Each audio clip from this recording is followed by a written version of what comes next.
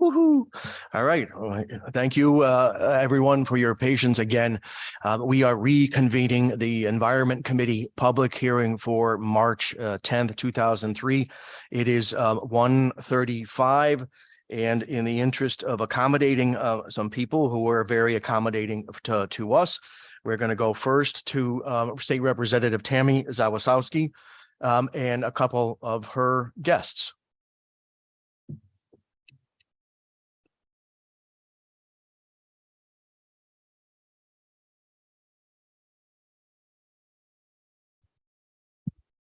Thank you, Mr. Chairman. Chairman Lopes, Gresco, ranking members Callahan and Harding, and members of the committee.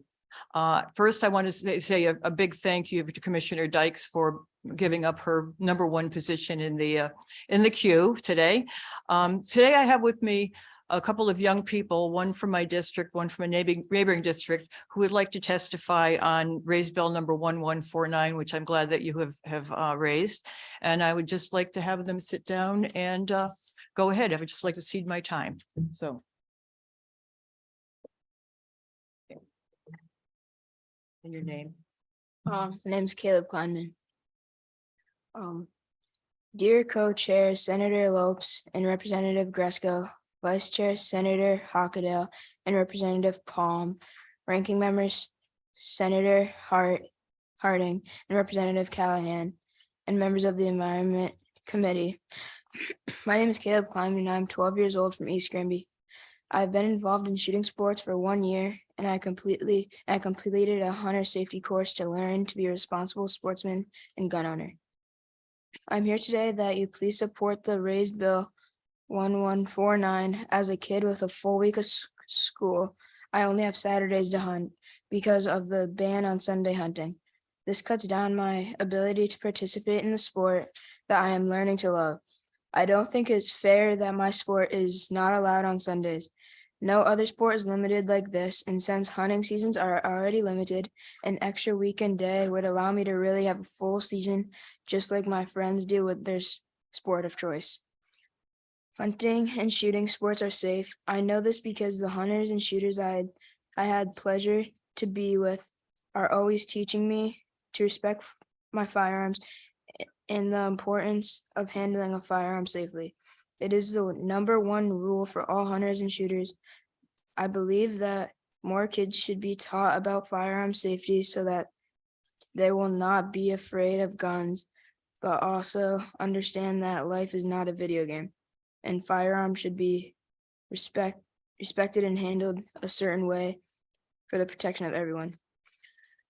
I am also a conservationist. I love being outdoors and want to be a part of the group of men and women that support conserving land, water, and animal life that lives within it. Hunters don't seek to eliminate animal populations. Instead, we seek to help animal populations stay healthy within manageable numbers. Thank you for allowing me to testify today and tell you about myself and my interest in hunting and shooting. Well, thank you, Caleb.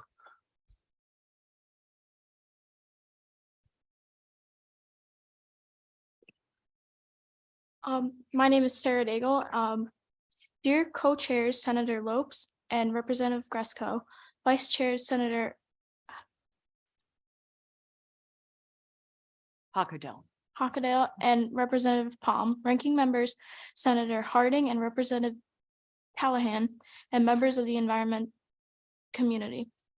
My name is Sarah Daigle, and I'm here today to testify in support of the bill to lift the restrictions of Sunday hunting.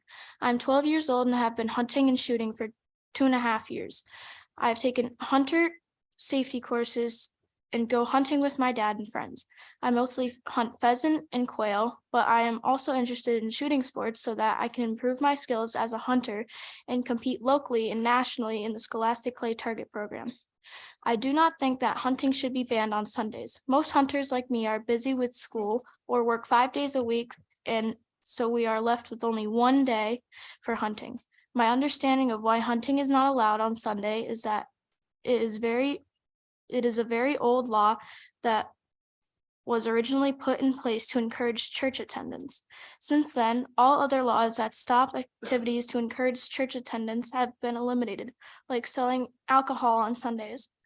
There is no other reason for banning hunting on Sundays. Then the committee should pass this bill. I know a lot of people that hike or bike in the parks and forests are worried about whether they are safe sharing the woods with hunters. However, hunting is very safe in Connecticut.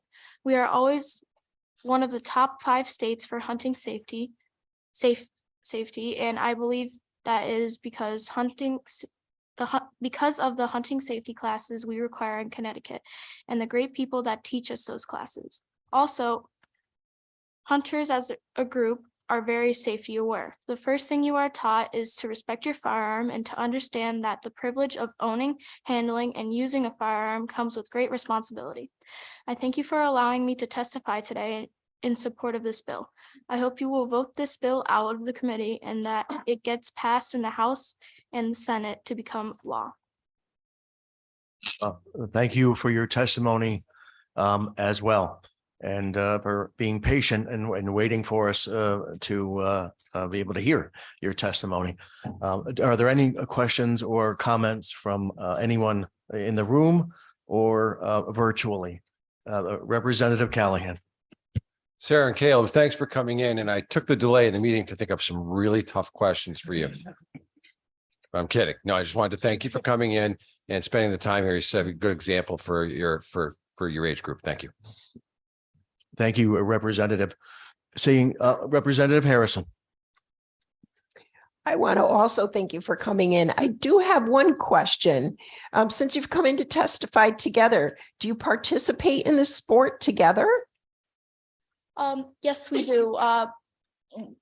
We make plans to go hunting together. We also participate in the Scholastic Clay Target program, as I mentioned, and that helps, build sportsmanship and also helping developing awareness with the shooting sport, how weapons are safe if they're treated correctly. Perfect. Now, do you who as an adult goes with you to help teach you and supervise? We have many coaches. Two of them are here today, and they're in the crowd. Our head coach his name is Tim Butler, and my father is also a coach. His name is James Daigle, and they're very helpful, and I love learning from them. They're just great coaches. So thank you for all of that. So I guess the good news is it's something that you can share with your dad. Mm-hmm. Beautiful. That's a beautiful thing. Thank you both for coming in. Thank you. Seeing no other comments or questions, thank you for your patience and waiting for us. Next is Commissioner Dykes from Deep.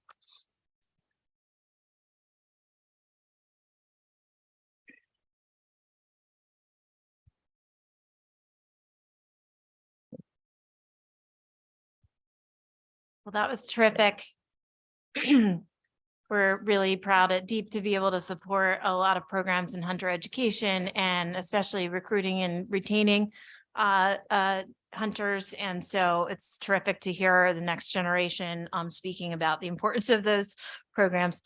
Katie Dykes, I'm the commissioner at Connecticut Deep, and I'm delighted to have the opportunity to testify before the committee on a number of bills. I do want to just note a significant number of the bills on your agenda today include concepts that were raised at the agency's request, and I appreciate the committee giving us the opportunity to speak to these legislative proposals. I will highlight just a few. Senate Bill 1145 is an act concerning the establishment of sector-specific sub-targets for greenhouse gas emission reductions and regulating emissions of small off-road engines. And this is as we know, we've had a very mild winter to date. We continue to see the impacts of climate change accelerating around us. We have, this is impacting and driving costs for maintaining the reliability of our electric grid. It's impacting our water infrastructure. We saw it impacting many sectors that are familiar to this economy, including our agricultural sector, as farmers were struggling with severe drought last year, as well as impacts to rainfall. All of these scenarios that we have talked about for a long time that would unfold if we didn't take urgent action to reduce emissions are now becoming the everyday reality for citizens and businesses in our state and around the globe. And we know that many communities are especially vulnerable to the impacts of climate change, including our communities, folks who are living in our cities, who are experiencing the impacts of heat waves that are becoming more frequent, and struggling with other types of health impacts that are being compounded by climate change. This committee has, for decades, been setting the pace, not just in Connecticut, but nationally, in ensuring that we are responding to this climate emergency by continuing to set pace setting targets for reducing emissions across our economy. Connecticut adopted the Global Warming Solutions Act in 2008 that set the target of an 80% reduction from 2001 greenhouse gas emission levels by 2050. And then in 2017, the committee updated the Global Warming Solutions Act to include a midterm target of achieving a 45% reduction in greenhouse gas emissions by 2030. DEEP is proud to be all of the things that we've been able to accomplish in complement to the committee's leadership, to be able to do a lot of planning and implementation of a whole host of different programs that can help us to meet those targets. That includes working together with industry and with residents of businesses to be able to reduce emissions, particularly in our electric grid, where we've last year, the legislature adopted a subsector target to reduce emissions in our power sector by 100% carbon free by 2040. But we know that there's many opportunities that we need to continue to set the pace and establish additional benchmarks to ensure that we're reducing emissions on track with and on par with other leading states, as well as with the Biden administration, the federal government, and frankly, as much as possible in line with the recommendations of climate scientists who are telling us that a 1.5 degrees of warming trajectory is now becoming nearly out of our grasp. We have to act more urgently to reduce these emissions, and the cost, just the economic cost, let alone the human cost of not doing so quickly and urgently, are going to be insurmountable. So the good news is, of course, that many of the actions and programs that we can implement to reduce emissions are also providing enormous benefits in terms of public health, reducing other types of air pollution, helping businesses and consumers save money when we think about investments in energy efficiency and building electrification.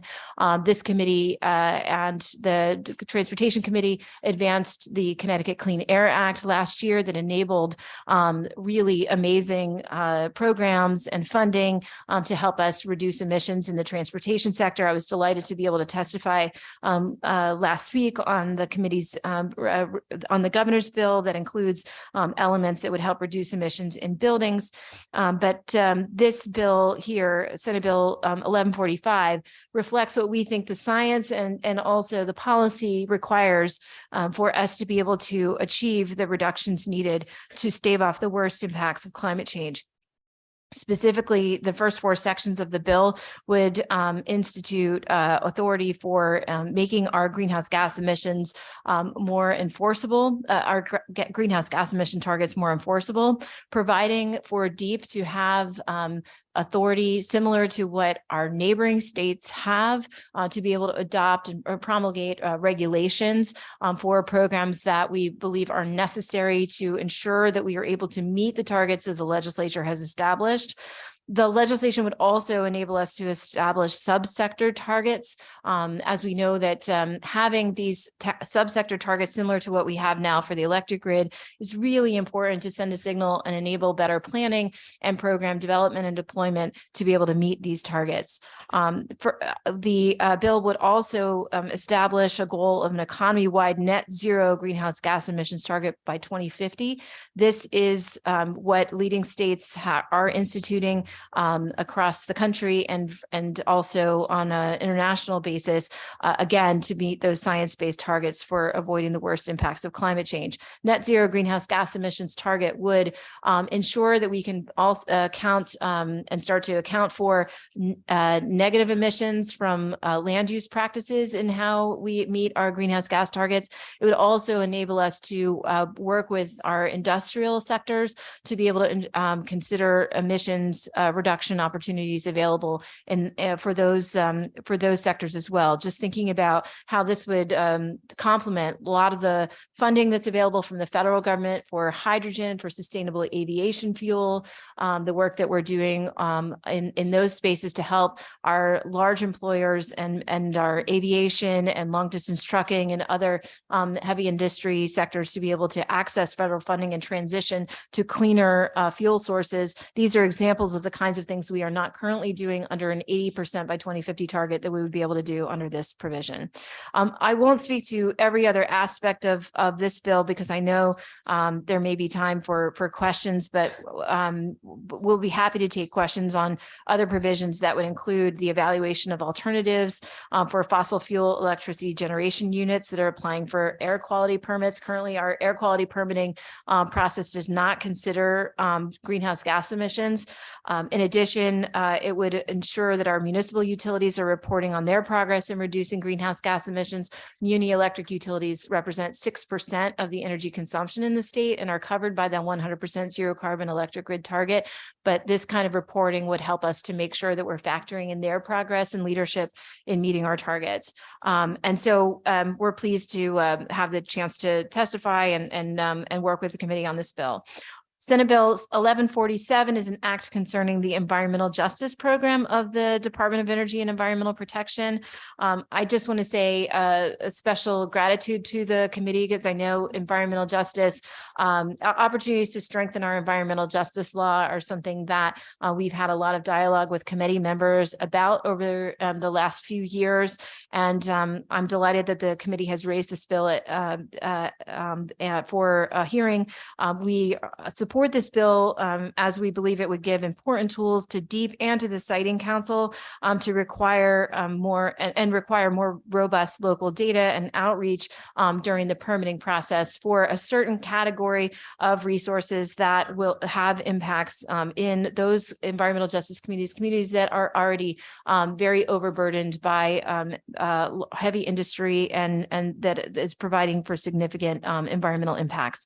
We know that those environmental impacts are contributing to higher healthcare costs in these communities. And it's what this bill would frankly do would be just to ensure that there's greater engagement with communities in the permitting process, that there are, and especially that there would be a consideration of cumulative impacts in the permitting process, as we're not just permitting individual facilities in a vacuum, but where we're considering these certain types of facilities in our permitting process, that we would be able to develop a regulatory framework for factoring in and evaluating those cumulative impacts from various environmental and public health stressors when we are considering the addition or expansion of a facility in one of these environmental justice communities. We have really benefited from a lot of dialogue with committee members here, as well as from benchmarking with our neighboring states. Massachusetts, New York, and New Jersey are states that have moved forward legislation and enacted legislation to strengthen their environmental justice laws. I also just want to appreciate a lot of stakeholder engagement that we've done on this legislation and dialogue that we've had in part with many environmental justice advocates and leaders in the state, including members of the Connecticut Equity and Environmental Justice Advisory Council. And I'll note that the Biden administration, again, and how they are allocating funding for under the Inflation Reduction Act and the Bipartisan Infrastructure Law have made Justice 40 principles a key priority in evaluating proposals from states. And so I think that this strengthening of this environmental justice law would also enhance our ability to show the Biden administration, as we compete for this funding, that we are adopting the best practices in engaging environmental justice communities and permitting for certain of these facilities. Lastly, I want to just mention Senate Bill 1148, which is an act authorizing certain killing and hunting of black bear and prohibiting bird feeders and other unintentional and intentional feeding of potentially dangerous animals. I really appreciate the committee's continued work on these proposals. We have distributed actually a report to committee members today that highlights some of the key facts and figures and data that we have related to the bear population and human bear conflicts in Connecticut. 2022 was the busiest year on record related to bears for our team. We received thousands of reports of human bear conflicts. So we are really fortunate to have some amazing bear habitat here in the state of Connecticut and a bear population that has really rebounded since decades ago. And we are also the fourth most dense state in the nation in terms of our human population. And so that means that we have some unique circumstances in the absence of having more tools for managing human bear conflicts. We are now facing some really unique and very concerning circumstances of an increase in conflicts between our human and bear populations. Last year, we received reports of over 67 instances of bears breaking into homes. We had 2 bear attacks on humans, and we assisted families with the fear and havoc and harm that they experienced through these events. We started 2022 with a strong focus on education and outreach, as we have in past years. Bears have been a primary topic addressed by our communications team. I don't think there's any topic that has been of more interest for the media, frankly, across all the things Deep does than bear incidents. We've had 100 media inquiries. We've used those to spread our message about how to live safely with bears to millions across Connecticut. But unfortunately, we feel that those education opportunities alone are not sufficient to give us the tools that we need in our department to be able to keep our bear and human populations safe. And so this bill, which includes many components raised at the agency's request, would provide the kinds of tools that we think we need to reduce human bear conflicts. Our goal is not to lower or reduce, our objective and our motivation is not to reduce the bear population, it's to reduce conflicts between people and bears. And so these provisions, first, the feeding ban would specifically, it's really modeled on ordinances that our wildlife team has worked with many municipalities to implement and create this as a tool statewide to be able to have some additional tools to address those circumstances where we encounter a property where we have dangerous animals that are feeding at unsecured food sources, to be able to provide a warning. And then if the activity continues and the food sources are not secured, then to be able to advance to an enforcement stage. And this has been successful in these municipalities, and we think it's really important to have this tool statewide. The bill would also provide for a clarification around the use of self-defense, which is really critical when we have circumstances, emergency circumstances, unfortunate circumstances where a person feels that they are in imminent risk with no opportunity for retreat. It's currently unclear in the law about whether an individual can use self-defense to protect themselves. And so this is an important piece of clarification that would really help our department in responding to these circumstances, not to mention providing greater clarity for the public as well. The provision, this legislation would also help us to address concerns that we see from the agricultural sector, where we have these increased conflicts that are driving significant costs for farmers and impact to livestock, to be able to ensure that we can provide for limited depredation permits to address problem bears in those circumstances. And finally, it should not surprise you that I am testifying in support of the provisions in this bill that would authorize hunting of bears. This provision speaks to authorizing a lottery in Litchfield County. Our focus, if this bill were to be enacted, would be to develop regulations through a public process that would focus the authorization of hunting in those zones of the state where we see significant conflicts. And I'd be happy to speak to some of the provisions of that. For example, less a lottery and more of a quota that we think would be consistent with best practice. And I appreciate the indulgence of all this time to speak to all these bills. There are several others that you've raised that we're supportive of. 1144 that would help us to pursue federal funding for climate resilience projects. The technical fix bill, Senate Bill 1146. We're also in support of our the deep bill on the agreement state 6810. It's part of our continuing work with the NRC to implement the agreement state process, and we appreciate that the committee has done several iterations of statutory amendments to help us move forward with that process. And we hope and believe that this is the last set of revisions we'd need to achieve that. Also, we are supporting 6811, which you've raised at our request, related to vessel registrations for the aquatic invasive species fee. And with that, I will be delighted to take any questions you may have. Thank you for all of this time. You need a little oxygen over there, after all that. I'm tired. Right. Thank you for testifying. In the interest of time, I just have one question, and I've posed it before, and he's one of our testifiers is he's sleeping. Oh, don't, I didn't mean to wake him up. It was just I'm jealous. I'm jealous. So I posed this question before about the bears. Would DEEP entertain the possibility of additional NCON officers funded by the state to handle the 70 plus home altercations, human interaction with bears?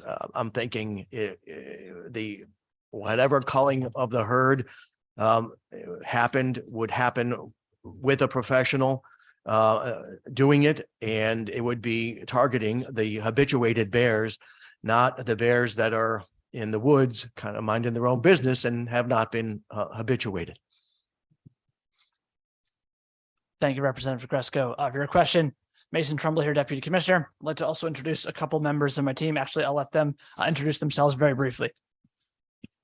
Yeah, thank you. Chris Lewis, Colonel Environmental Conservation Police. And I'm Jenny Dixon. I'm the Director of the Wildlife Division at DEP. And Representative Gresco, to answer your question directly regarding NCON officers, first of all, thank you for recognizing the incredible work that our NCON officers do. Certainly, we've seen a great increase in their workload, not just from bears, but also from increased recreation in our state parks, which has increased dramatically since the pandemic, and those visitation levels are staying high since the pandemic. But to go specifically to your question, the statistics that we're seeing in the bear report are showing an increased and steady incline, not just in the number of bear conflicts, but also in the severity of bear conflicts. And we don't think that simply having additional NCON officers would cause those numbers to go down.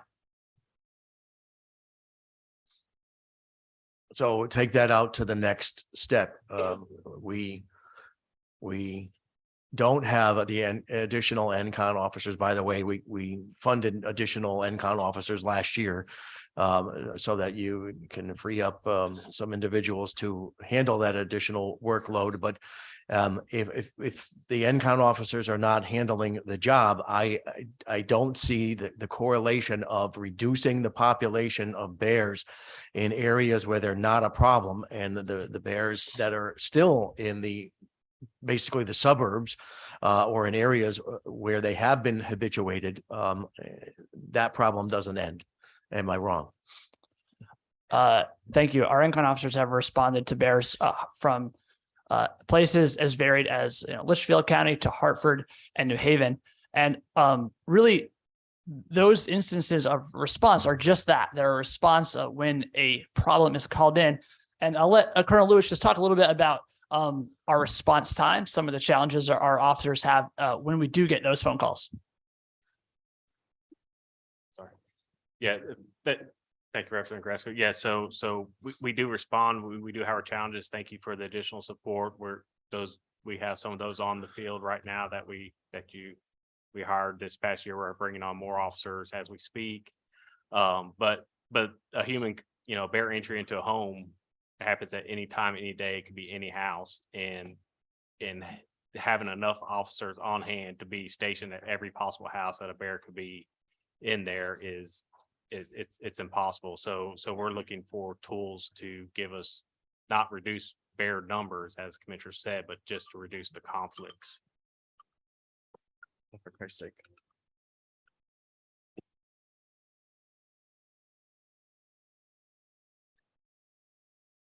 Calling me.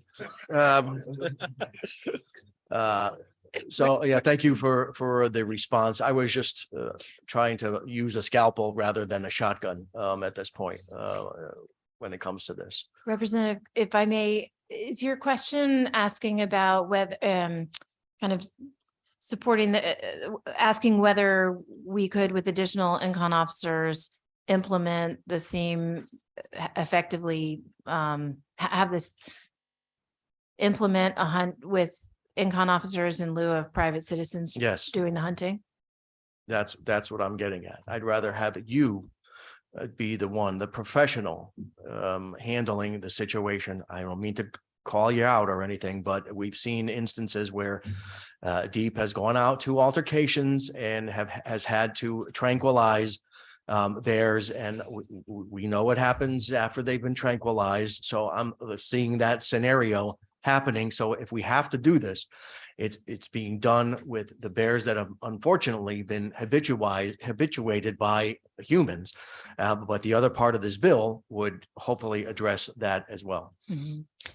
So That's- just quickly on that, I think that our concern, you hear the staffing and kind of resources concern, and we would compare that resource need for the state if the state were to be the one doing, implementing the hunt, as opposed to relying on private citizens. We have successful hunts, and as you can see, it's an important pastime, and we feel we can stand behind the work that we do in terms of providing for education and safety training for hunters.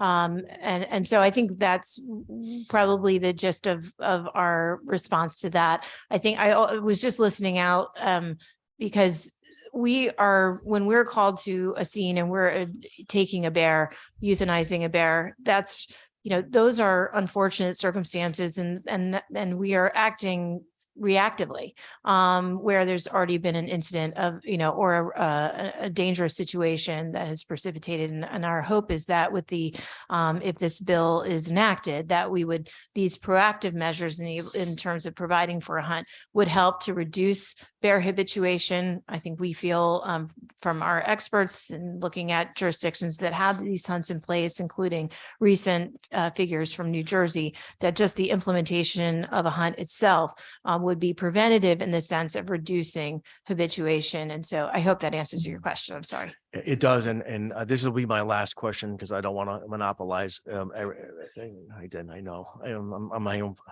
I know I deserve it. The made me forget the question now. Well, there you go. It worked. Next, anyone else with any questions?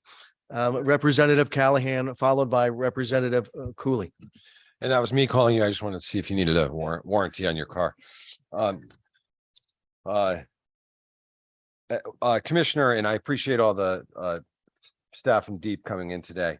On 1145, Bill 1145, you talk about California emission standards. Why not EPA? Why are we cherry picking California? So with respect to the emission standards for California, you're referring to the off-road engine Yeah, emissions? I'm sorry, I should have been more specific. Oh, no about banning- problem. There's Banning the sale of those. great. I know Tracy Babbage is here with us. Yay. Thank you. Our Deputy Commissioner for Environmental Quality. We certainly are appreciative of the efforts to address the small off-road engine emissions. And we did signal in written testimony that I think was just filed, perhaps some changes to this section. Yep.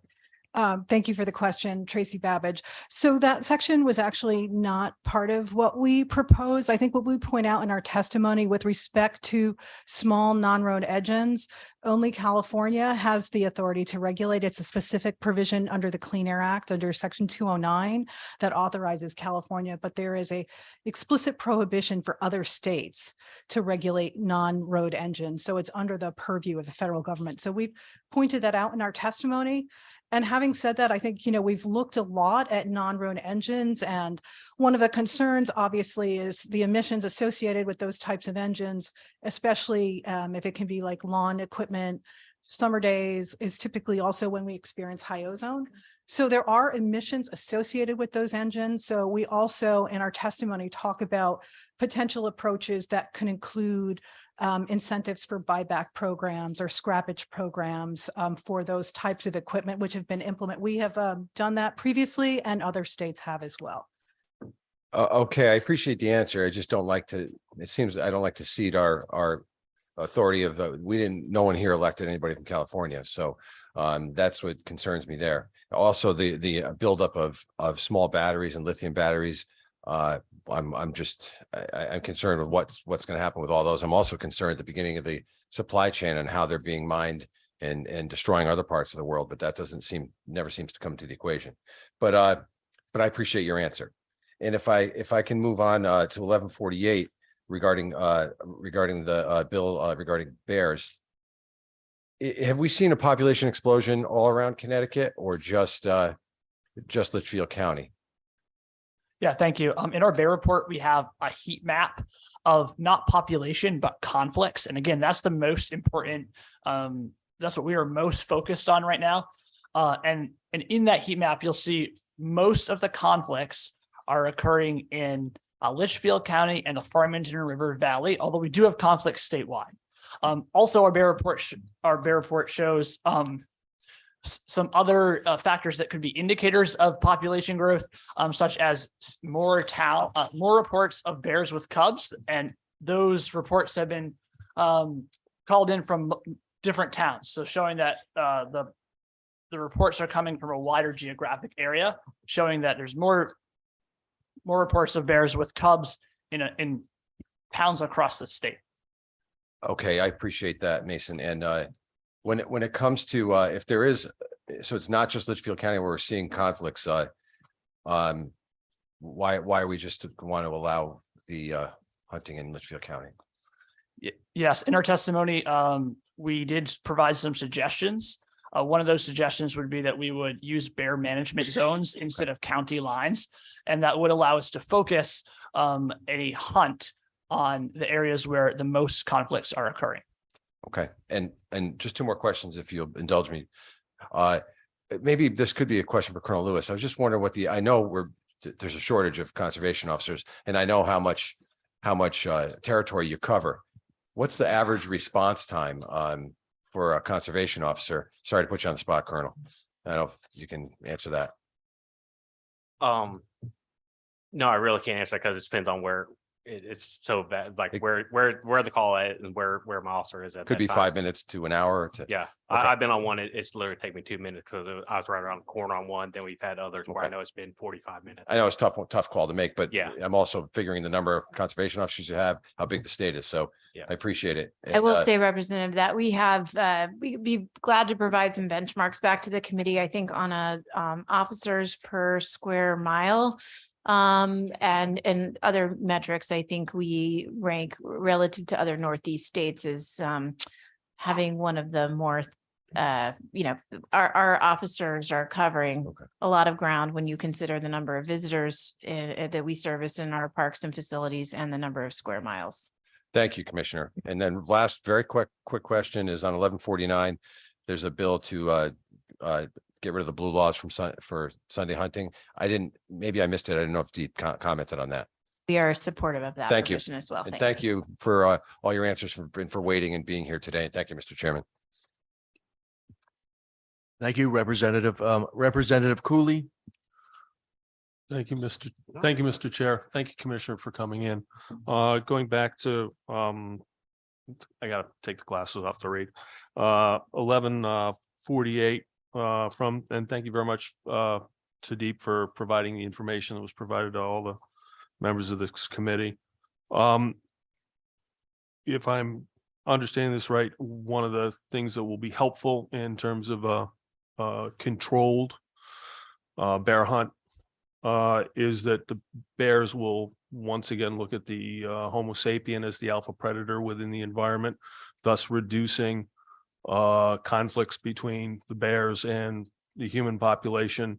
And my understanding is that will serve the ecosystem in which the bears avoid conflict with humans, thus reducing problems for the bear population as well as for ourselves. Is that the concept behind this? Yes, I concur with that assessment. Our biggest concern is habituated bears that have lost their fear of humans, which is contributing to conflicts. And so all of the tools in this legislation are geared towards trying to reduce habituation and therefore reduce conflicts. So my reading of this is going to be good for both populations and the environment overall. That's what we're hoping for. Thank you very much. And thank you for coming in. Thank you, Mr. Chairman. Thank you, Representative Chafee, followed by Representative Michelle. Thank you, Mr. Chairman. Brief question on 1145, the section concerning the California emission standards for off-road motors. Do you know off the top of your head what is the current California standard regarding two-stroke motors? 2 cycles? I actually have to double check. So California has has gone through several iterations. They have a ban as well. So I know they're well beyond EPA standards, but I should double check and get back to you specifically how far they've gone. Okay, yeah, I'd like to see that information Happy to specific provide it. to the 2 strokes. That's the only question I had. Thank you for coming in. I just want to respond to Representative Chafee. That provision of the bill was not Deep's, it was mine. So if you want to talk about it later, feel free. There you go. Representative Michelle, followed by Representative Mushinski. Thank you, Mr. Chair. Thank you, Commissioner Dykes, for testifying today and for your team spending the time with us today. First, I'll ask some questions about the environmental justice bill. There is a map of that Deep is maintaining with some of the existing polluters or sources of pollutions because if you click on the map, you can see which entities are participating in polluting that environmental justice community. And you did mention the words overburdened by industry. So my question to you is, how is the bill addressing the existing causes of respiratory disease that we're seeing expanding in many municipalities across the state in environmental justice communities? Is the bill addressing the existing affecting facilities? Please. I'm glad to introduce Annie Decker, who is the Chief of Planning, Legal and Regulatory Affairs and oversees the Environmental Justice Program at DEEP. Yeah, thank you for your question. I'd say the main way that the bill's primarily not targeting existing facilities, except that the bill would apply to expansions of permits for existing facilities and authorize the commissioner and also the Connecticut Setting Council to impose conditions on when there is an application for an expansion of a permit at an existing facility. So that's the primary way in which existing facilities will be. And then it also allows during the regulatory process for the commission to promulgate regulations around renewals of permits. Okay, thank you for that. And so was language ever shared with DEEP that would actually handle the existing affecting facilities that are currently burdening those communities? And so are you talking about renewals in particular? Well, in particular, That's the main, I think that's the language, the only language that would affect existing facilities that we saw. Do you want to talk about? So I think there are a couple things too. I think, just to specifically on renewals, for specific programs, we didn't see additional requirements that would be imposed. I think that's one of the things I think we wanted to tackle further down the road. But that's not to say for existing facilities, there aren't additional requirements that come into play. There can be many. And I think, one thing to think about is this is an overall framework, and there are regulatory requirements, including federal requirements, that get more stringent over time and get implemented. And so existing sources do have additional requirements that will get folded into the permitting process. It could be through this process that, basically is more akin to the specifics around standard setting. So we do see increasing requirements for many existing facilities that come into play. Right. I mean, I was really pointing out that you've mapped this already, and that, there's we know that there are even lawsuits taking off in various communities, at least in my district. So I would have thought that it would be a priority for DEEP to at least make sure that we did handle with this environmental justice bill the existing affecting facilities. But I thank you for those answers, and I'll move on to another bill. The bear in the room, Senate 1148. I have a couple of questions on this. I'll start about New Jersey, because you did mention New Jersey. Hi, Mason. And Deputy Commissioner Trumbull, sorry. Are you aware that the Phil Murphy's administration and the New Jersey DEP stonewalled trash mitigation programs that reduce conflict, and then brazenly told the public that the non-existent programs didn't work? Are you aware of this? Just curious. Well, Representative, if you bear with me, I'll call my team up. And to be clear, we can't, testify with respect to New Jersey's DEP, but we can speak to our experiences. Right, because you did mention New Jersey and using it as an example. So I'm just curious, but that's okay. We can. Well, just let me make sure I understand the question, whether it was, I can't stipulate to whether. This Stonewall bear human conflicts mitigation, and then said it didn't work. I was just wondering if your team was aware of that, because that's been public. So I just wanted to make sure you were aware of this. Yeah, I'm glad you brought up New Jersey, Representative Michelle. It's certainly one of the states that we are, benchmarking as we look at bear mitigation options. They have a similar,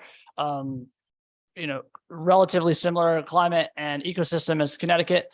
And, they, as you mentioned, they did have a ban on hunting for many years that was brought back. And then the new governor actually rebanned hunting. And then this year actually brought hunting back again due to the findings that non-lethal methods were not sufficient to address the human bear conflict. So I'm glad you brought up New Jersey. I think I'm sorry, I was having a little bit of trouble hearing you. You were mentioning trash cans. That was one of that was a mitigation technique. Yeah. Yes. Certainly that's one of the areas that we see a lot of conflicts as in our bear report with trash cans and bird feeders as well. And that's one of the reasons why we've proposed a wildlife feeding ban. And there's been a lot of confusion around that. And one of the items you mentioned is trash cans has been very confusing for people. They're wondering, will I get banned? Will I get fined if a bear gets into my trash can? And the answer to that is no. As the commissioners, as the commissioner said, there is a provision in the wildlife feeding ban that would require a notice before someone's in violation. So that would provide a chance for folks who maybe have an unintentional feeding, like a trash can, Right. to be able to know that there's an issue before there's an infraction given. What if Representative Michelle was found in the trash can? Yeah, I think we went in a tangent there, but thank you, Mr. Chair. Yeah, no, no. Are you familiar, Deputy Commissioner Trumbull, with the Lincoln-Pedersen estimator? Please explain. I'm sorry about my French accent. Apparently, the state of New Jersey applies a modified version of the Lincoln-Pedersen estimator to approximate the total bear population. But according to black bear experts, the methodologies, is prone to causing severe overestimation. Sorry, my French accent again, of bear population sizes, and I'm quoting from experts, so deeply flawed that the agency has no scientifically defensible approximation of how many black bears may actually reside in New Jersey. So I just wanted to point that out. I think we have to be careful when we use another state as an example, but there are experts, there's public information out there that is pretty much showing that might not be the best example to use. Moving forward to Just if I could just respond to that, Representative Michelle, very quickly. Sure. Our bear report does show the other states in the Northeast that do have both wildlife feeding bans and bear hunts. Connecticut is actually the only state in the Northeast, other than Rhode Island, which does not have a reproducing bear population that does not have a bear hunt. And there's also many other states as well that have wildlife feeding bans. So Connecticut is really lagging in our bear management tools. I recognize your terms, the tools in the toolbox. I was going to ask you, how exactly are you estimating the bear population, please? Thank you. I'll turn that over to Jenny Dixon, our wildlife director. It's probably better for me to turn it over to Jason Hawley, who is our bear biologist, who actually does the calculations. So Jason can explain it much more effectively than I can. So say thank you to the committee. So in 2014, we actually cooperated with the University of Connecticut using a genetic hair snare study to estimate our bear population, which is a very well accepted and widely used method by most states and provinces to estimate bear populations. It's quite accurate with small confidence intervals. This study was done in 2014. Most states do not use this on a regular basis. They do it once in a while because it's extremely time extensive and expensive as well. So our estimate in 2014 using that method, including adults and juveniles, was about 650 bears. And the way we have continued to estimate our population since then, or update our population estimate, is through reproductive rates and survival rates. So we do work every year where we go out. We have about 30 female bears that we keep radio collared. We go to their dens everywhere. Actually, I would be there right now if I wasn't here. I'd be out in the woods capturing a female bear and checking how many cubs are with her. So we get reproductive rates every year, how many cubs or how many young each sow or female is producing. And then we also get survival rates based on our collared bears' annual survival rates. So we can use those numbers based on that estimate from 2014 to extrapolate year by year to get an estimate. We estimate a minimum of 15% population growth annually, minimum. And that's not including immigration from other states. We probably have more immigration than emigration in Connecticut. So that is a minimum estimate currently. So, okay, that brings new questions in my mind. Like, so are you yourself an expert, or I am a bear biologist. You're a bear biologist, okay. I've been researching and managing bears in Connecticut for just about 20 years. Okay. Well, I remember when we came, you Bobby the bears cubs. We spent some time in the forest together, and I think you had made the estimate that the two cubs were over 30 pounds. And after tranquilizing them and in front of, I'm sorry, let me finish, please. Sorry. After tranquilizing them in front of us, in front of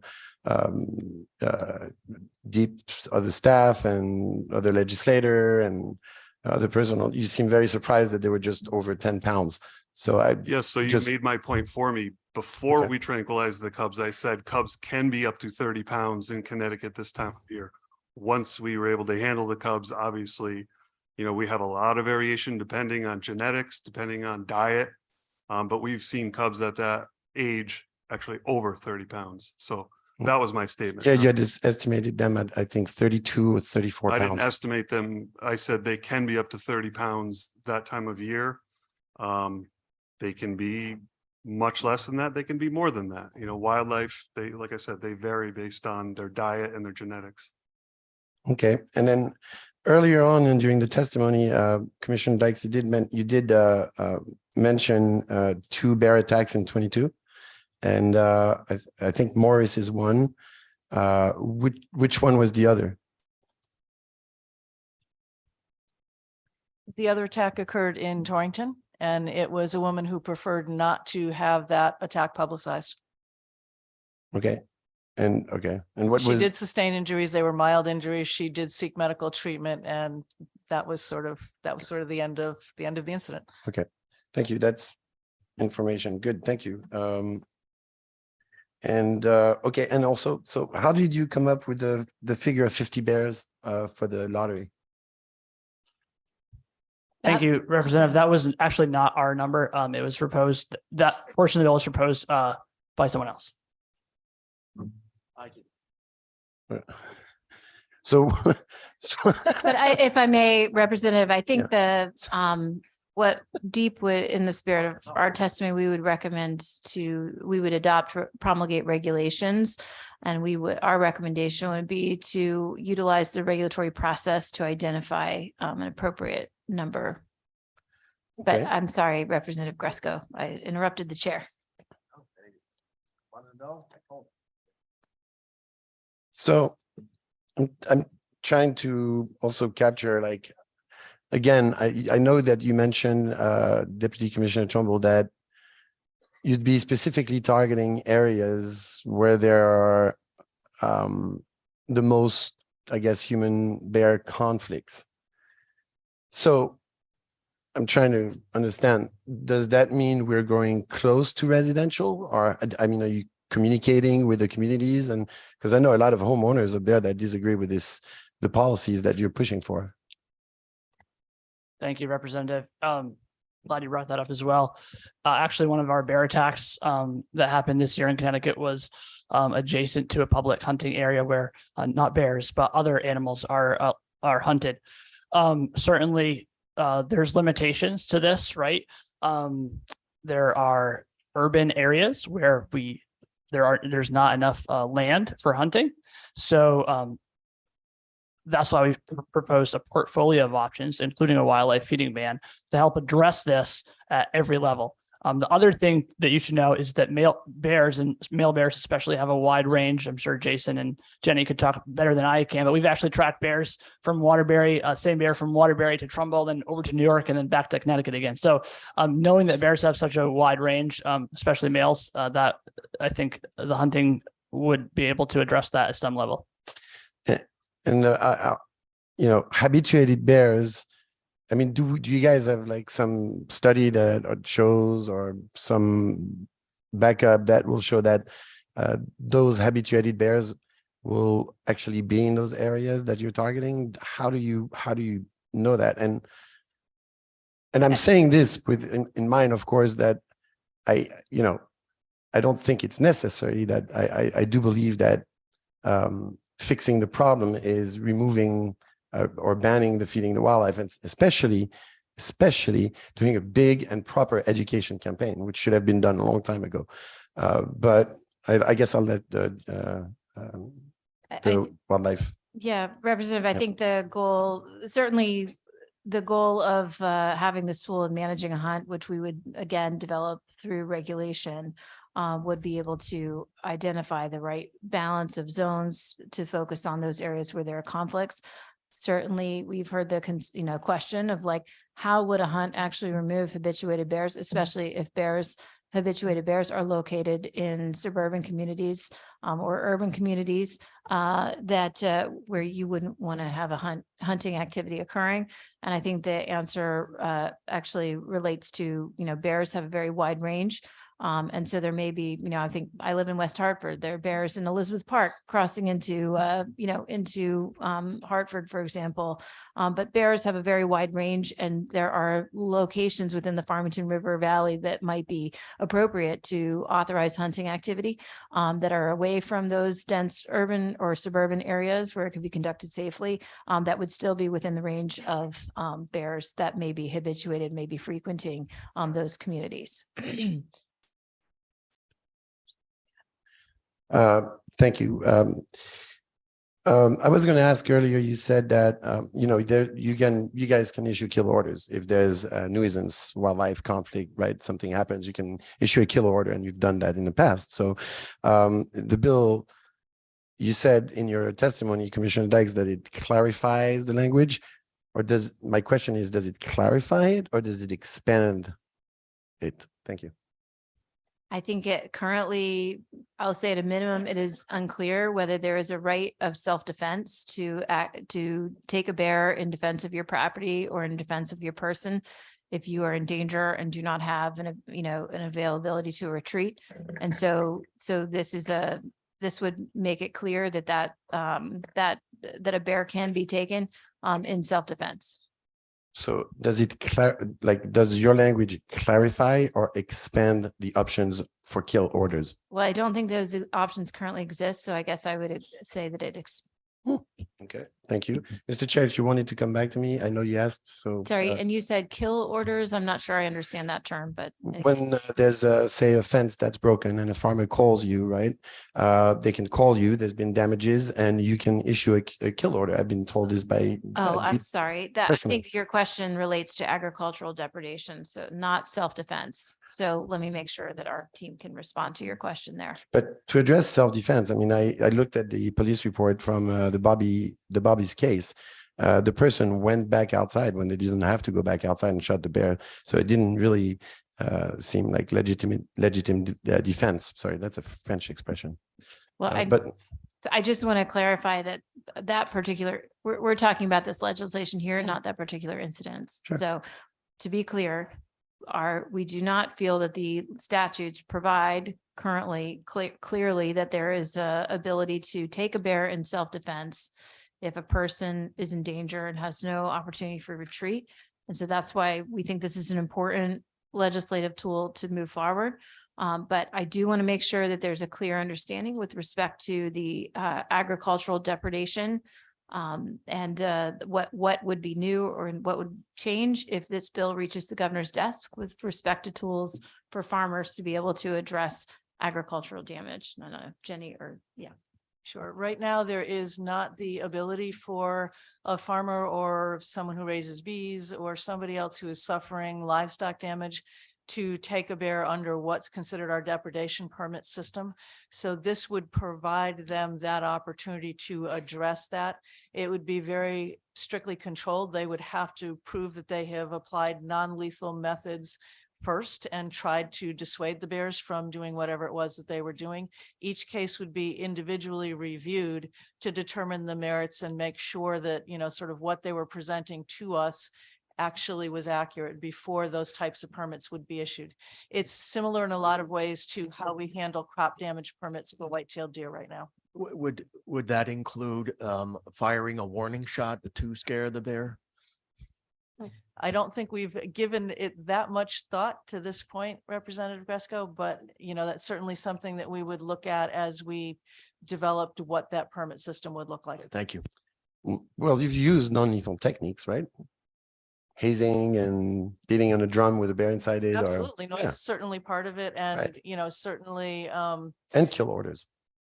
noise is certainly part of it. And then everything from like air guns and, Right. rubber buckshot, things like that. So we would have to look at the suite and that particular instance to decide which tools were best.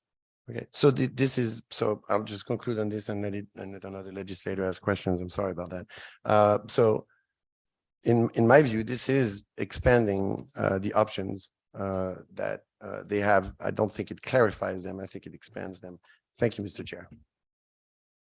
Thank you, Representative. We're going to go to Representative Mashinsky, followed by Representative Reyes, followed by Representative Baumgartner.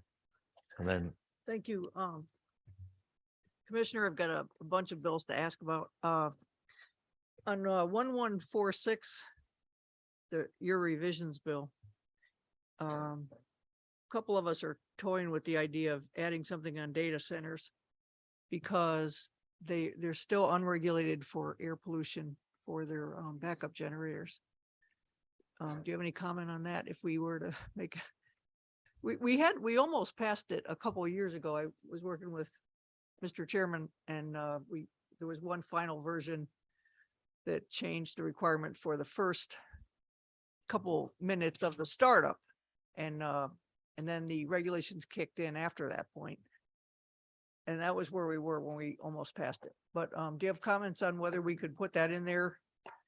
Representative, I apologize because I had not prepared on data centers, but I do recall those discussions in prior years, and we'd be glad to engage in discussion with the committee should there be interest in providing for further legislative revisions related to data centers.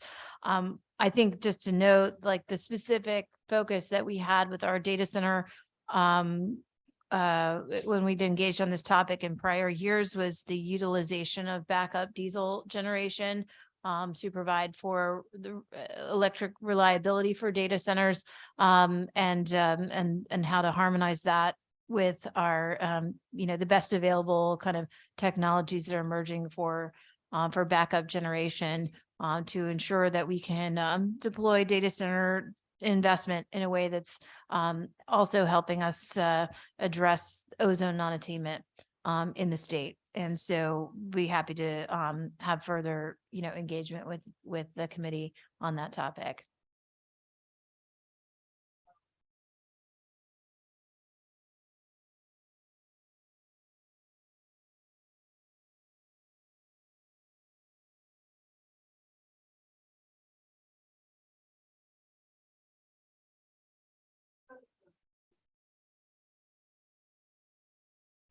I would also note that the inclusion of the reporting for municipal electric co-ops for greenhouse gas emissions would also have some relevance to where we may see data centers being proposed in municipal electric territories.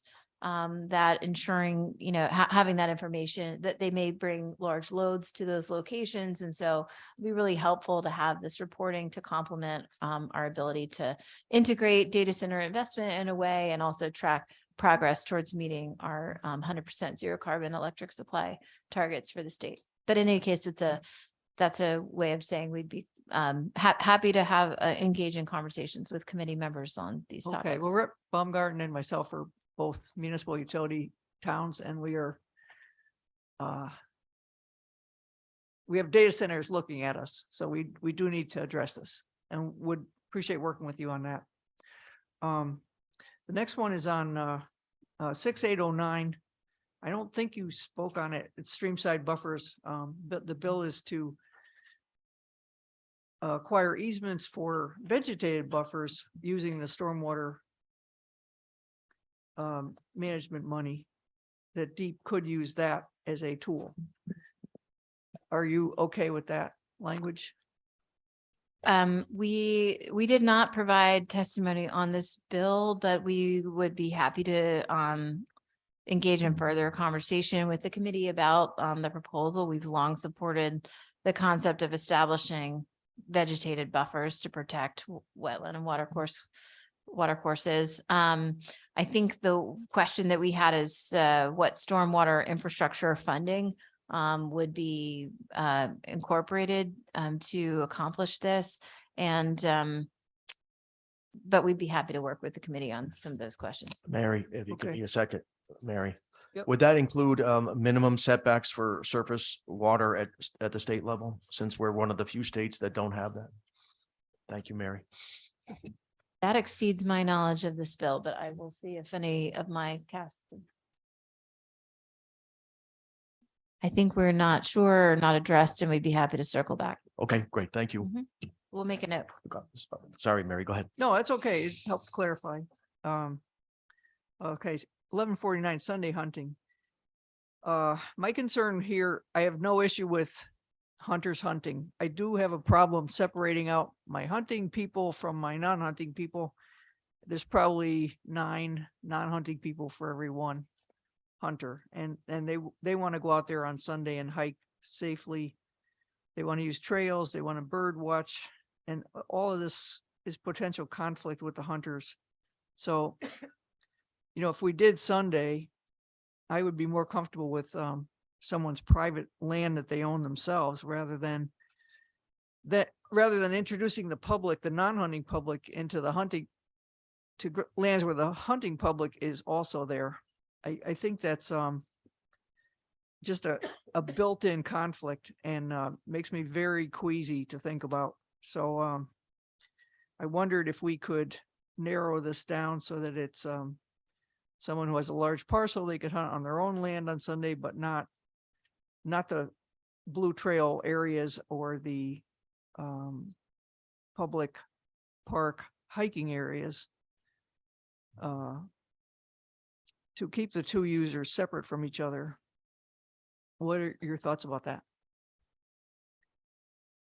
I'm going to pass this one to Jenny Dixon. Hi, Representative Mashinsky. I think Connecticut is fortunate, and we heard it from the young folks who spoke to us earlier. We have one of the safest records in the country for our hunter safety. And we right now have a lot of people who are enjoying multiple recreational pastimes on our public lands 6 days a week. So we don't anticipate that would change on Sundays. One of the things that we would caution the committee about is a restriction for only private lands would provide some complications for particularly our waterfowl hunters, because of federal regulations that overlap with that. So if that change were to be proposed, we would want to work with the committee on that to make sure that those concerns were addressed so that we don't run into problems with existing federal law. Okay, that's good to know. And then on the bear bill, do you offer training for deeps, first responders, and aversive conditioning? And I asked that because one of my constituents raises Karelian bear dogs, and they're very good at agitating the bears to keep them away from the public. And I wondered if your teams would be willing to use them, or make an alliance with people who train them, but otherwise use them for aversive conditioning to keep bears and people separated. I'll field that one again. Certainly for the first part of your question, absolutely. We do offer advice and technical assistance and training for folks in aversive conditioning. We do that for a lot of municipal animal control officers and a lot of police departments now, should they have issues with bears.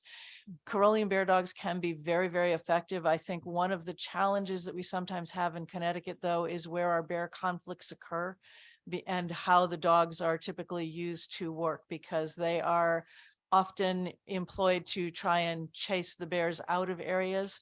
And if we're in a very suburban area, we have to be very careful about techniques like that, because it could cause a bear to run into traffic or a bear to run across a highway. So it can be challenging. It's certainly, another option that's on the table, but I think the way that Karelian bear dogs have traditionally been used, there would be some problems doing that the way that they're typically used in Connecticut. Doesn't mean that, there couldn't be modified training programs or something, but right now it would probably be difficult to deploy them in Connecticut. Okay, well, what I had in mind was if they could be brought up to that area of the state, Litchfield County, I assume you're talking about, where you've got the large number of habituated bears if they could be used up there. I think the challenge is that if you look at the bear report, a lot of the bear human conflicts are, as Mason mentioned earlier, in the Farmington River Valley. And unfortunately, that's also a heavily populated part of the state. So, you know, we do have the same issues with a lot of development there, and it would be difficult to chase bears through those neighborhoods. Okay, and then my last question is on the 1145, which is the greenhouse gas emission reduction, the small off-road engines. Section 4 of the bill has permitting requirements for fossil fuel electricity generators. And does in-state electricity generation, not consumption, but just generation, does that count toward our greenhouse gas emissions for the purposes of the inventory? Yes, yes, it does. Okay. All right. Thank you. That's it, Mr. Chairman. Thank you, Representative Mashinsky. Next, Representative Reyes, followed by Representative Baumgartner, followed by Representative Anderson. Thank you, Chairman Grespo, Commissioner and team. Good afternoon. Thank you for being here. I want to make a couple comments on one. I'll start with the EJ law. I want to first thank you and your team for meeting with the team that we've been meeting separately to try to come out with the best EJ law that the state of Connecticut could offer at this time. And I think that the dialogue that we're having is healthy, and I think it's transparent. And I think that we need to keep the pressure on, because time is not our friend right now, and we want to make sure that the House bill that we put out for EJ law is as robust as we can get it. My first question to Commissioner is, I have yet not seen the CJAC report. Have you guys gotten any summary from CJAC yet? So thank you so much for that, Representative. I do want to really applaud your engagement on environmental justice in this particular piece of legislation and helping to spur this forward. And your input has been really invaluable in bringing people around the table. We convened the CJAC, the Connecticut Equity and Environmental Justice Advisory Council, last year. We have, been very appreciative of all the members who have volunteered their time to be part of the advisory council. I think in our dialogue with our advisory council members, I think we realized that in starting up the advisory council, there's a lot of emphasis placed on making sure that council members can be educated and informed about issues before we're discussing them in meetings. And we have, certainly this is a very complex topic, and we did not feel that we had really the adequate time, and we didn't want to put pressure on the advisory council to try to reach a consensus or endorse a particular approach for this piece of legislation. So we have held meetings of the CJAC, including one just within the last month, that specifically where we went over all of the different provisions in this legislation. And I know that there are other concepts that were discussed by CJAC members as well. I just want to call out Alex Rodriguez, for example, who's been a tremendous leader in the CJAC in helping to make sure that there's information and dialogue on this legislation. But we did not have a report or the CJAC members did not provide, we did not create kind of a consensus recommendation from the CJAC on this legislation, but we did encourage CJAC members to consider testifying and submitting their views directly to the committee individually. And so I appreciate this hearing. It's an opportunity for you to hear from those members. Thank you, Commissioner. And we as a group, as a body, are enthusiastically waiting for their input, because they're more subject matter experts than probably all of us together. So as a person that's been advocating for EJ law enhancements, I'm looking forward to that report. But I do want to be mindful and thankful of your committee for meeting with us and continue to meet so that we can get out this in a timely basis. The second piece I wanted to talk to, I'm not sure we can take this offline too, but I do want to speak to somebody from the Department of Deep on the situation in the north end of Hartford. I do want to have a conversation with somebody, so maybe someone can tap me on the shoulder and tell me exactly who to speak with. It's very concerning, and it's been probably going on far longer than it should have. And that to me is a classic case of EJ law failing a community. Secondly, when it comes to bears, believe me, I'm not in the woods looking for anything. So I'm not going looking for bears or anything, but I'm going to ask you some questions. So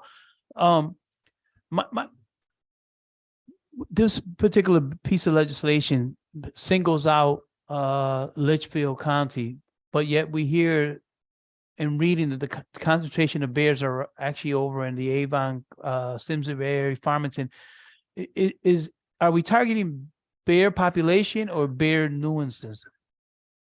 Thank you for that question, Representative. And you'll see in our written testimony, we actually we support this legislation and support the legislature providing a direction and authorization for a hunt. We would appreciate the opportunity to work with the committee on this provision if there were a willingness to, instead of prescribing a certain county, to direct Deep to establish regulations that would identify zones where hunting would be permitted, a hunting season would be permitted, that is focused on or trigger that is focused on areas where there are conflicts, elevated levels of human bear conflicts. Because precisely what you mentioned, we have significant level of conflicts occurring in the Farmington River Valley, in Simsbury, Avon, Farmington, in places that, a Litchfield that would not be covered. So for that reason, we would appreciate if there were an opportunity to amend it to provide that for a regulatory process that identifies zones instead of a specific county. And Mr. Chair, I just ask one final question. The first responders, do they have the ability to tranquilize rather than euthanize? Yes. Yes, whether it's our conservation officers or our wildlife biologists, they are trained in chemical immobilization of wildlife, so they do have that opportunity.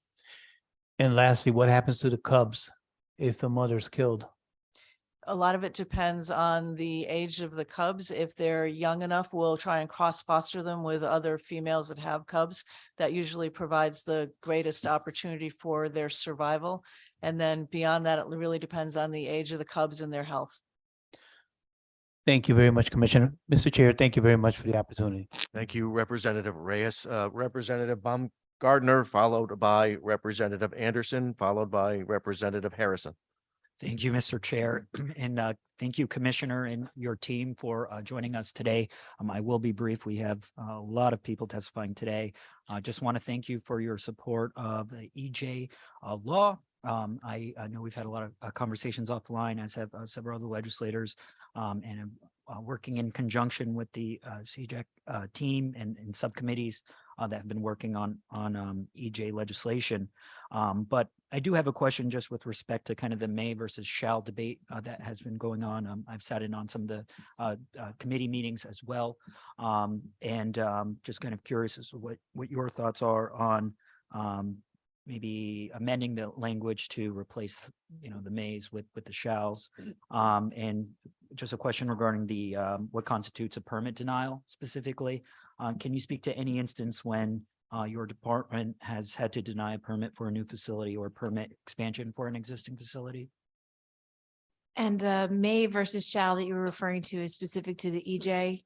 Correct. And that would be related to mandatory denials of permits versus discretionary? That's correct. Great. So I appreciate we've had a lot of dialogue with legislators and stakeholders about whether the legislation should mandate that a permit that is covered by this this legislation that contributes or increases the cumulative impacts should be denied. And it's our view that I think it's important for us to be able to enable communities to have input into those decision-making processes. And I think that our intention would be to provide for that discretion so that we will have the ability to hear from communities about their desires as part of the process, and a mandatory denial would not allow for that. And so that's sort of succinctly the reason that we think that it's important, but we did identify some reasons why we think that some examples, for example, in our written testimony where a community may want to balance those considerations around cumulative impacts against other localized benefits around local jobs, workforce training, community businesses, increasing the tax base. There may be the opportunity to retire outdated facilities in order to increase capacity, such as for water treatment plants that can provide benefits for a community. There may be circumstances to redevelop blighted properties and contaminated brownfields through development of a new facility, and that remediation activity might not occur to address and remove that pollution in the absence of some kind of development. These are really obviously very delicate trade-offs and can be very site-specific and very community-specific. And so this is a big step in terms of this legislation to move forward these changes. Our hope is that to create a permitting process that includes communities at the table. And so for that reason, I know we've heard a lot of views about making this a mandatory, but I just shared those as a few examples where we think that it's important to have community input and then ultimately have that inform a decision. And then your second question was about whether we have more so if you can name an instance where you've actually had to deny a permit for a new facility or expanding a facility, maybe like a more high profile case or. Yeah. Tracy Babbage. I'm happy to respond. Tracy Babbage. I am familiar with one case that involved a denial specifically in New Haven. It involved a power plant and English Station and specifically. And the specifics, it went through an adjudicatory process. And as part of the consideration of that permit and the hearing officer's report on that, there were increasingly more stringent standards for fine particulate, that there was a concern that would not be met. So there was the ability as part of that to consider, more stringent standards that were coming down that were federally driven, but are required to be implemented on the state level, and a concern that would result in a non-attainment situation. So that was one specific area where that was utilized within the context of a contested case. Thank you for that. And also do want to say hello to Annie Dicker as well. Know how passionate you are about EJ, and hope we can get this, over the finish line. So thank you to your team as well. Just want to shift gears quickly. I know we're focused a lot on the northwest corner today. We're going to change gears, go to the southeast corner for a second. There's a lot of folks in the room today to speak on trawlers as well. I represent Groton and Stonington and Mystic, and in particular, the last commercial fishing fleet here in the state of Connecticut. We've been doing seed to table since 1750. So this is nothing new to us, and I very much appreciate and respect our fellow committee members that are concerned about protecting animals and certainly our fish as well. But we also have an obligation to protect our commercial fishermen and women who depend on this industry to make a living and feed their families. So I do appreciate your department for offering testimony against the legislation. I still, again, respect my fellow committee members and their efforts, but I would note that you highlighted that if the bill is adopted into law, New York Department of Environmental Conservation will still issue licenses authorizing commercial fishers to use the gear types that we would be banning in state waters here. So if we ban it, they'll still be doing it in New York water. So nonetheless, it will be harmful to our fishermen, but still be will not have the outcome we expect. So I was just curious if you want to kind of expand on your testimony, your written testimony. Thank you, Representative. And yes, you're absolutely right. We do oppose this. The reason why is because our commercial fishing species are regulated through interstate compacts and groups. And we have Colleen, I'll let you introduce yourself and maybe just talk a little bit more about the regulatory process. Sure. Hi, thank you. Colleen Buffard with Marine Fisheries. So yeah, most of the fisheries that are conducted with these gears are managed under fishery management plans that are overseen by the Atlantic States Marine Fisheries Commission, the New England Fisheries Management Council, and the Mid-Atlantic Fisheries Management Council, and they are empowered by federal laws, Magnuson-Stevens Act and the Atlantic Coastal Fisheries Management Act.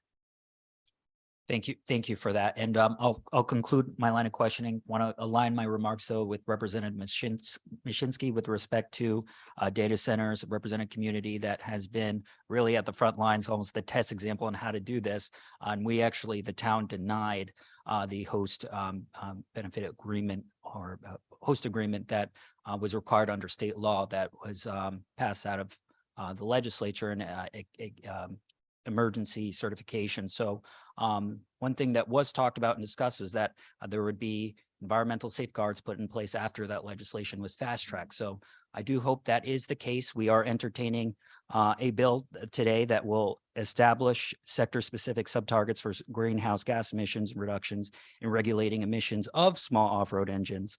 And so I know in the past legislation has been considered regarding the use of backup diesel generators for the purposes of peak shaving, as Representative Mashinsky outlined. I would hope that if we're creating sector-specific, sub-targets and in regulating emissions for certain industries, that we do the same for an industry that will be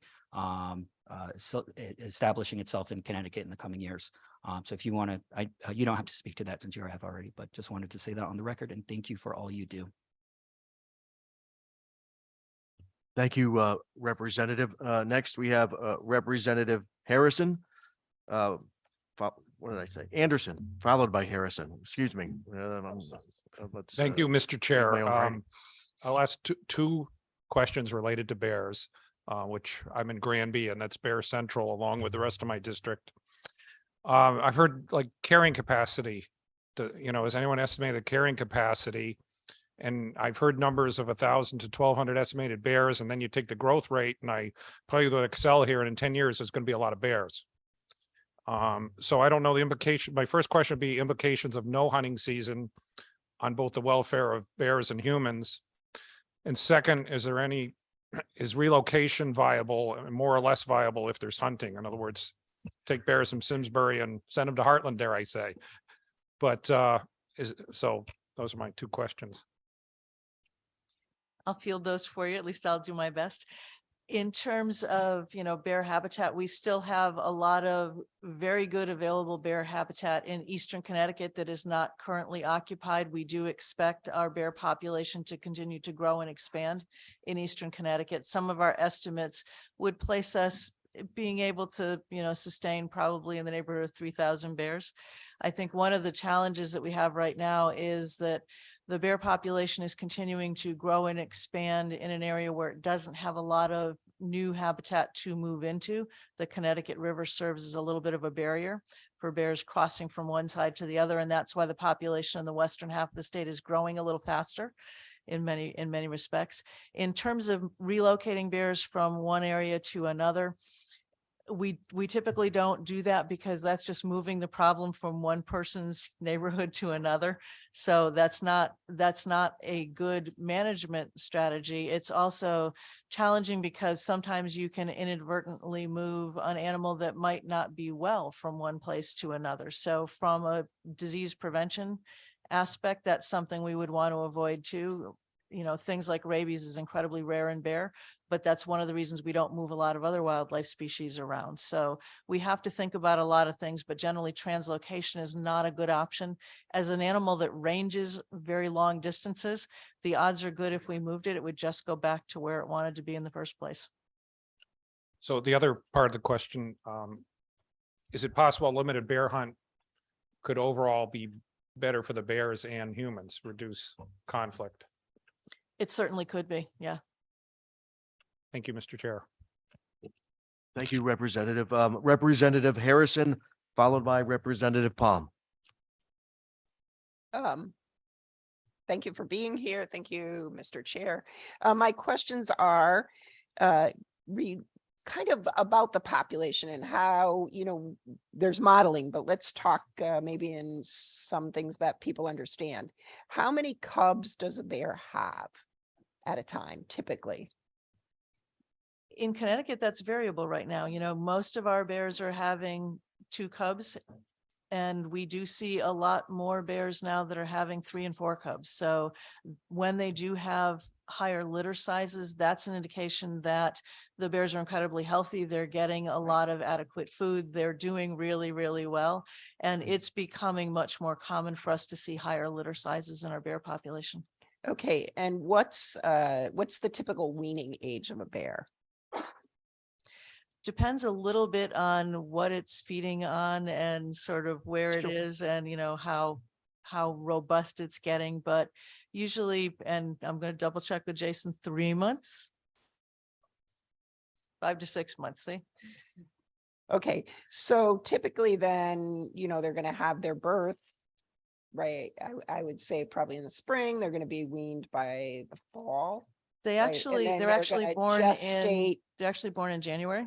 Okay, so while during hibernation, Yeah. perfect. Yeah. And then gestation is how long? Jason, do you want to come down here and field a couple of these? This is a little more rusty for me because this part of my training was a long time ago.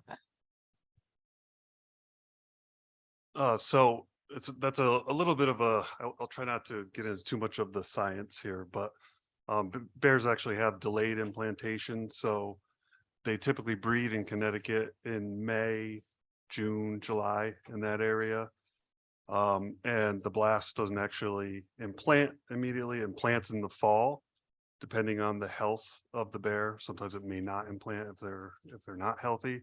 If they are, it implants, November, and the bears are born in January. So Perfect. anywhere from June to January. So I guess what I'm getting at, you get where I'm going, is, mathematically that explosion. So if what we would see would be normally 2, but because of what's going on in Connecticut, we're seeing 3 and 4 times however many, and maybe you have that females there are out there in the population. And maybe, do you know that? Your estimate of how many, mothers are out there? Yeah, our sex ratio in Connecticut is about 50-50 for the most part, males to females. And what we've been witnessing over the last decade is our females are reproducing younger and younger. Normally we would see them start reproducing at 3 to 4 years old. Now we're even seeing some 2-year-olds that are reproducing, and we're seeing probably 7 or 8 years ago, our average litter size was 2.6. And I think now we're nearing 3 cubs per litter. So it is increasing year by year. Yeah. And survival is also increasing. So I think I've made my point of how rapidly the population is growing. Even if we try to do other adverse measures. So that's what I was looking for. Thank you very much. And Representative, we do have in the bear report, I know that's still making its way around, but we do have a couple slides that do speak to exactly what you're talking about. Thank you, Representative Harrison. Next is Representative Palm, followed by Representative Cooley for the second time. Thank you. A couple very quick questions. Commissioner, thank you for working with us on the EJ bill. We did send some questions which you kindly worked on and sent back. For the benefit of the public and the rest of the committee members who were not part of those conversations, can you just highlight a couple of things? One was the question about the difference between accepting a permit application for a polluting entity versus denying a permit. I think it's an interesting distinction. We had asked what was the baseline by which you would deny a permit, and the answer I believe that you gave was that you would not entertain the application itself if the person did not comply with community engagement. Am I rephrasing that correctly? I'll invite Annie Decker to respond. Ms. Decker, thank you. Sure, thank you. And maybe Tracy Babich would have additional comments, but it's a really interesting distinction, and I'm glad you picked up on that. What I've heard from the permit program managers is that it's an important distinction. So if an application, especially if the EJ process has not been followed, it's not a question of formal denial. It then starts a whole adjudicatory process. The application is just sent back. So I'm not sure that entirely answered your question, but one is denial comes after consideration of content and substance. And I think when the application is sent back, it's more sufficiency, almost procedural sort of point in time. And so then the applicant has the opportunity to come back with new process, new application, new, you know, maybe it's the same as if a check hasn't been submitted with an application, you send it back. Thank you. and- I think that's an important distinction. I just wanted to get it on the record and let the public hear that because it's an important consideration in your process. And then switching gears, a quick question about the bear situation. And I apologize for having missed the beginning of this. I was in another hearing, but the concept of relocating them, I know that several states in the Midwest do this. And to the staff person who said about possibly relocating injured or diseased bears, surely a field biologist could assess whether the animal were healthy before moving it. New York State accepts out-of-state bears, as it were. How seriously have we in Connecticut considered a kind of a wholesale moving of bears rather than killing them when there is overcrowding, to use that term? Yes, thank you, Representative. We have relocated bears in the past. Relocating bears within the state can be challenging just due to the fact that Connecticut's relatively densely populated. So moving a problem bear from one place to the next just means removing a problem from one place to the next. Sorry, But- I don't mean to interrupt you, but I meant moving them out of state to Out of like state. upstate New York or Canada or wherever. That's something that typically is not allowed by law. We would have to get permission from those states to accept bears from Connecticut. Most states do not do that. We've looked into that even for situations like the rehabilitation of cubs, and it's becoming increasingly difficult for us to get other states to accept bears from another state, in part because most of our neighboring states have such high bear populations. They don't want us to be bringing bears into their states.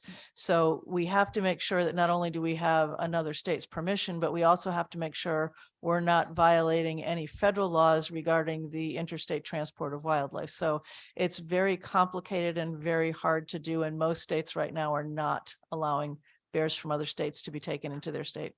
But we have tried, or are we assuming that they will say no? No, we have asked, and that's something that also comes up in discussions with the bear biologists from other states and across the country. They meet regularly and have conversations about those various types of management strategies. Okay, thank you. Thank you, Representative Palm. Representative Cooley, followed by Representative D'Amico. And then we'll wrap it up with Representative Michelle. Thank you, Mr. Chairman, and thank you, Commissioner, and your staff for coming in. Yeah, we're going back to the bears. You mentioned that Deep had looked at New Jersey in formulating the bear hunt proposal. And New Jersey had brought in a bear hunt, temporarily suspended it, and it brought it back. I believe the original hunt was brought in because of the incident at High Point State Park, in which a black bear basically hunted down hikers, killing one.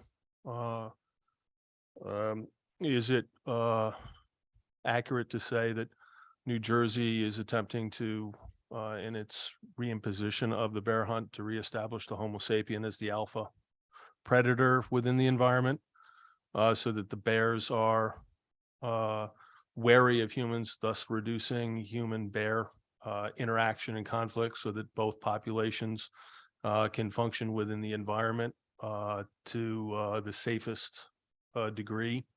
that is beneficial for both species. Would that be accurate to say? New Jersey, as you mentioned, suspended their hunt. And the reason why they did that was to try non-lethal methods. The reason why they brought their hunt back was because those non-lethal methods did not work. Thank you very much. Thank you, Commissioner, for coming in, and thank your staff for coming in. Thank you, Mr. Chairman. Thank you, Representative Cooley, Representative D'Amico, and we'll wrap it up with Representative Michelle. Thank you very much, Mr. Chair.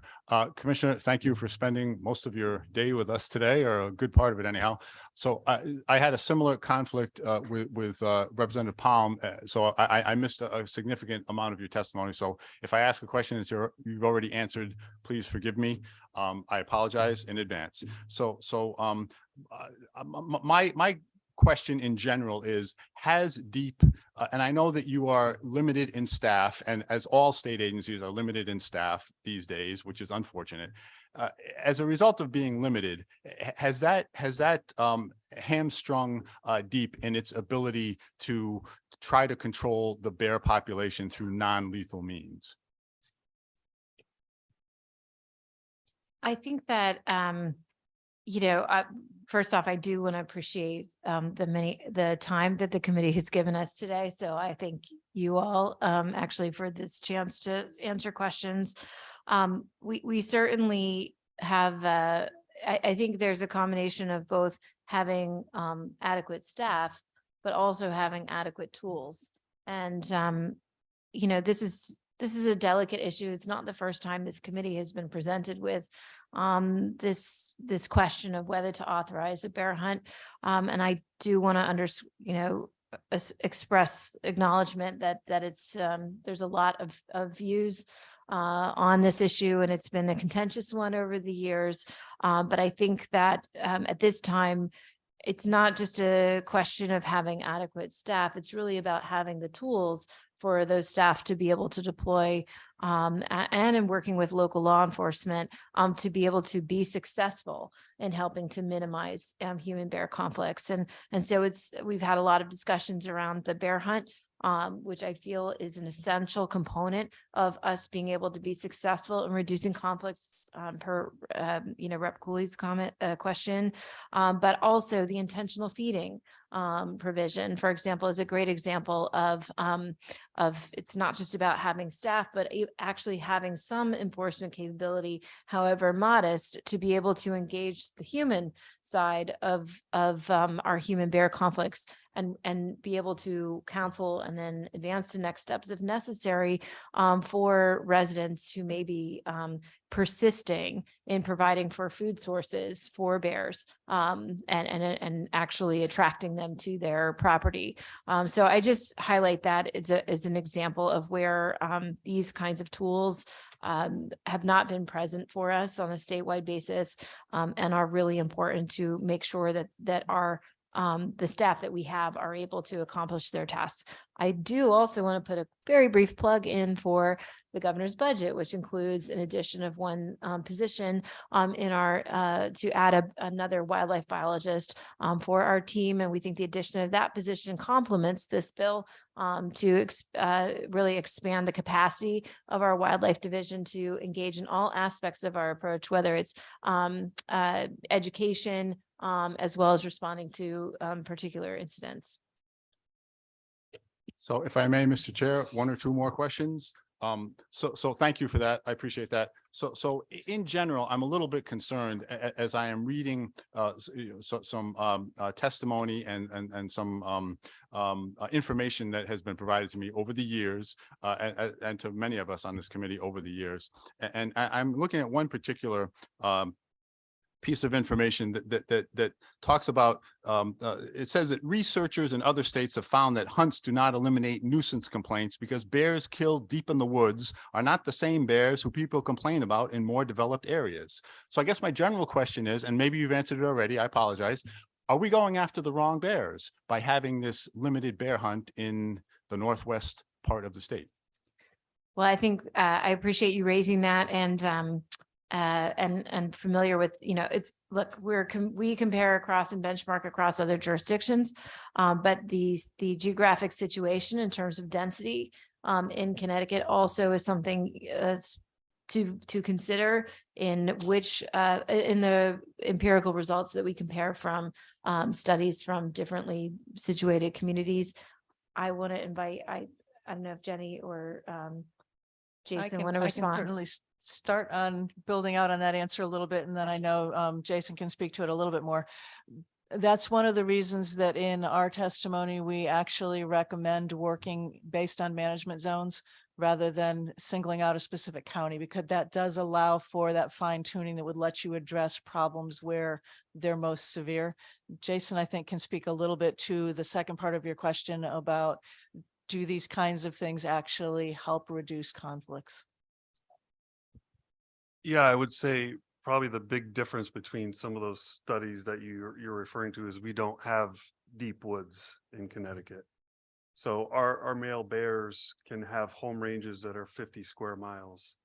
So certainly, you know, bears that are causing trouble in Hartford, West Hartford, spend time in, I guess, what we might refer to deep woods here in Connecticut. But yes, you can have an impact in suburban and urban areas by hunting bears in rural areas because they have such wide-ranging behaviors. And I appreciate that. And I'm just curious to know, why was the number 50 selected with regards to the limited bear hunt? Is that a fact? Okay. Well, I will say, I appreciate that, Mr. Chair. I'm looking at a publication that was sent to me by someone at Deep very recently called "The State of the Bears," a briefing on bears in Connecticut. And this is from Deep. And it indicates that recent 3-year average, 66 bears are killed by vehicles every year on average. Are the cars doing the job for us? Why do we have to have the bear hunt? I respectfully, Representative, I think those are, you know, examples of conflicts that cause me a lot of concern in terms of safety for people, safety for bears. And so it's our hope that, you know, we would much prefer to have some of the tools that are in this legislation to minimize conflicts. And our goal, and I know you didn't, I appreciate that legislators are covering lots of different hearings. So if you can indulge a repetition, the goal that we're seeking and supporting the bear hunt authorization in this legislation is not to control or reduce the population, but to reduce conflicts.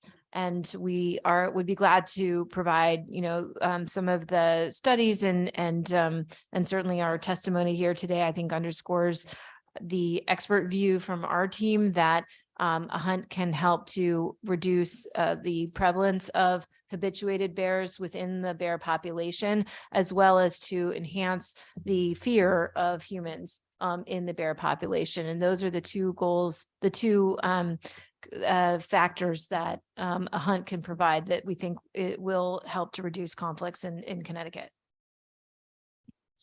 Thank you for that. And just one more, Mr. Chair, if I could. So I think it's pretty well established by now, and you can correct me if I'm wrong, that bears are looking for food, and that many of these interactions that are causing everyone difficulty in my community, as well as several communities in this state, the bears are looking for food. So two things. If Deep put a significant amount of resources into educating people to not feed the bears, either intentionally or unintentionally, wouldn't that have some impact? And secondly, again, I'm reading from some information that was sent to me about bear populations that being self-regulating. If a female bear is not able to gain roughly 150 pounds within 4 months of fertilization, her pregnancy naturally terminates. So again, if we eliminate the food, don't we eliminate most of the problem? Yes, Representative, thank you for bringing that up. Certainly education and outreach is a crucial component, but it's not the only component. And the statistics here are showing us that human bear conflicts are rising despite the education and outreach that we've done. And we have responded to over 100 media inquiries. In fact, this report releasing it right now is very intentional. The first week of March, knowing that bears wake up in March, and we were trying to remind the public We've worked with many media outlets across the state to be able to share our message to stop feeding bears. And, actually, as you read the research, by and far shows that oftentimes these methods are not are in and of themselves are ineffective. And that's why I've put forth this portfolio of options, which includes a wildlife feeding ban, which we think will help address together as a package, address some of these human bear conflicts. The numbers are escalating and we need to see them go back down. Thank you, Representative D'Amico. Representative Cooley for the second time, followed by Representative Mashinsky, and then we'll wrap it up with Representative Michelle. Mr. Chairman, I've already gone twice, so we can move on, but thank you. Well, okay, thank you. Representative Mashinsky. Okay, Commissioner, I forgot one. On the Environmental Justice Bill 1147, under list of affecting facilities, we have facilities with water diversions of more than 2 million gallons per day. Why are the water facilities an environmental justice issue? Thank you for asking. So this addition was meant to address situations in which water in an environmental justice community is being diverted out to a non-environmental justice community. I mean, that's the concern. We've limited it to more than 2 million gallons per day because we think that's the point at which there's the most potential to impact the environment. But essentially, we don't want to see water being diverted from disadvantaged communities to ones that have more resources. That's the main concern. Yeah, I that's what I thought it was for. Basically, if someone has a nice stream that they're playing in an environmental justice community and you're taking the water away from them, you want to avoid that. So yeah. Okay, good. Thank you. Thanks, Commissioner. Thank you, Representative Mashinsky. Representative Michelle. Thank you, Mr. Chair. There were questions asked about trawlers. I'll pick on that first. How many trawlers were active? Oh, yeah, I'll wait for the lady to join us. Thank you for joining us. So how many trawlers were, other trawlers were active, say last year or the year before, average? Yes, thank you, Representative. Looking at the last 10 years, on average, we had 12 active trawlers in Connecticut state waters. Thank you. And can you quantify the emissions that are released from the heavy gear raking the seafloor? No, we don't have information on that. Okay, because I know DEEP is very much involved in reducing emissions. So I'll again bring the attention that heavy gear raking the seafloor over and over in the same area releases long, preciously sequestrated carbon from dead marine life. And then can you quantify typically what the bycatch that is thrown overboard from a trawler or an auto trawler be typically, like what percentage do they land with average? Are you familiar with that number? Okay, so to get to your first point, I'm familiar with the study you're referencing with regard to the carbon sequestered in the sediments, and that study looked at, it was a global scale, so it aggregated data from large areas and a variety of different ecosystems, and our region wasn't identified as a high priority area in terms of carbon storage or the level of trawling activity that would, the anthropogenic effects that would have negative effect. But you can't quantify yet what those 12 trawlers are responsible for in terms of those kind of emissions, not their engine emissions. We don't have information on that for our small scale trawl fishery. No. Okay. And then again, so I'll go back to the bycatch. Do you follow up the federal? Do you look into the numbers? Like what percentage do they land with average from what they catch overall while they are out there? So we don't have an observer program in Connecticut state federal. waters. The federal program hires independent contractors that go out with fishermen. Mhm. And the bycatch estimates from those trips are incorporated into the stock assessments that determine ultimately what our catch levels can be. And do you look at these figures? Those figures are incorporated into the stock assessments that are used to determine things like quotas, and each state has a quota that indicates how much fish can be landed. Okay, so but you can't give me an estimate of numbers. Could you look into, is it possible for you to maybe send us some information about this? We could. It's just important to remember that those numbers vary by species. Sure. Yeah, and by trawler type, yeah, sure. And then are you familiar with I think you are, with the Federal Observers Program? So I've talked to people who actually have been on some of those ships, and it seems like the protocol, that's my understanding, is another troll or a trawler will get a call the day before the observer is sent on the ship the following day. And I can't really talk about names, but talking with some people from that side, it seems like some trawlers might not be really doing the same activity when they have a federal observer on board compared to when they don't. And so the overall of my question is, I want to make sure, like, looking deep, saying they're against the bill, but then they want to reduce emissions, and the amount of biodiversity waste we have from trawlers, I think it's something that you really need to seriously look into, and maybe we can continue the conversation if the bill makes it out of committee.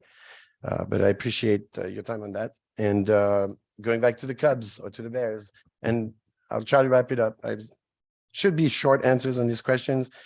Where's our, I think Jenny Dixon, is she still around, or Jason? I was wondering how many Cubs have been cross-fostered, and how did you do that?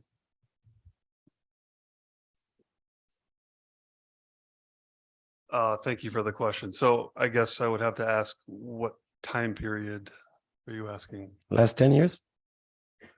I guess a rough estimate would be 15 to 20. And usually what we do is we have, like I mentioned before, we have about 30 female bears that are GPS collared, and we use them for our reproductive estimates. So if we get cubs that are orphaned early in the year, let's say before April 15th, we will take those cubs and bring them to another female that's lactating and leave them with her. And our success rate doing that is nearly 100%. Isn't cross-fostering normally done in the winter when they're hibernating? In the spring. So usually March, early April. But you just talked about April and further in time. So No.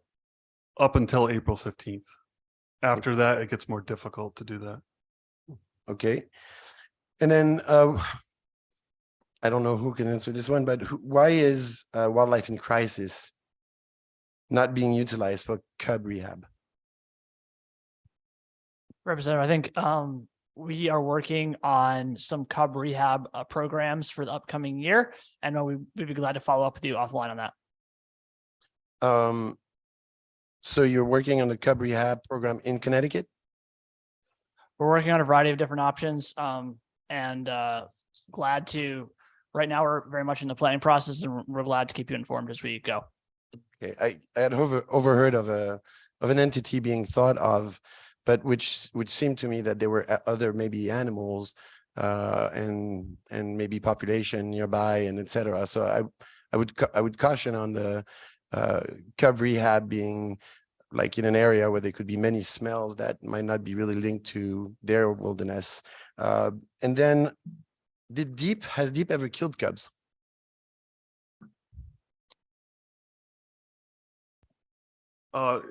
Very rarely. I can think of maybe one or two cases. In both of those cases, the cubs were injured. It has happened unintentionally through research. Every time you handle or drug a bear, there is a risk. And I would say that Connecticut has one of the lowest bear research mortality rates in the United States. So we're pretty proud of that. So you mentioned on 2 occasions that you can remember of. Can you send precise information on as to that, please? Whoever in the committee, at least I'd like to get that information. And then to end this, thank you, Mr. Chair. I'll just make a comment that I'd like to share with Deep later a list of studies, scientific studies that underscore that hunting doesn't reduce nuisance conflicts. Thank you, Mr. Chair. And thank you to the Deep personnel for being patient with me. Thank you. Seeing no other hands raised, yes, cut and run, as they say. Madam Commissioner, thank you for your willingness to sit through this and give us your expertise on the bills that you've proposed to our committee. Mason, Jay, Jenny, the crew. I appreciate Run. you raising Run the away. bills and Okay. inviting our team and indulging all of this time. And I appreciate everyone in the audience who has waited as well. So thank you so much for the opportunity. Thank you. And to that end, we are far past our first hour. So after Senator Summers, we're going to start to go back and forth between the public and the elected officials. Senator Summers.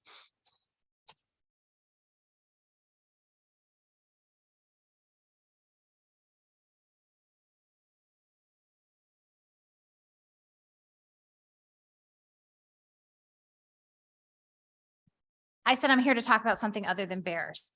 I wanted to lend my support for HB 1148, the bear bill, and also HB 1149, Sunday hunting. My district would be extremely happy if that bill passes it out of committee. I'm here to talk about HB 6812. It's an act prohibiting the issuance of otter trawl fishing permits and certain gill net and long line licenses in the marine waters of the state. First, I want to say fishing is one of the most regulated industries in the state. They are regulated more than some people that wear ankle bracelets in our prison system. They are intimately monitored and tracked by DEP, and quotas are set by species in addition to well-established rigorous regulations. This bill targets the salt in the earth, the last of our fishermen in Connecticut. These men and women are the stewards of our fisheries here in our marine environment, and they do much to provide fresh seafood that equates to over $500 million in economic prowess here in the state of Connecticut. Gill net fishing is a traditional fishing method that involves suspending a net vertically in the water and waiting for the fish to swim to it. Gill net fishing is a relatively low impact fishing method. It has minimal impact on the environment, and it means that it's a more sustainable way of fishing as it does not cause long-term damage to fish populations and their habitats. And net trawling fishing is a also relatively low impact fishing method. It can be done in a way that minimizes harm to the ecosystem, and the nets are designed to reduce bycatch, and the fishermen are often careful to avoid areas where the risk of damaging the seafloor is avoided. I want to tell you that this bill will put a lot of people out of work if it passes. That's what an Old Saybrook commercial fisherman has to say. Closing down the gill net fishing in the river and net trawling in the sound would put me and my family out of work, along with many other commercial fishermen. I hope you will carefully listen today to the fishermen that are here. Many more would want to be here, but they are out fishing because they are very limited in the days that they can fish. So it's really sometimes impossible for them to lose an entire day's work to come here to testify in front of you. But I hope you listen to them. I represent the last commercial fishing fleet from Stonington, and we have people like Bobby Guzzo, who's here with his 2 grandsons, and Joel Lizza, who are strongly opposed to this bill, as are pretty much everybody on the testimony except for a few. Commercial fishing has been an integral part of southeastern Connecticut and Connecticut's way of life since before there were colonies. Local families going back generations have worked the sea to provide fresh seafood and feed the eastern seaboard, and the small, proud family businesses are now on the verge of collapse if this bill were to go through. Instead of job-killing bills like this one, we should do more to help our commercial fishermen. And just recently, Representative Courtney received a grant from the federal government for $900,000 to help repair the dock in Stonington. If this bill passes, we should return that grant because there will be no dock, there will be no boats at that dock in Stonington. I thank you for your consideration, and I hope that this committee will reject this bill. Happy to answer any questions. Thank you, Senator Summers. Anyone with any questions or comments? I don't see any in the room. Thank You you. had the unfortunate draw of following someone that was there for 2 hours. So we apologize. Thank you. So we're going to go back and forth with others that aren't elected officials. So Jeffrey Ross. I don't see Jeffrey Ross either in the room or virtually. So we're gonna go back to Senator Lisa Seminara.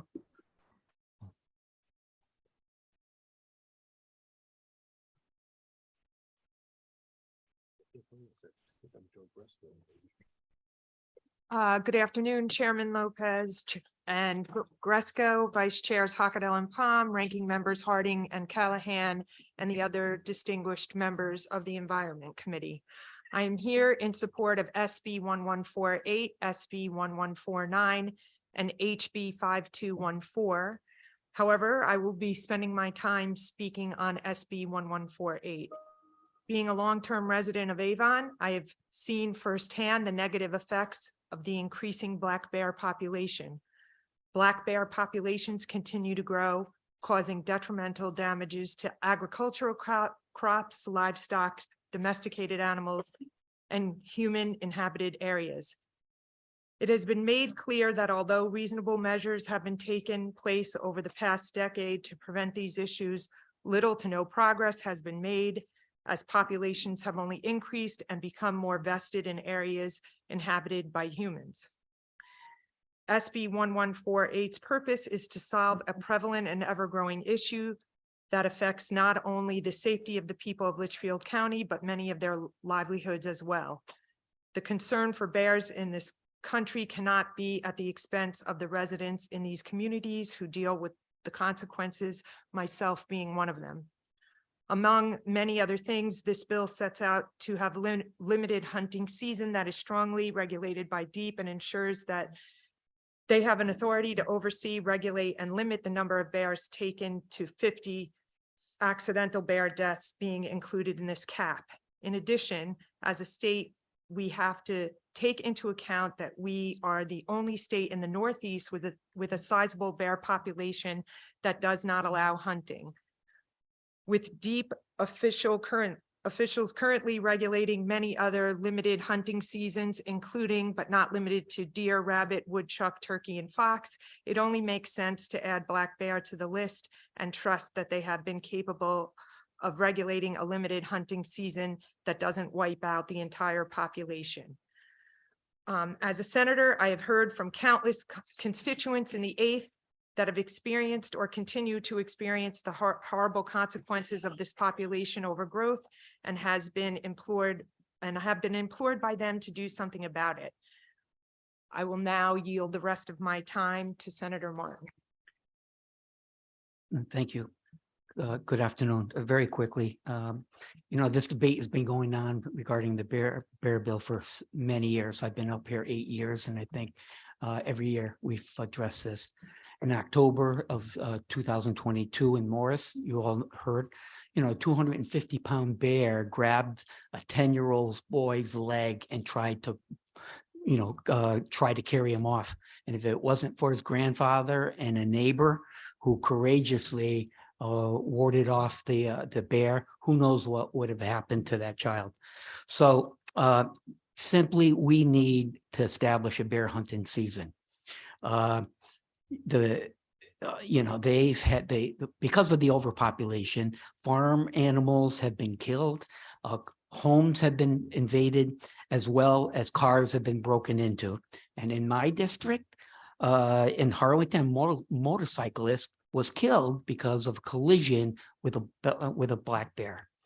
There has been bears in my backyard. I've lived in Bristol all my life, and for 40 years, in 2 different homes, bears in my backyard, my neighbor's backyard, and the most recent, where my other home that I've moved into 8 years ago, a bear went to the back patio, sliding glass door where my 87-year-old mother lives, just like walking right across.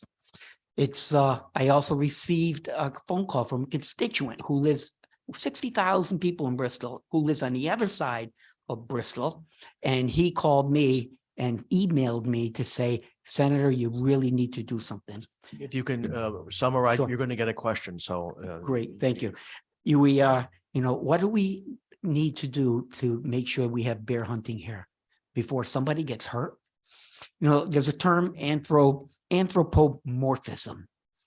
And the definition of that is the attribution of human characteristics or behavior on animals or objects. Simply, we make these animals look like they're Yogi Bear or Winnie the Pooh. Listen, we are talking about black bears that are becoming more and more dangerous to us humans. It's time to establish this bear hunting season bill. Thank you. thank you, Senator. Any comments or questions? Senator Harding. Thank you, Mr. Chair, and thank you both senators for coming and testifying. I think your testimony was very much in line with what we're looking to figure out today in terms of bear management here in the state. For Lisa, Senator Seminara, you stated you have heard from constituents regarding this issue. Can you recall a specific constituent that you may have spoken with about this? I can recall many and an experience of my own. So if you'll indulge me, I'll just let you know what they are. So the day that I was sworn in here, I received a call from a constituent that there was a bear underneath her front steps. She has 2 children. She had called Deep and asked Deep to come out and remove the bear. And they said they couldn't, they didn't have time, that she should purchase bear spray and try to eliminate the bear from underneath the porch herself.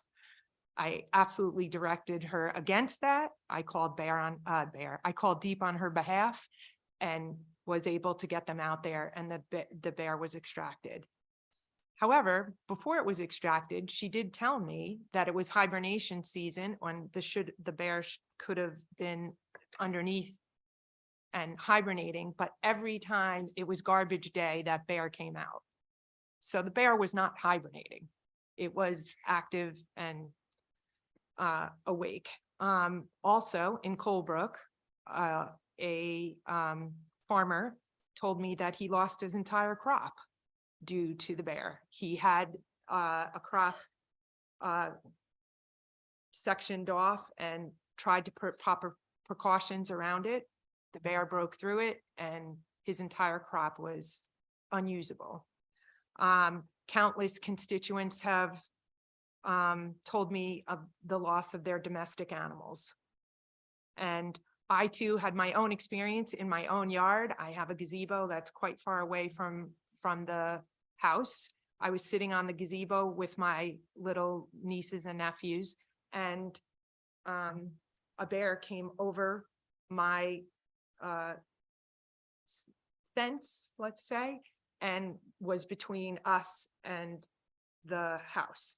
There was nothing I could do. I had nothing. I was petrified. I was petrified for their lives. Fortunately, nothing happened. But as the good Senator Martin here said, what are we going to do? Wait until somebody is actually killed before we do something about this bear population? Thank you. And if I may, Mr. Chair, thank you, Senator, for that answer. Senator Martin, if I may, through you, Mr. Chair, it's a question about, I know you put in your own Sunday hunting proposal would you mind elaborating on what your intent is there and what your proposal was and what you might like to see in ultimately what gets drafted and voted out of committee here? Yes, I've was approached by a few different constituents, one of which is works for the state in the park system and the forestry system, and made a comment regarding her inability of being able to hunt on Sundays as well as the other constituents saying, you know, we work during the week, we can't take time off. And Saturday and Sunday, that leaves me only a Saturday to, you know, to hunt. So pretty much, you know, the hunting season is very short. So, you know, it's a blue law from what I've learned, and I am not a hunter. But from what I've told, it's a blue law. It's been around for years, and actually, and I think in my testimony that's submitted regarding that bill, it's you know, it was a blue law because they wanted people to go to church on Sunday, so they prohibited it. So if it is a blue law, maybe it's time to get rid of it. And I know we're taking a step here regarding allowing the hunters, should we allow it to hunt on Sundays on private property? But there's a ton of public land out there as well. So, but nonetheless, you know, you do one step at a time. And regarding some of the migration of the bears a little bit, you know, and I heard this again. I am not a hunter, but can I just do this?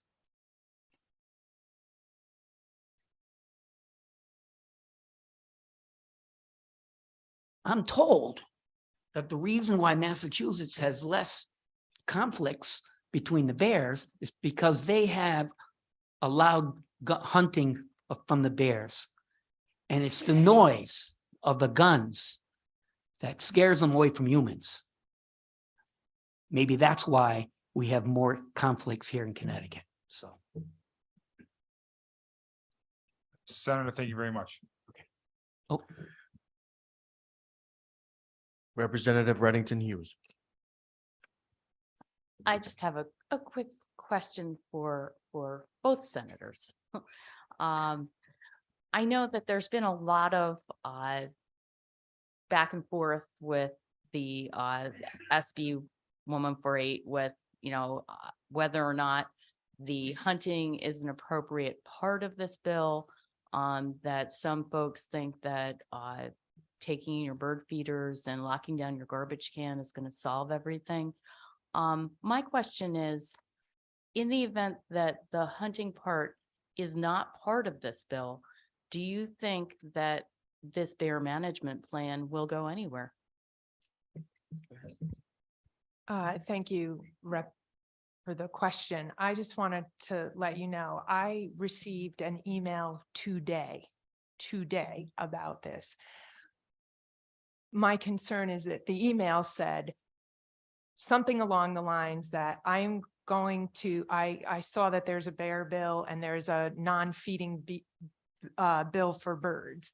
And the gentleman said, I think it was a gentleman said, I will continue feeding my birds. I will continue doing these things. I don't want to attract the bear population, but I will continue. So my point is this: if we do not enact the hunt, I know there is the thought that taking away the food is going to solve the problem or maybe significantly decrease the problem. But you are always going to have outliers who, despite what we ask them to do, or even if we put it into law, will do differently. So that's my answer to that question. I would agree with that. I think that we can educate all we want. And yes, most people, I believe most have already done that, but we still have a growing population in our state of Connecticut of these bears. Thank you. Thank you, Representative. And wrap it up, Representative O'Day. Yeah, just real quick. I just want to thank both senators for coming and testifying. We are going to have a tragedy in Connecticut if we don't address the bear incursion problem. And I really do thank both of you coming out and testifying here before all of us and trying to highlight this issue in support of 1148. Thank you. Thank you, Representative O'Day. Thank you, senators, for your patience. Thank you. Next, we're going to go to Nancy Lee Griffin. If she is in the room. Oh, there she is. We're virtual. Hi. Thank you. Thank you, honorable members of the Environment Committee. I've listened to this testimony now for a few hours, and it's my first time testifying, but I really passionately feel that we've encroached on the habitat of wild animals in our state, and now hunters want permission to shoot bears for fun because it's a sport and and they're getting their children involved because it's a sport. That's confusing to me, but that's, my own opinion. But they want to justify this by saying it will help rid backyards of nuisance bears when research has proven that that is not the case. There are a number of proactive conservation strategies that encourage efforts by committees, businesses, and individuals to reduce human-bear conflict. This is not a bear problem, everyone. This is a people problem. And instead of looking at how people can take simple steps to help rectify, we have a room full of hunters and their children who want to enjoy the ridiculous challenge of spending a day in the woods, not to enjoy our state's beautiful forests, but to kill the animals who live there. Please, please vote against this bill and call upon your conscience to vote for bears who do not have a voice here. Thank you very much. Thank you, Nancy Lee, and thank you for your patience. Any questions from anyone in the room or virtual? I don't see any. So thank you again for your testimony. Next, we're going to go back up to Anne Marie Dragonis, who I believe is virtual. Yes, I am. Thank you so much.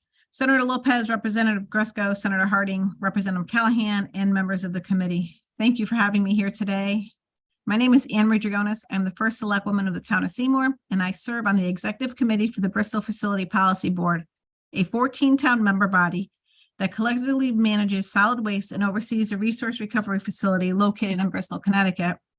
I am representing the Bristol Facility Policy Board today in regard to raised Bill 1143, an act concerning solid waste management throughout the state. Section 1 of the bill would give your committee the ability to review any proposed revision to the state's Comprehensive Materials Management Strategy, CMMS, prior to it being implemented by the Department of Energy and Environmental Protection. This is extremely important and reflects the fact that you are a co-equal branch of state government. This type of oversight by the General Assembly is not new. There is a precedent, specifically Section 17B-8F, that requires the Department of Social Services to submit proposed welfare waivers requests to the committees of conscience prior to sending them to Washington. That process has been in place since the mid-'80s. Here, and by all accounts, has worked expeditiously and effectively. In fact, the text of raised Senate Bill 1143 in this regard is the exact same process that is used for welfare waivers. Tight deadlines exist for your committee's review. You have 15 days to hold a public hearing on the proposed revision once it is set to you, and 30 days to act. If you approve the proposed revisions, the process ends on part of the General Assembly. However, you have been able to formally review and sign off on a change to the CMMS before it is made. While some of you may tell you that the process will tie DEP hands and their delay their ability to update the CMMS, that's not true. That has not happened with the welfare waiver oversight process, and it doesn't need to happen here. The oversight process is designed to incent both the executive and legislative branches to work together early in the process when the CMMS revisions are being discussed and contemplated. Only if you reject the proposed revisions would the matter go to the full House or Senate for final decision and vote. However, please know that has never happened in the regard to the dozens of welfare waivers that have been reviewed so far. CMMS is a critical document that sets forth the specific requirements for disposing of solid waste in the state. It drives more general policies that appear in the waste hierarchy in Section 22A-228. The bill will give the Environmental Committee an equal voice to make sure any such revision comports with what you have passed into law.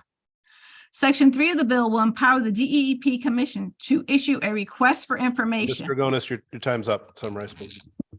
Thank you. Any questions or comments from anyone in the room or virtually? Seeing none. Anne Marie, thank you for your patience and for your testimony today. Thank you. Next, we're going to go to Charles Rothenberger, who is on virtually. Thank you so much, Co-Chairs Lopes and Gresco, Ranking Members Harding and Callahan, and members of the Environment Committee. Good afternoon. My name is Charles Rothenberger, and I'm the Climate and Energy Attorney with Save the Sound, and I'm pleased to testify today in support of SB 1145 and the need for improvements to the Global Warming Solutions Act. SB 1145 makes several much-needed improvements in this respect, but respectfully falls somewhat short of the comprehensive updates that our neighboring states have already adopted. As previously noted, Connecticut is not on track to meet our long-term emissions targets, and we are barely on track to meet our modest 10% by 2020 reduction target. Meanwhile, New York and Rhode Island have achieved 15% reductions pursuant to their climate laws, and Massachusetts has reduced its emissions by 22%. One of the reasons for those achievements are strong policies and accountability measures. New York, Vermont, Massachusetts, and Rhode Island have all taken steps to strengthen their climate legislation in a manner that enhances accountability and increases the likelihood of successfully achieving the goals that science tells us are essential. While we support the elements of SB 1145 as far as they go, the bill lacks some fundamental structural elements necessary to bring our climate law squarely into the 21st century and align our efforts with those of our neighboring states. We have provided some edits to the bill with our written testimony, which hopefully should be online soon, that highlight additional language that would establish clear accountability for state agency decision-making that supports our greenhouse gas reduction obligations, expands authority for state agencies to adopt the policies and regulations necessary to meet our reduction obligations, and would provide for citizen enforcement of the Global Warming Solutions Act pursuant to our existing Environmental Protection Act. We're pleased to see that the bill does update the 2050 emissions target by including a net zero standard, which the science tells us is essential to avoid the worst impacts of climate change. And we also support the provisions of the bill requiring the development of sector-specific targets to help plan for achieving our overall goals, but would recommend that language also include a specific reference to the transportation sector, which is currently the largest source of our emissions. In addition to these sector-specific targets, we recommend that the bill also include a directive to establish an economy-wide 2040 target in order to ensure that we have a clear benchmark to guide our progress. Of course, standards aren't enough and targets aren't enough. We need to take the necessary action. In that regard, we urge the committee to add language requiring state agencies to include an evaluation of climate impacts in their decision-making and clearly establish the enforceability of the Global Warming Solutions Act. And finally, within the framework of accountability and enforceability, our administrative agencies must have the authority and the obligation to act to meet the climate crisis. We'd also urge the committee to strengthen the language in Section 3E by changing the mays in that section to shall. Thank you very much. There you go. Not bad, not bad. Thank you, Charles, for your testimony. Is that electronic testimony you referred to online already, or should we expect it in the near future? I submitted it several hours ago as we were planning to start the session. So hopefully you will be able to see that soon. And if not, I will follow up with the clerk to make sure that everybody can get that. That being said, if it, well, how do I say this? If everybody can get their written testimony in before this morning, so that I could read it before we have the public hearing, so I can ask questions, that would be good. Not just you, Save the Sound, but everybody. So thank you. Understood, Chairman. Thank you. It just helps me out immensely to have a clue as what you're talking about beforehand. Seeing no other question, Representative Michelle. Thank you, Mr. Chair. Thank you, Mr. Rothenberger, for testifying on behalf of Save the Sound. I was curious, I might have missed it. Did you make any comments on Senate Bill 1148? I did not testify on 1148. My testimony was limited to 1145. Okay. Any comments from Save the Sound on the environmental justice bill? Yes, I know there was a reference to, again, changing the mays to shells in that regard, and we would certainly support that. We think that if there are additional cumulative impacts that are going to be put upon already overburdened communities, that should be a reason for denial. I know that Alex Rodriguez from our office will be testifying in more detail on that environmental justice bill, but that is the structure of the environmental justice bills that, based on the New Jersey model, and looking at some of the language that has also been adopted in New York, which is already having beneficial impacts for the overburdened communities in those states. So I would just leave it at that high level comment on my own behalf. Thank you very much for testifying today, Mr. Rothenberger. Thank you. Thank you, Mr. Chair. Thank you, Representative Michelle, and thank you, Charles, for your testimony and patience. Next, we're going to go to Representative Dauphiné.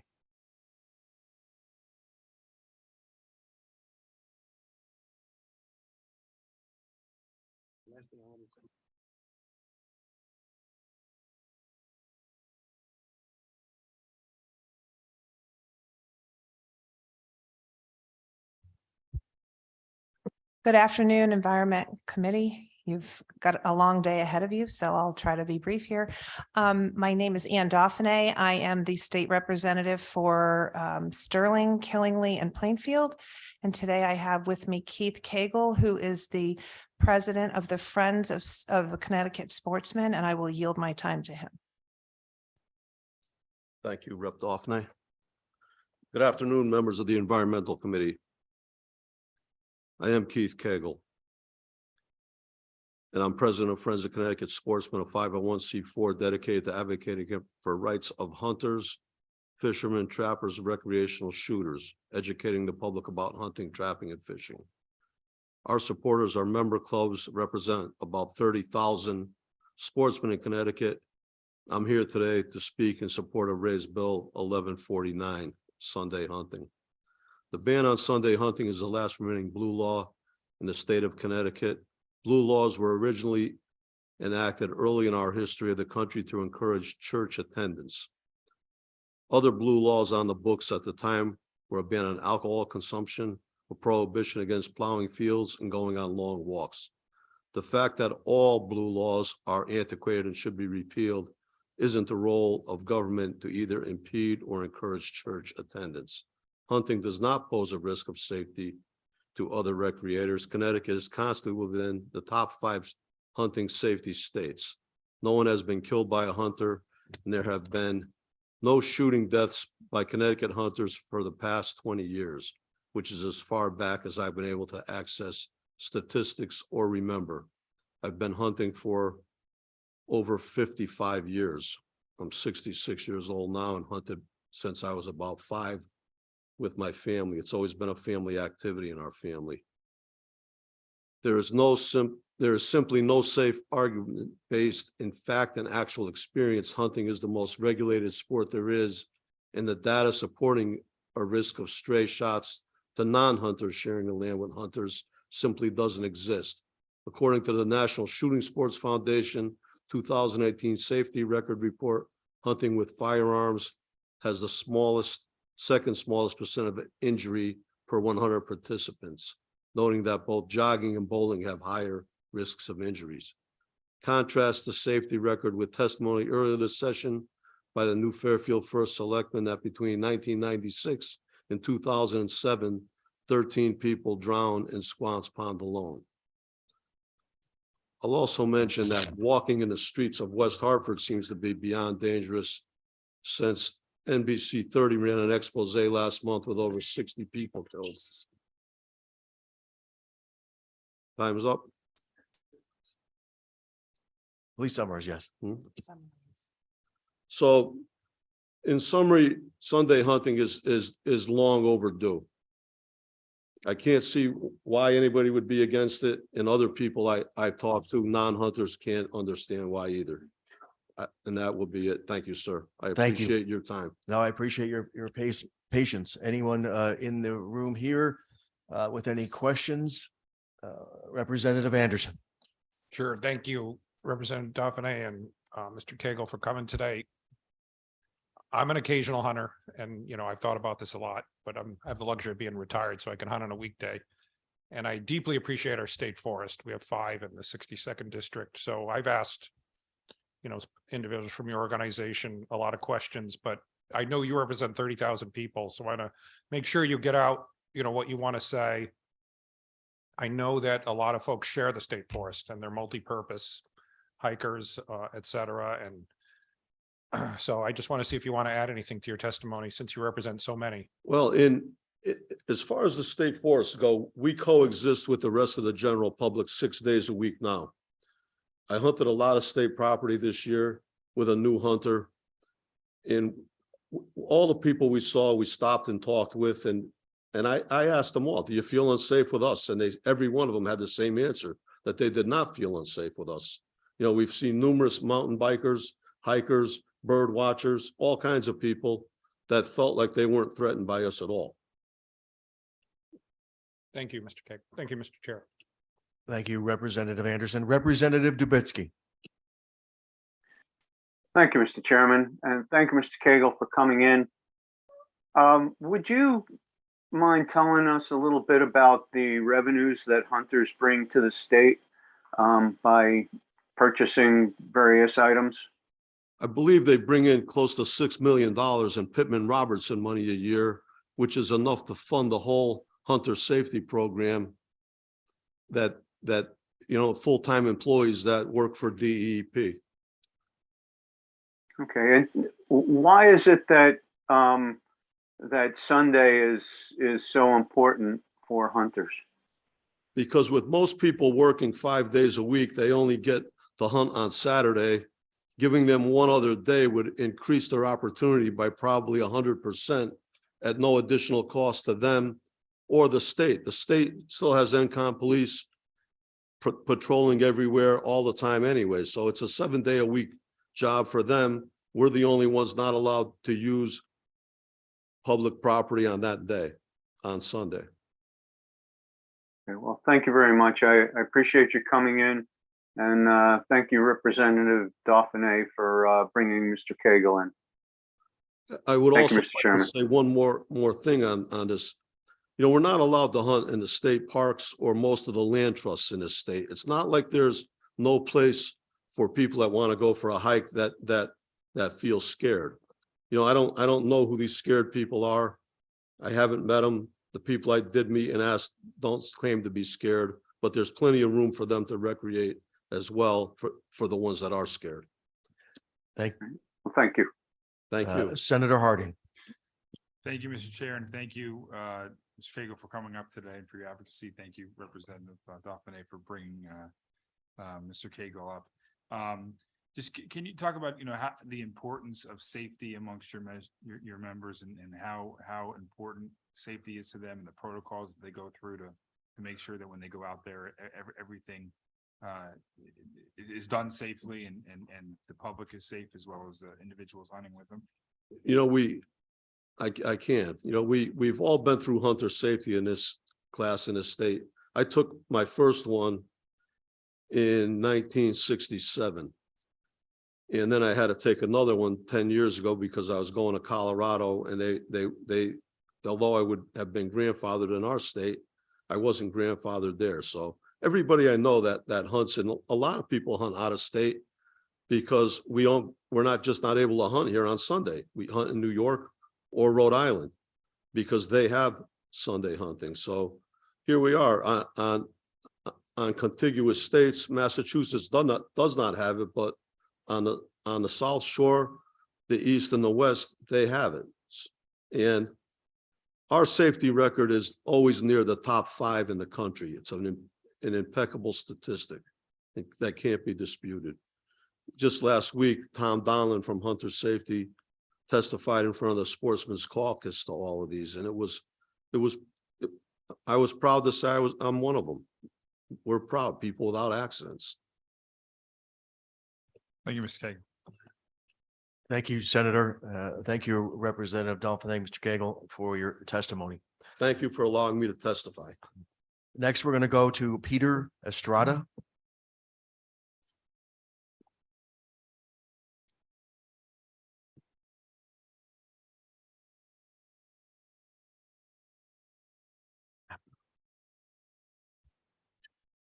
Good afternoon.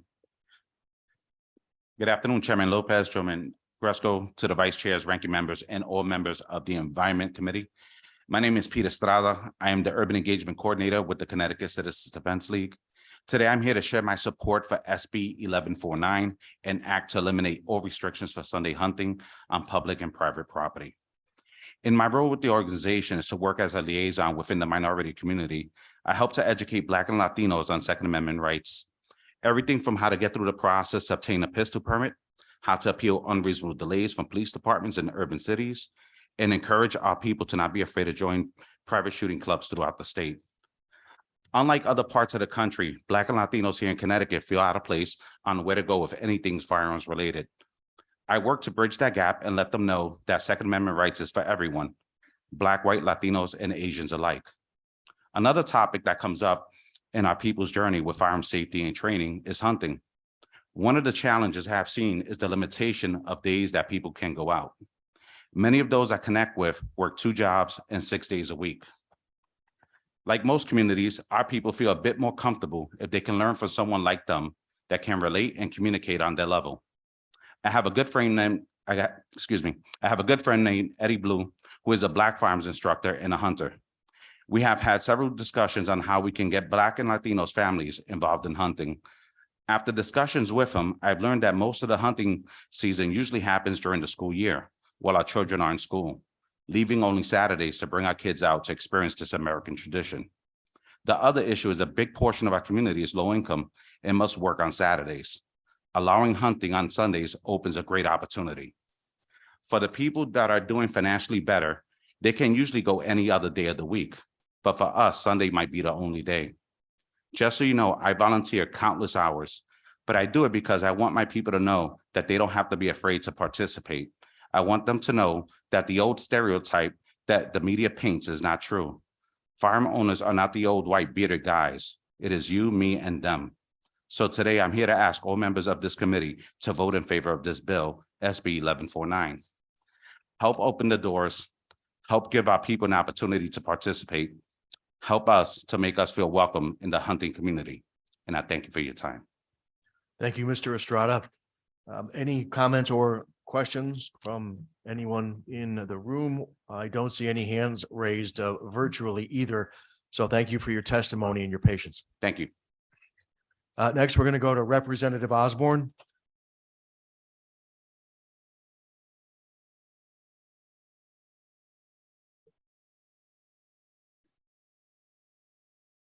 Thank you very much. Good afternoon, Representative Gasco, Chair Lopes, and Vice Chairs of this honorable committee. And I'm getting closer, Senator, every time I try to say your name.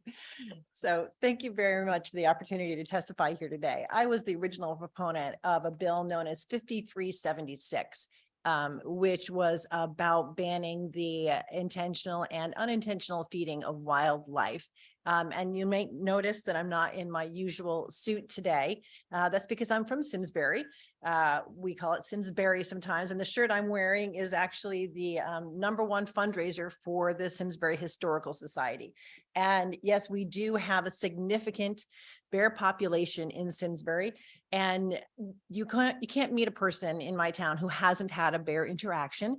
By and large, most of those interactions are not aggressive. And I've had bears in my garage. I've had bears on my porch. I've had bears in my yard.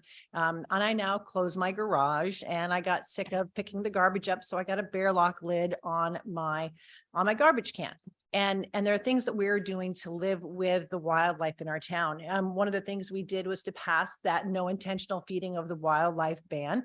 And we did that because it wasn't bears who attacked my domesticated animal, it was coyotes. And it was coyotes who were being intentionally fed by a neighbor who enjoyed it. And we went from the occasional coyote to a den of 9 coyotes living in the wetlands behind our house.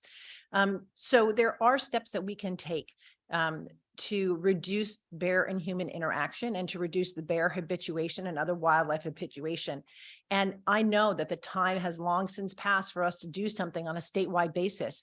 But I would really urge this committee to consider that we have not on a statewide basis yet tried or exhausted all non-lethal methods that could be used. And it's all well and good that Simsbury has a no feeding ordinance, but the bears don't really know where municipal lines are. So it doesn't do a whole lot of good if the towns next door don't have that, and if it's not well advertised, and if there aren't consequences. Which brings me to Senate Bill 1148, and some of the things that concerned me. Obviously, I've spoken, I oppose the sections that would go immediately to a limited bear hunt. But in particular, the non-feeding sections of this bill don't actually require that a written officer issue a warning letter to somebody who has been intentionally or unintentionally feeding the wildlife, and there isn't any follow-up consequence. So, as we heard from Senator Seminara, she has a constituent who is saying that they would continue to feed the wildlife even if it were against the law, but not without a consequence. So I would, in summary, just urge that, the portions of this bill that ban intentional and unintentional feeding of the wildlife really need to be tightened up so that there's an obligation and so there's some sort of consequence for it. Thank you very much for the opportunity to present to you today, and I hope you'll strongly consider the exhausting non-lethal methods beforehand. Thank you very much. Thank you, Representative Osborne. Any comments or questions from anyone in the room? Representative Mashinsky, followed by Representative Reddington Hughes. Thanks for coming in and talking about the habituation problem and trying the non-lethal first. The case in Morris really got my attention because about 6 months before the boy was bitten, I had been up there for a museum visit, and I ran into a few people who knew who I was, and they started chatting about environment stuff. And they were telling me that in the town of Morris, where they lived, somebody was had a back porch with a sliding door, and they were letting the bear come in their kitchen and feeding them because they thought it was cute. And these people wanted me to know that. They said that sooner or later a bad thing was going to happen. And so when the bad thing happened, I can't say I was shocked, because people in that very town were intentionally getting these bears to come up on the porch and feeding them. And you just know that that's going to end badly for the humans and the bears, who are probably going to get killed because they've been trained to come up on this porch by some idiot who likes to feed them. Well, that's exactly the problem that we're trying to solve for. We passed the bill in the ordinance in Simsbury because my neighbor, as I said, had been intentionally feeding the coyotes. And I personally consider the coyotes to be far more dangerous because there's never not an aggressive interaction with a coyote.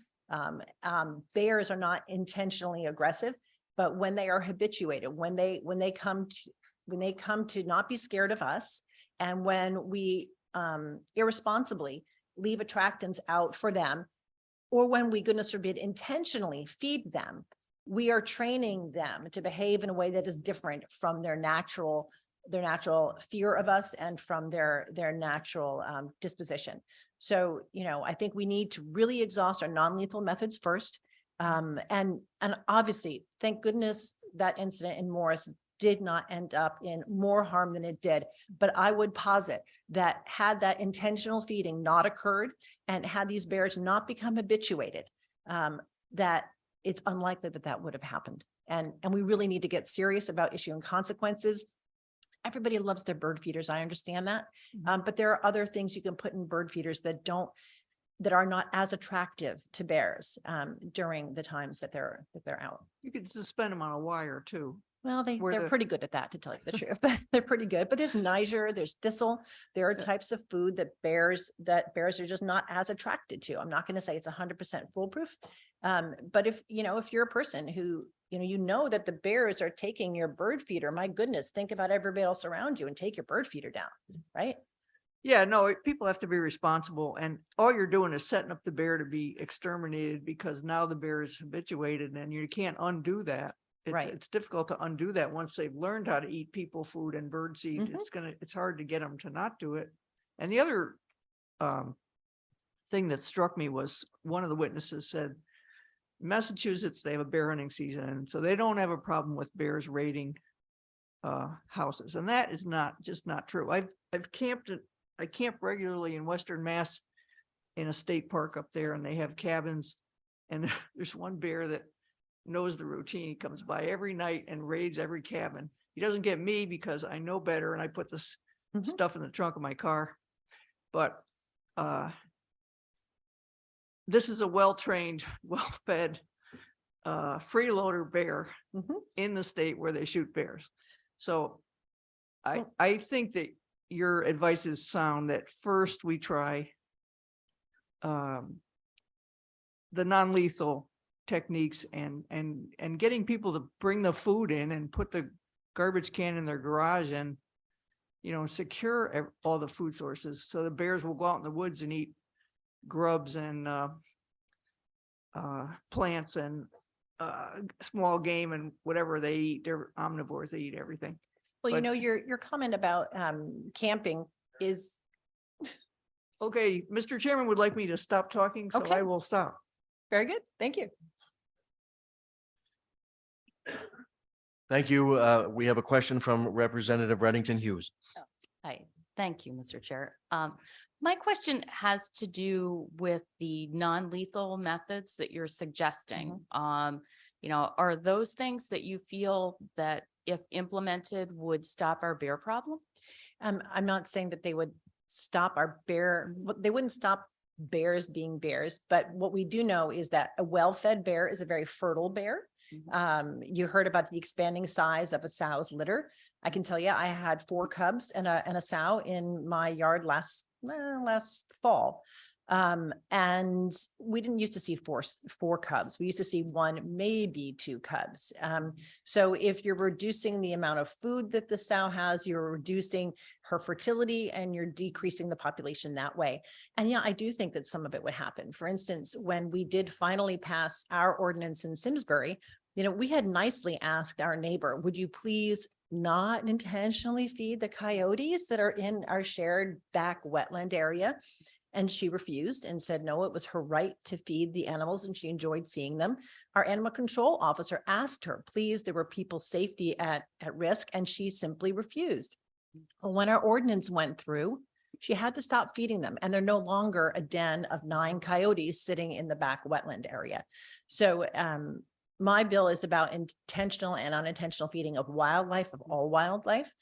So it addresses more than just the bears. But yes, we need to be responsible about what we're doing with bears. When, Representative Mushinsky's comments earlier reminded me that, people who are camping understand we're in the bear land. So we don't keep our food in our tent when we're camping, and yet we somehow don't.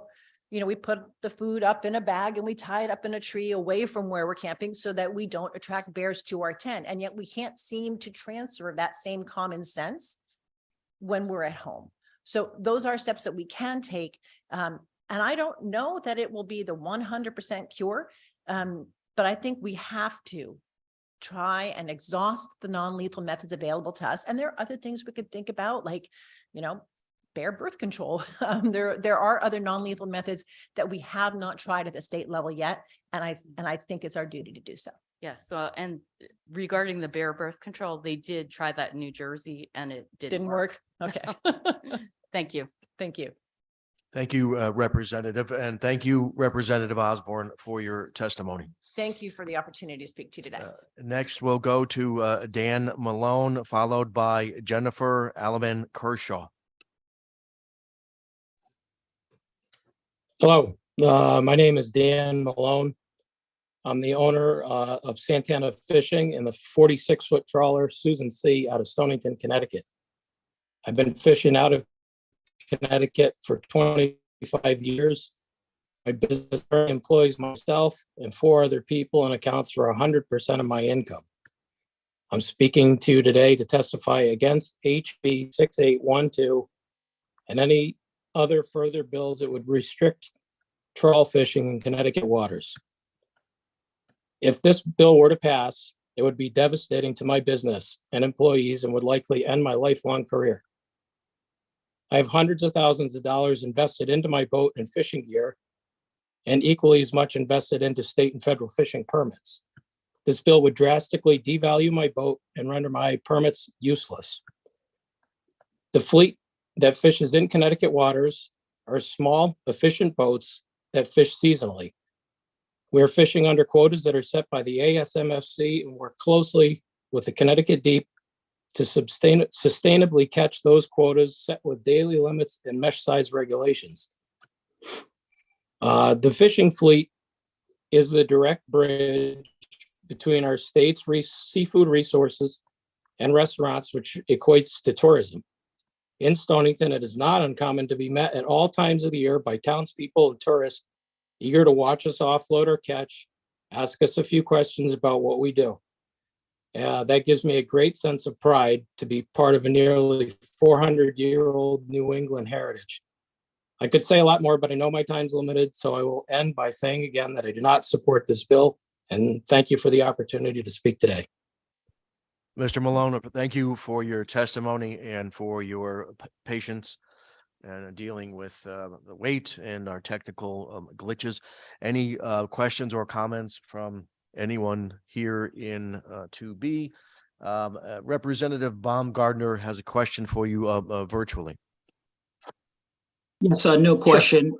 Just wanted to thank Dan for coming up to testify and thank him for his continued commitment to ensuring that the really less commercial fishing fleet in Stonington has a workforce that stands ready to ensure that the industry has years to go and so that future generations can also take part in this important industry. So thank you again, Dan.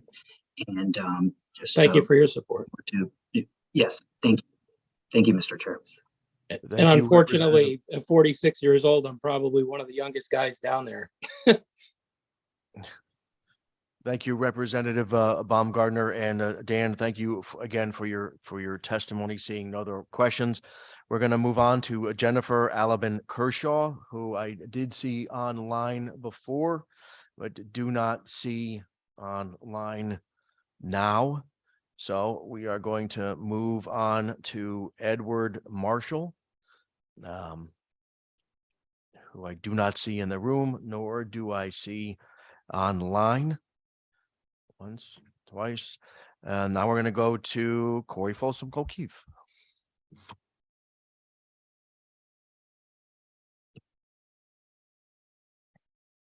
Mr. Chairman, Robert LaFrance with Audubon, Connecticut. I'm here to introduce Corey Folsom. We know who Corey Folsom O'Keefe is. Make sure I was available to answer any questions. Don't interrupt her. Yes, sir. Hi, Corey. Hi, Joe. Thank you for having me here today to testify. I'm going to be testifying about HB 6813. I'm the Director of Bird Conservation for Audubon, Connecticut, which is the state office of the National Audubon Society.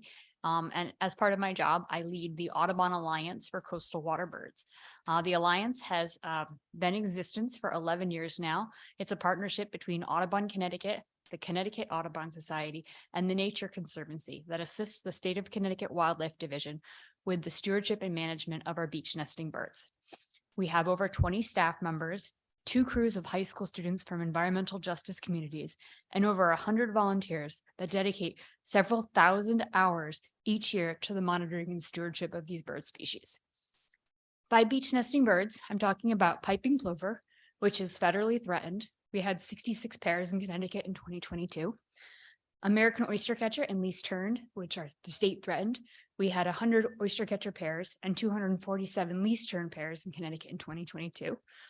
Common terns, which are a state species of special concern, and black skimmers, which are a threatened species in New York.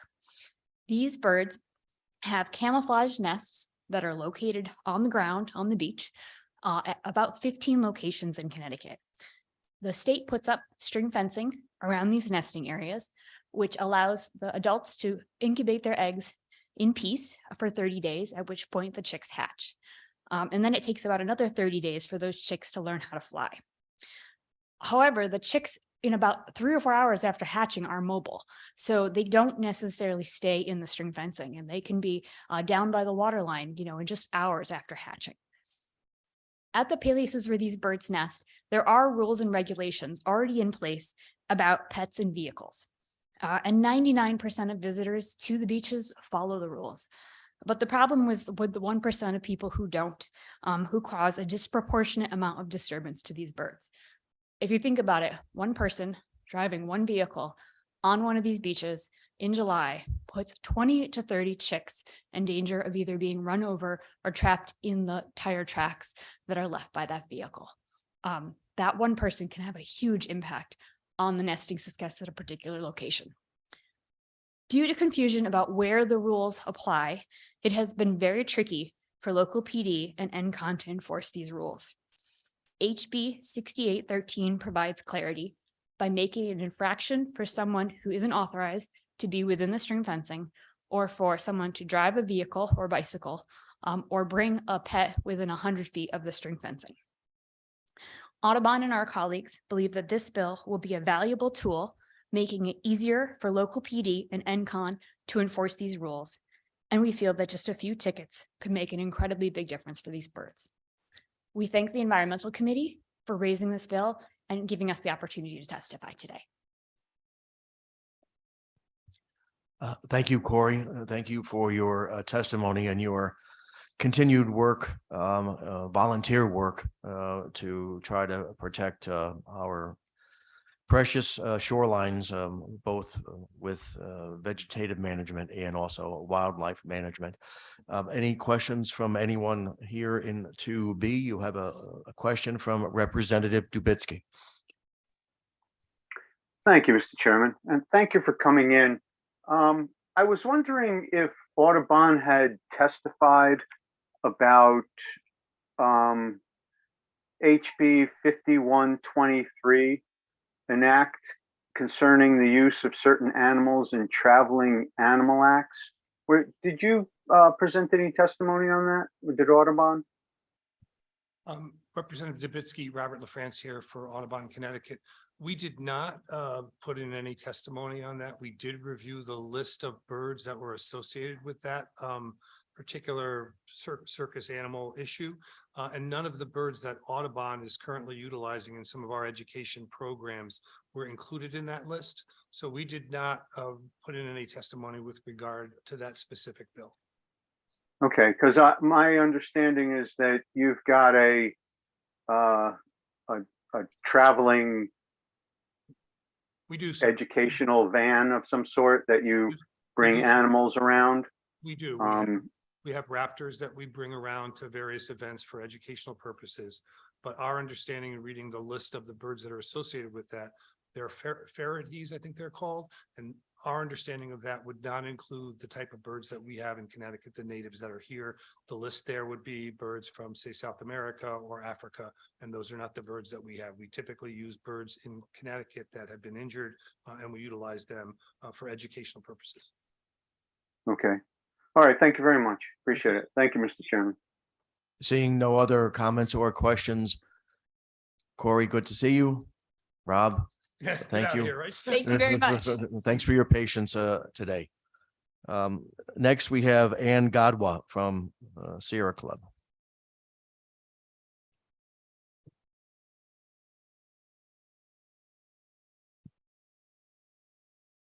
Good afternoon, Chairs Lopes and Gresco and distinguished members of the Environment Committee. My name is Ann Gadwa, and I'm the Advocacy Outreach Organizer for Sierra Club Connecticut, and I live in Litchfield County. I thank you for the opportunity to testify on a couple bills today. Sierra Club Connecticut supports SB 1147 with modifications to make the law as strong as possible. This bill would help communities already overburdened by pollution. It would help protect the environment, the air and water quality, and the public health of the communities from the cumulative impacts of more polluting facilities. This update to the environmental justice law would give DEEP and the Siting Council the ability to deny or modify permits based solely on the fact that the community the facility would be sited in is already overburdened with pollution. Under the current law, as long as they cross every T and dot every I in the permit, the project gets approved. This has got to change. Our recommendations to strengthen the bill language is as followed. We need to ensure that deep in the siting council shall, not just may, deny new and expanded permits applications for affecting facilities, require community resident involvement in negotiating community benefits agreements, and require that if a permit for an affecting facility is granted, deep in the siting council shall impose conditions on the constructions and operations of the facility to help protect public health. Let this be the year we protect all communities in Connecticut from added pollution and toxic emissions. For far too long, our environmental justice communities here in Connecticut have disproportionately bore the burden of pollution and the fossil fuel economy. It is not right, it is not fair, and it is unjust. Sierra Club Connecticut opposes SB 1148. While we do support prohibiting bird feeders and other unintentional and intentional feeding of bears, we believe this bill is inherently flawed due to the language that would allow a 50 bear hunting lottery in Litchfield County. Sierra Club is disappointed that for years advocates have been coming to the legislature and to DEEP with proven techniques and strategies for minimizing human bear interactions, and they have not been taken up with any sort of real commitment or diligence. And now there's this extreme measure of a 50 bear hunt lottery with no real proof that it'll work. There are numerous studies that say that hunts do not reduce these negative interactions with bears. Non-lethal and humane solutions exist to avoid these problematic encounters, as proven by Bear Smart programs all around the country, which focused on community-based attractant removal and public education. Bears are an important part of the forest ecosystem. They help regulate insect populations, dispense seeds, open canopies, and amend soils. They're slow to reproduce. Diane, if you could wrap up, please. I didn't hear the bell. All right, I didn't hear no bell. Everyone got mad at my loud buzzer, so we was silent now. All right, so I'll quickly, all right. They're an important part of, we need to coexist peacefully with them. Sierra Club Connecticut also supports SB 1145 with modifications. You can read those in our testimony, and you all know what the bill will do. We applaud the addition of emission standards for small engines as well. We have recommendations to strengthen the bill you could see, and thank you very much. And on a personal note, I live in New Hartford right now, and I grew up in Sanesfield, Massachusetts. So I just want to say on a personal level, I support HB 5214, protecting the Upper Farmington River, because it's awesome and close to my heart. So thank you. Any questions? Thank welcome. you. Any questions, Representative Anderson? Thank you, Ms. Gadwa. Thanks for your advocacy and hanging in there all day and supporting 5214. I know you, Sierra Club represents a lot of folks in Connecticut, so just want to know if you need another minute to add anything.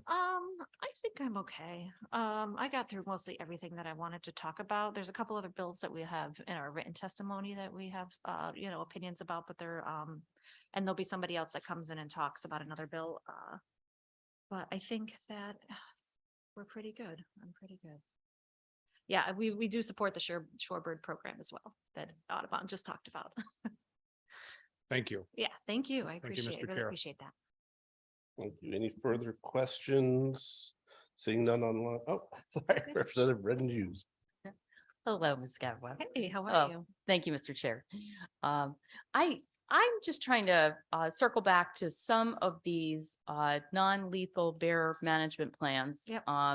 I'm just interested in what those may be and what states have implemented them that had a bear problem that show a success story. Okay, so there is a website, bearsmart.com, and then we'll talk about all the different ones for them. I am probably not the best person to answer like any of those kind of like technical biological questions. There's some people coming up in like 5 that are wildlife biologists and really experts on this field, and that's who I listen to and trust for my information. Yeah. So no, not one state comes to mind. Yeah, I'm gonna have to defer. Okay, thank you. Yep, thanks. All right, any further questions? Seeing none, the only thing I got to say is I owe you an apology in the hallway out there. Okay. I actually thought I was distracted. I thought you were somebody else, and that Oh, shouldn't happen. I know you very well. That happened twice my to me this week. My brain was elsewhere. All right, seeing no further questions. Thank you. Yep. Have a good day. Let's hope we get this right. I have Jessica Canizares. Hi there.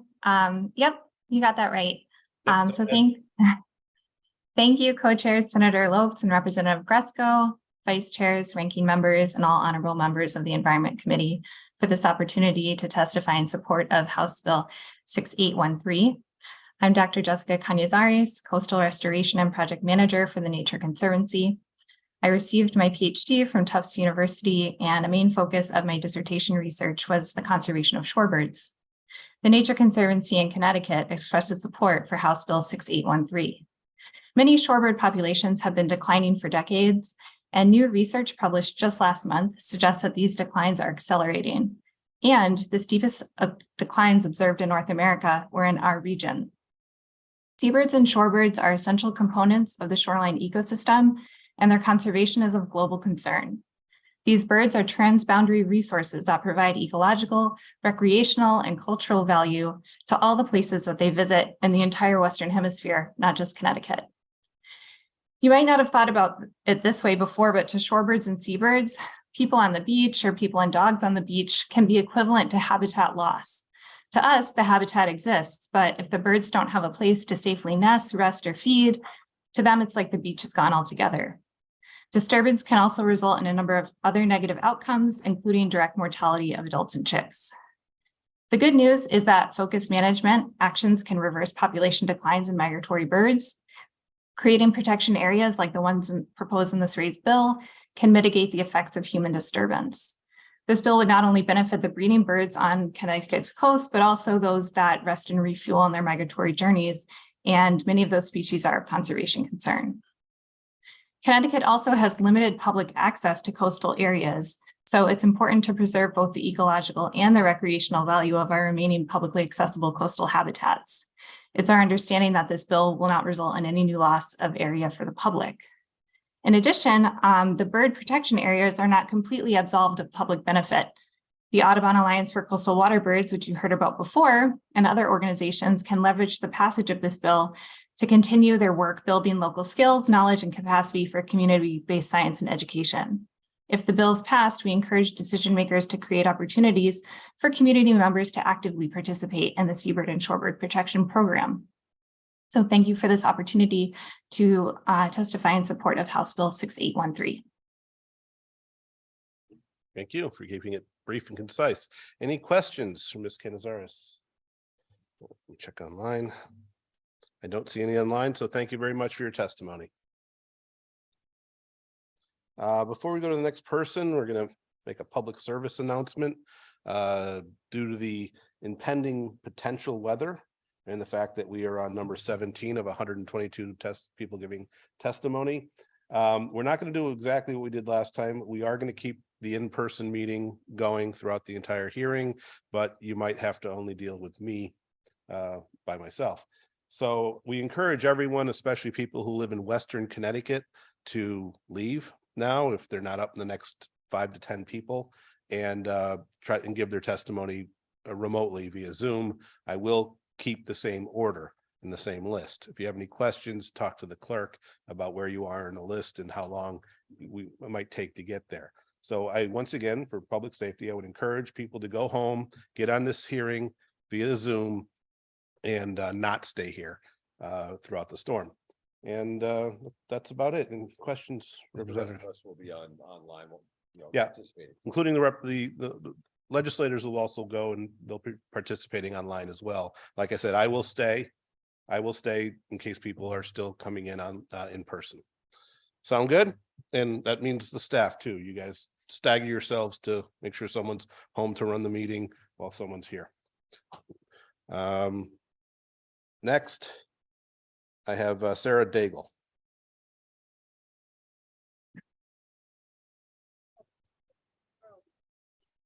She's all set, you're saying? Okay. Gabriela Campos.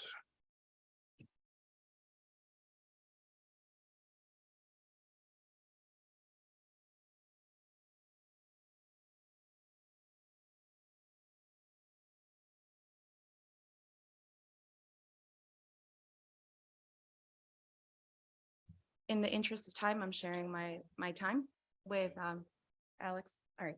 So my name is Gabriela Campos. I live in New Haven, Connecticut, and I'm here to, I presented written testimony, and I support a number of bills that help our environment, but I want to speak to you today about Senate Bill 1147. And I want to let you know that in my city alone, there are 7 offending and heavily polluting facilities. I'm very concerned about my youngest son who had to leave because he's now developing asthma when there are heavy fumes over the Tomlin Bridge from the many oil farms. There's, I'm sorry, what? 1, 2, 3, 4 oil farms in that area. We literally get sick to our stomachs. There is a power plant next to where children from the entire region play baseball. And of course, the power plant runs the most during the summer when the children are mostly there. And so it is very important to me as a mother and someone that has lived in Connecticut for a long time and been involved in a number of issues to really ensure that DEEP can fully serve us. Currently, when I've been part of other groups, the complaint is DEEP can't do anything. They have their hands tied. We must change the language for it to say shall. There needs to be protections for areas like mine that are overburdened, which coincidentally was the first reservation in the United States. I think I'm just going to leave it there and let Alex go into the nitty-gritty.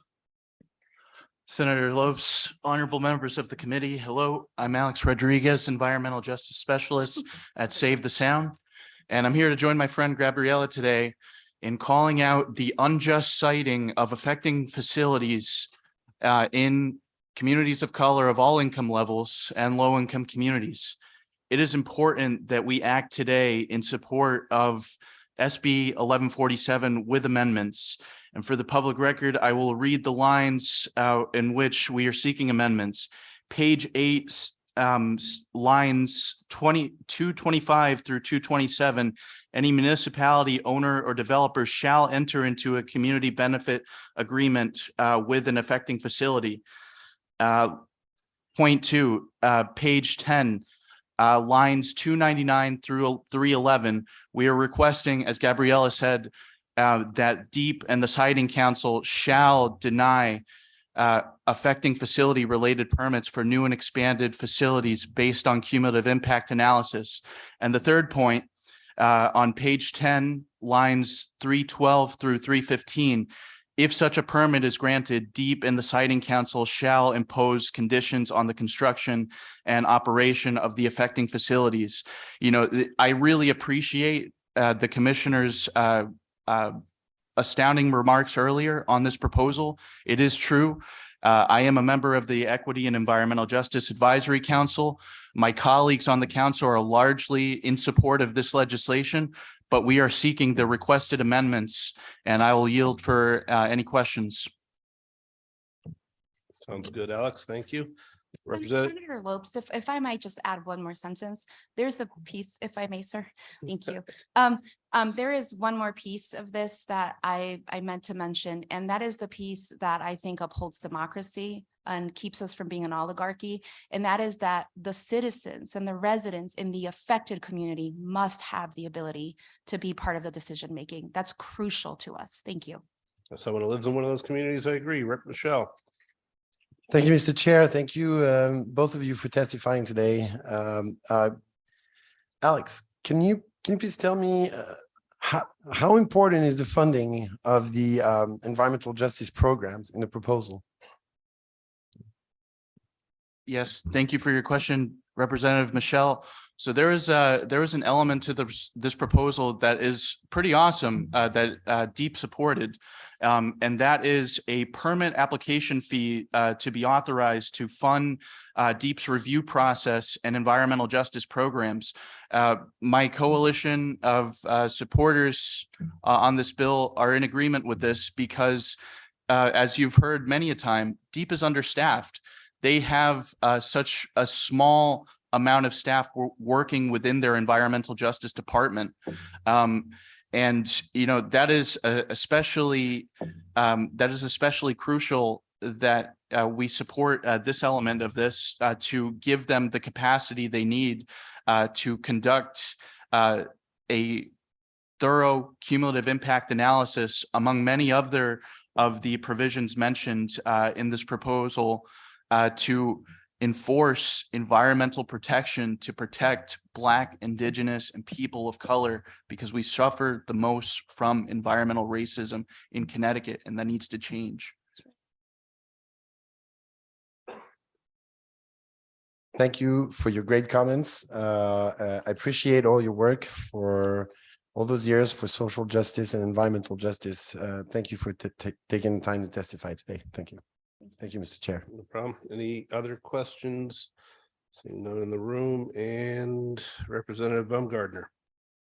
Thank you, Mr. Chair, and thank you, Alex and Gabriella, for coming out to. Apologies, I'm going to turn off the TV. For coming out to testify in support of this very important environmental justice legislation. A quick question for Alex. I understand you're a part of the CJAC committee, and I was wondering if you can speak to the work you've done on that committee and some of the discussions you've held with respect to environmental justice with the coalition of folks on this issue. Yes.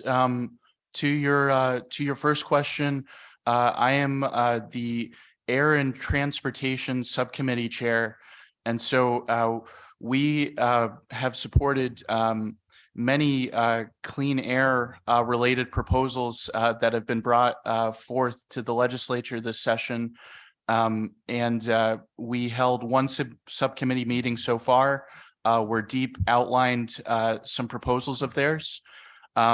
And then that was followed by a special session of the CJAC, the Connecticut Equity and Environmental Justice Advisory Council. Deep called for a meeting on this proposal specifically, SB 1147, as well as the governor's waste management proposal. And to your second question, I have really only organized people on in support of this particular piece of legislation. You heard from my colleague, Attorney Rothenberger, earlier in the hearing, speaking to a lot of the same clean air arguments that we have for this piece of legislation right here. And so I just want to state for the record that is, that is our focus at Save the Sound, among many other things, fighting for policies that improve clean air, and the resiliency of communities along the Long Island Sound and Connecticut at large. And lastly, if I were to go on to the Deep website and learn about environmental justice communities, if I want to see if I live in an environmental justice community, what tools can I use to do that? Deep has a list of environmental justice communities on their website under the environmental justice category. And they have put together the criteria for what makes an environmental justice community based on data from the Department of Economic and Community Development, as well as the proximity of communities to certain affecting facilities in the state of Connecticut. It was pointed out earlier in the hearing that there is a map that Deep has that helps people identify where these affecting facilities exist.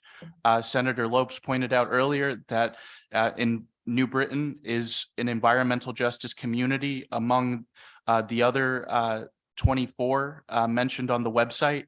It's changed every year based on percentages, varying percentages in poverty level, graduation rate, unemployment rate, and many other factors. So I encourage everybody to check out that supporting info. Thank you, Alex and Gabriella, on your leadership with respect to environmental justice, and no further questions. Thank you, Mr. Chair. Thank you. Seeing no further questions, thanks for your testimony. I'm going to say at this point separately, anyone who's still left in the room who wants to testify in person has been waiting. Please go over to this desk over here, and they'll make a list of people, and we'll see what we can do. No promises. We'll just see what we can do. Peter Consiglio. Good evening. My name's Peter Consiglio. I'd like to thank you for this opportunity to speak. I'm also the business owner of Papa C LLC and captain and owner of the Sally Marie 2. I'm here to oppose 6813 about trawling in Long Island Sound. I've been licensed for almost 46 years. I've interacted in trolling for many years. I'm in the process of putting another boat together with my son to do multi-fishing of dragging again, trap fishing, and some long lining. Long Island Sound has been the fruit of our family for many years. And stopping the trawling and other methods of fishing in this sound is just going to shut us all down. There's a handful of us here that keep this tradition going and work with DEP. And by shutting us down, we might as well just make Long Island Sound into a big aquarium. My son's 18, getting out of high school, looking forward to joining me in this adventure. What do I have for him to offer? It would be nothing. Our businesses are going to be worth nothing. We fish from Bridgeport to Stonington, depending on the time of year and species. Oh, all I'd like to bring out is I hope that this is not voted on and our livelihoods could go on. Thank you. Thank you, Mr. Consiglio. Any questions for Mr. Consiglio? Representative Baumgartner. Yes, thank you, Mr. Chair. I just want to thank you, Pete, for coming up to testify today before the Environment Committee. As you've highlighted, it's tough work, and you're out there in Long Island Sign day in and day out with your son Gino. And so just want to give you both a shout out. I think we'll be hearing from Gino shortly in his testimony, but you know, I think it's very admirable to see you know, a father raise his son in an industry that he's so passionate about. And so just want to say you've done a great job, and look forward to hearing Gino shortly. Okay, thank you. Thank you. Thank you. Actually see Gino just a couple people down. If he wants to testify now, feel free. He can have his couple minutes.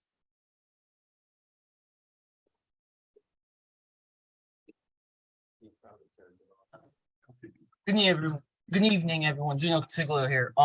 Been on the boat with my father since I was 8 or 9 years old, and loved it. Always enjoyed going out, and now I just feel like the licenses I have will not be worth anything, and you know, I will not be able to provide for my family, and can't follow my father's footsteps, which I wanted to do, but no longer could do that. The opportunity's gone, and I want, you know, I'd like to go back into the business, which I'm still in, but I don't think I'd take over the business due to what's going on. Thank you for your time. Thank you for your time. And I am against the bill. I appreciate it. You sure you don't want to do something easier like state senator? Fishing seems like an awful lot of work. I'm good. Fishing's in my blood. I'm good. All right. Never know. All right. Any questions? Representative Baumgartner, why not? Yeah, no, I just want to thank Gino. Would note, Senator, they're not mutually exclusive. But nonetheless, it's great to hear from you. Just a quick question, Gino, you know, your words, what it's like to be out on the boat. It's breathtaking. Not an easy job, but you know, it's in my blood. I love every second of it, and honestly, I wouldn't trade it for anything. I really wouldn't. That's awesome. I like it. It's in my blood, like I said. Well, keep up the great work, Gino, and it's great to see you, Pete. And we'll continue standing with you. So thank you, Mr. Chair. For your time. Thank you, Representative. Any further questions? Seeing none, thank you much. Laura Simon, followed by Henry Gunlock. Thank you. Appreciate being here. And I want to testify on behalf of the Connecticut Wildlife Rehabilitators Association. I'm also a wildlife consultant trained at Yale School of Forestry. We are vehemently opposed to both the Sunday hunting and bear hunting bills, 1148 and 1149. I think it's really important for this committee to look at what works and what doesn't. What does work, if you look around the country, there are many communities and states that have Bear Smart programs, which tackle the root cause, which is food attractants. And they've got comprehensive programs that are working in their communities. Whistler, Durango, Boulder, Lake Tahoe are just some of the examples. What doesn't work is hunting. And I go to the science, I look at the studies, I looked at 9 different studies, all of which underscored that hunting does not correlate with nuisance reduction. In Wisconsin, over a 10-year study, and Ontario, over a 7-year study, they found, for example, there was no significant correlation between harvest and subsequent conflicts. Although it may be intuitive to assume that harvesting more bears should reduce conflicts, empirical support for this assumption is lacking despite considerable research. We see this again and again. The bears that are killed are not the ones causing problems in suburban areas. Plus, it's counterproductive. You're killing bears that are eating the right things and teaching their cubs to eat the native foods, not causing problems. It's also important to understand, I know Deep said it was a terrible year for conflicts. There's a really good reason for it that nobody's talking about. And the reason is bears depend on acorns, hickory nuts, hazelnuts, beech nuts, and berries to fatten up for winter. But these food items only produce a bumper crop every 2 to 6 years, plus drought affects them. And this past season, there were no berries, there were no acorns, and hardly any foods. There was such poor fruit production. It meant that bears were extra hungry. They had to travel farther and wider to get food, and that's why people saw them more. There's always more complaints across the country when natural food availability is low. Next season, we should have a good season and much less complaints. But it's a real problem because I think the science is being misrepresented. People are flaming fears, and hunting is not going to resolve people's conflicts with bears. And it's really important for people to understand that, and really Deep would do us a much bigger favor by helping us adopt a comprehensive program like the Bear Smart programs that are working around the country. Thank you very much. Are there any questions? Representative D'Amico. Thank you, Mr. Chair. Thank you, Ms. Simon, for coming and testifying. So I think at the beginning of your oral testimony, you said that you were opposed to both 1148 and 1149, the bear bill, as well as the Sunday hunting bill. So, and I appreciate your comments on the bear bill. I want to ask you about the other one, the Sunday hunting bill. So I've been on this committee for several years, and my recollection is that when this bill comes up almost every year, the big objection is safety, and you know, for non-hunters as well as hunters. So could you speak to that a little bit? And I assume that that's part of your objection to 1149. Well, our objection is, yes, I think it's a safety issue for both wildlife and people, and obviously for people on their one day to hike and be in the woods and enjoy nature. They're going to be exposed to gunshot because this would open up hunting on public lands as well as private. And one of the forms I've testified before, one of the cruelest forms of hunting is, of course, archery hunting, because it has such a high crippling loss rate. And again, these are measures that are being done to satisfy hunters, a small percentage of the Connecticut population. It's a recreational bill. It's not intended, it's not going to resolve conflicts. It's not going to control wildlife. It's recreational only. And is it fair to take away so much of the outdoors from so much of the public just to appease a very small minority of, you know, full year round the clock hunting? Thank you, Mr. Chair. I assure you, we're not going to get into a debate. I just want to ask one more question.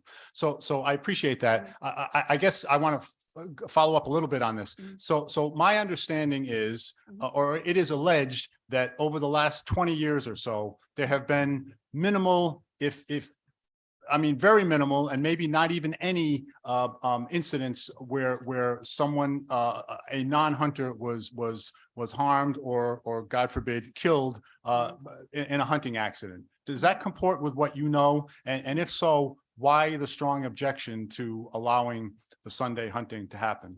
Well, it's keeping people out of the woods, whether somebody's killed. I would hope we wouldn't have to wait for somebody to get killed. But, you know, if I know, or my relatives know, friends know that there's hunting going on in a place we want to hike, we're probably not going to go hiking there. There have been accidents. I mean, in Woodbridge, Connecticut, a police officer was shot and killed. I mean, there have been accidents, whether they're hunters or non-hunters. It's not safe to have people in the woods with guns, shooting at animals and, you know, unintentionally shooting each other. But, you know, I think we all need a day of leisure, wildlife included. Sounds good. Rep. Michelle. Thank you, Mr. Chair. Thank you, Ms. Simon, for testifying today. Just was going to ask you in terms of 1148, what do you think should be done when cubs are orphaned? Well, it's unfortunate because we have a facility right here in Connecticut that has a state-of-the-art bear enclosure. If bears are orphaned, they need to be taken in. They should not be left to die. And DEEP's policy has been to leave the cubs to die. As we saw in Newtown, you know, cubs that were 11 and 13 pounds, we were told they're fine on their own, they're self-sufficient, and they were anything but. So if we're going to try to prevent them from being orphaned, and this bill would actually create an overwhelming number of cubs becoming orphaned when their mother is killed. Remember, cubs spend about 18 months with their mother. They need her for protection and to learn how to be bears. So this bill would actually create more orphaning, but we do need a facility here in Connecticut to take in the orphans. And the Beardsley Zoo, I'm very concerned about. That being stated, right now, dialogue is occurring to maybe create a bear rehabilitation program at the Beardsley Zoo. And I have nothing against the Beardsley Zoo, but it is not appropriate for bear rehabilitation. I mean, bears can smell a mile away. They're going to be exposed, you know, inadvertently to human smells and sounds, which will help to habituate them to people, and then they're released and you know, get into trouble. So I just think we need to come up with good protocols and have a bear a cub rehabilitation program here in the state. And we have a facility, we just need it to happen. Thank you very much for testifying and for all that you do with the CWRA. Thank you very much. And thank you, Mr. Chair. Rep. Cooley. Thank you, Mr. Chair. Thank you for coming in and testifying. You used Durango and Boulder, Colorado as examples of non-hunting exemplars, if you will. Does Colorado have a black bear hunting season? Colorado does, but I want to, I think it's really important to distinguish between a bear hunt for recreation, which a lot of states have, versus a bear hunt that's being promoted to resolve nuisance conflicts. And I think if we're going to have a bear hunt in this state, we should tell the Connecticut people, let them weigh in. Do you want a recreational bear hunt in Connecticut? But couching it as a measure to control nuisance conflicts is disingenuous and misleading because the science doesn't support it. You are not seeing hunts reducing science. You're using example of 2 locations in Colorado in which there is a bear hunt. Thank you very much. Thank you, Mr. Chairman. That's it. You're kind of confusing what I said. These were communities that have bear smart programs to reduce food attractants, and that is reducing conflicts. Further questions? Seeing none in the room or online. Thank you very much for your testimony, Ms. Simon. I am just out of courtesy for respecting your time. I know we made a list of people who are still in the room, and I'm going to start. Let's list a couple names. Joe Petruzzi, Bruce Tolhurst, Joel Liza, Charles Catania, Keith Schneider, Joe Laporta. I just got to say to you guys, you're pretty far out in the list. If we go 3 minutes a person and nobody asks questions, we won't reach you for 3 hours. I just want you guys to understand the reality of what you're facing. 3 hours to hit the first guy, which is Joe, and to hit the last one, let's see, maybe a couple hours after that. So if you have the capacity to go home and get on your phone or get on a computer and do this remotely, I recommend you do it. If you want to hang out with me until midnight, I love the company. What do we got now? We got Henry Gunlock. followed by Juliana LaRue.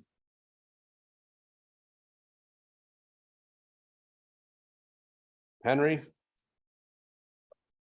Not seeing Henry. All right. Juliana LaRue, I believe I see you online. Yes, hello. Thank you for having me testify here today. My name is Juliana LaRue, and I am the Climate Policy and Outreach Coordinator at Connecticut League of Conservation Voters. I'm going to be focusing on one bill, and you will be hearing later on from the League's Executive Director, Lori Brown, on several more bills that are on your agenda today, in particular in support for the climate bill, Senate Bill 1145, and in opposition to Senate Bill 1148, the hunting of black bears. Today, I am in support of an amended Bill 1147 that will strengthen the current environmental justice program. We recommend that the bill be strengthened by requiring the Department of Energy and Environmental Protection and Siting Council to shall consider both current and future cumulative polluting effects on the air, water, land, and quality of life of vulnerable populations when issuing permits for polluting facilities. We know that environmental factors such as air pollution can contribute to asthma. Studies have shown that only 6% of adults in wealthy towns have asthma, while 16% of adults in cities like New Haven, Waterbury, Hartford, and Bridgeport have the condition. Students in New Haven, Hartford, Waterbury, and Bridgeport had the highest asthma rate at 19.2%, while students from communities such as Darien, Madison, and Greenwich with the highest socioeconomic classification had the lowest at 7.4%. The lowest socioeconomic classified cities hold 20% of all potential pollution sources, have over 600 potential pollution sources. These have 71% of the state's minority population as well. The numbers show that the greater exposure to environmental hazards like particulate matter from facilities lead to poor health in urban communities. I'm going to tell you a quote from Albert Einstein. The world will not be destroyed by those who do evil, but by those who watch them without doing anything.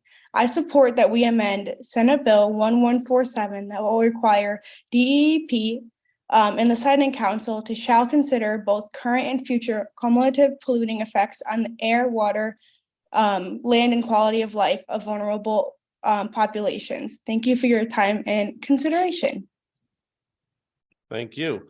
Are there any questions from Ms. LaRue? If I'm pronouncing that correctly, hopefully. Not seeing any. Thank you for your time and patience. Thank you. Next, we'll have Ali Peck, followed by Afshar Rohia.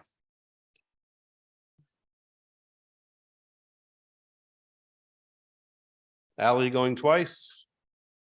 Ali going third time. Nope. Okay. Mr. Rohia or Miss? I can't hear you, Mike. Oh, thank you. Oh, the names are reversed. Thanks. It's on my list the other way around. Please proceed. Thank you, distinguished members of the Environment Committee. My name is Rosia Afshar. I'm an attorney and resident of the town of Farmington. I'm here today to testify in support of SB 1149, an act eliminating all restrictions for Sunday hunting on public and private property. As Jose Ortega, Spain's leading philosopher of the 20th century, put it, and I quote, "Life is a dynamic interchange between man and his surroundings. Hunting is part of man's very nature. It is a universal and impassioned sport. It is the purest form of human happiness. Until about 2 years ago, I shared the view that some of you may hold about hunting. I condemned it.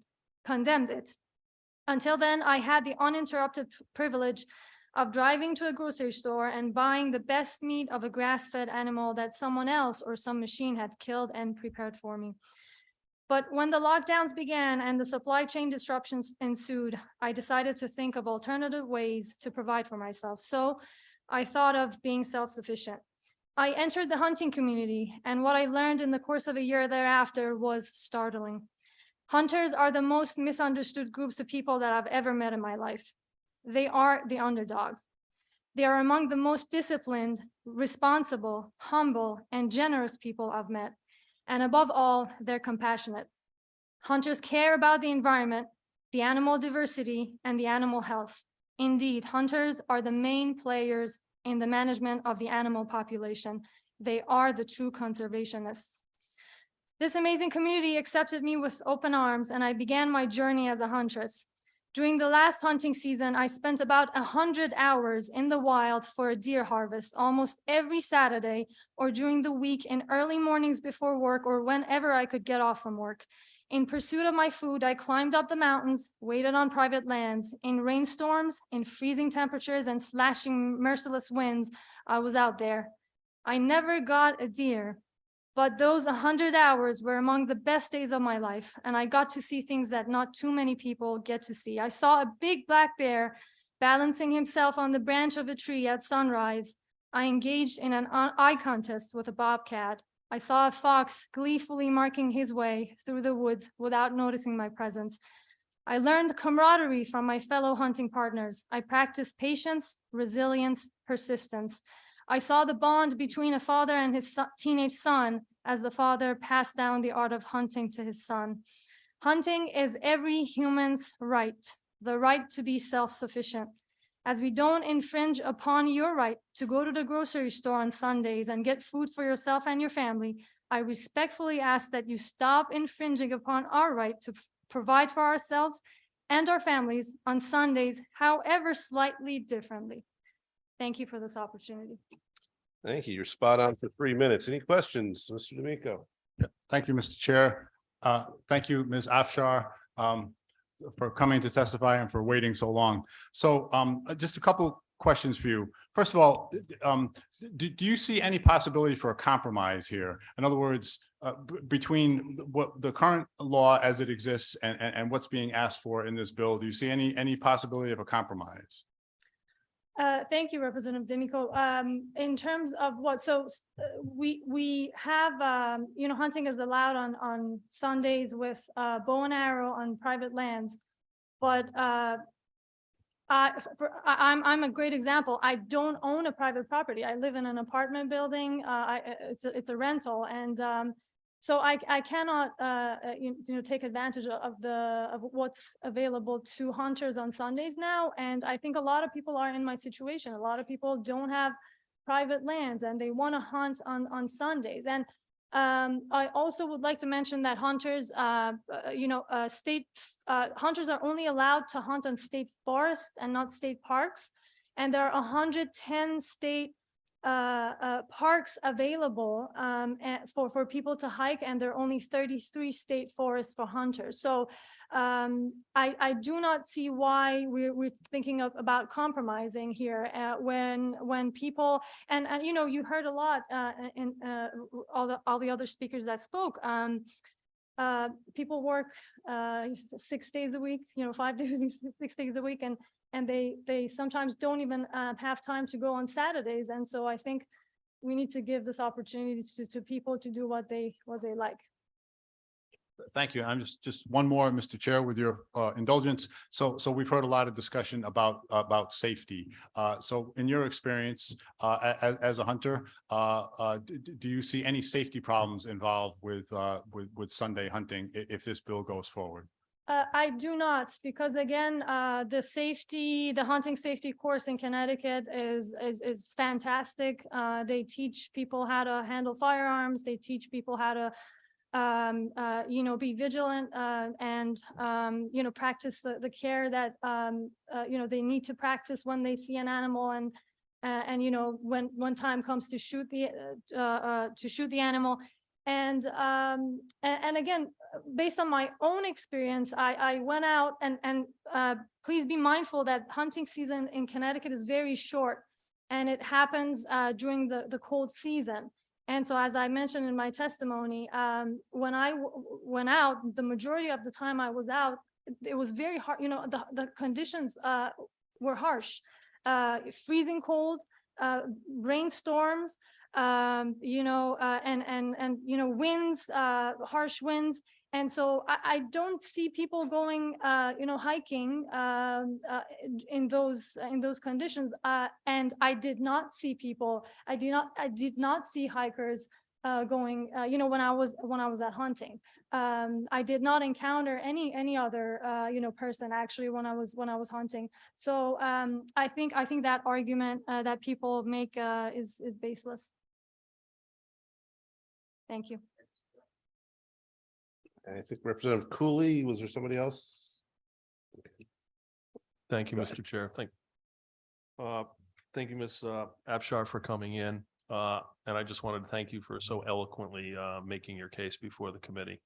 Thank you very much. Thank you, Mr. Chair. Representative Reddington Hughes. Thank you, Ms. Afshar, and so eloquently telling us about hunting itself. I just wanted to know if this bill is passed, what will this mean to hunters and their families? This is a dream come true for hunters. Hunters have been deprived of the right to do what they love to do on Sundays, and this will truly be a dream come true for them. We have people who live off of they are hunting guides.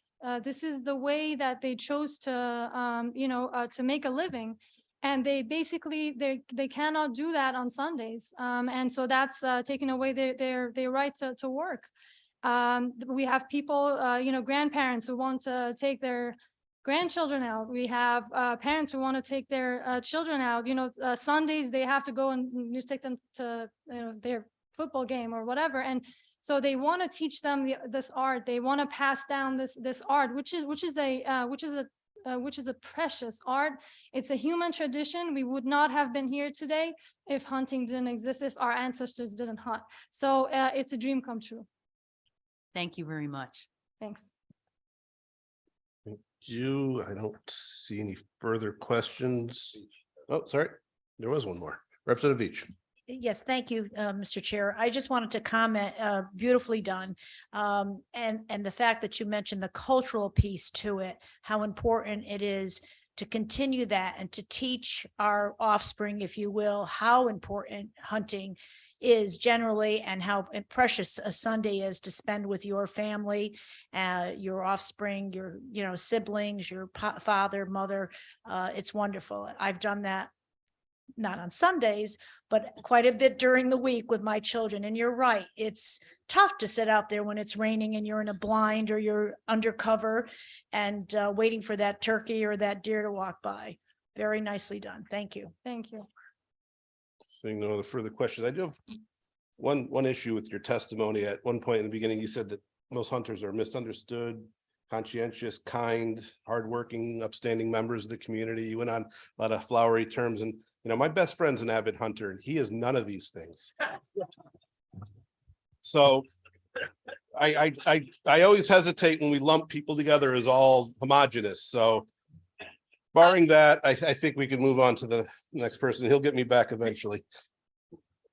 John Duty, followed by Angel Serrano.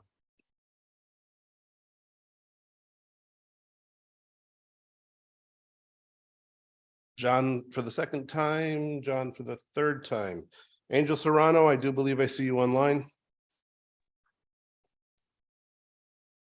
Oh, I did. There you are. Yes.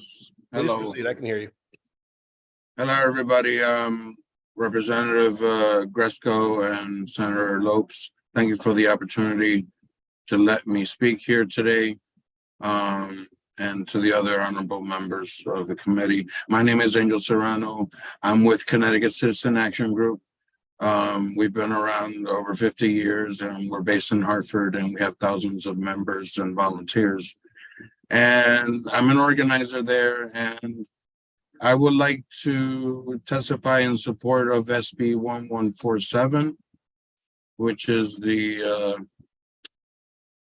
an act concerning the environmental justice program of the Department of Energy and Environmental Protection. I support that bill with some amendments. The amended version ensures DEEP and the Sitting Council shall deny new and expanded applications for affecting facilities in already overburdened communities based on cumulative impact analysis. As you all know, these toxic materials, when people ingest them or breathe them in, they're not just, you know, a daily and that's it kind of thing. It doesn't really go away. Some of these materials stay in your body and they accumulate over time. And as a public health concern, we would love if you know, that data is based on cumulative impact. And the second thing I would require to have community resident involvement in negotiating community environmental benefit agreements. The more people participate, the more fair the process is, and the more informed the people can be. And so they should definitely be a part of those benefit agreements. And number 3, require that if a permit for an affected facility is granted, that DEEP and the City Council shall impose conditions on the construction and operations of the facility to help protect public health. So even if something is going to be built, it should have some standards that is going to not affect the public health of the community around it, and the construction of it should have a minimal impact on the community surrounding that project. That is basically all that I wanted to say about that. So support with the amended version, and that's what I'm here for today. So I yield the rest of my. Any questions from Mr. Serrano? Seeing none online. Thank you very much, Angel. Nice seeing you again. Right. Next, I'm going to go to Molly Connors.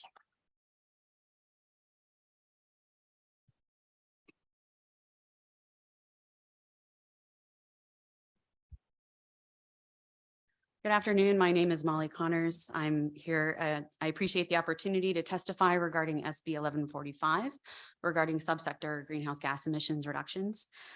For the record, my name is Molly Connors. I'm with the New England Power Generators Association. We are the trade association that represents the merchant or non-utility owned power plants in the region. For some context, our members employ more than 4,000 people throughout New England. We own and operate about 90% of the installed electric capacity in the region, which is about 25,000 megawatts. And specific to Connecticut, our members employ about 1,200 people. They own or operate about 7,800 megawatts of electricity generation. Of that, roughly 7,800, 2,000 of them are carbon free.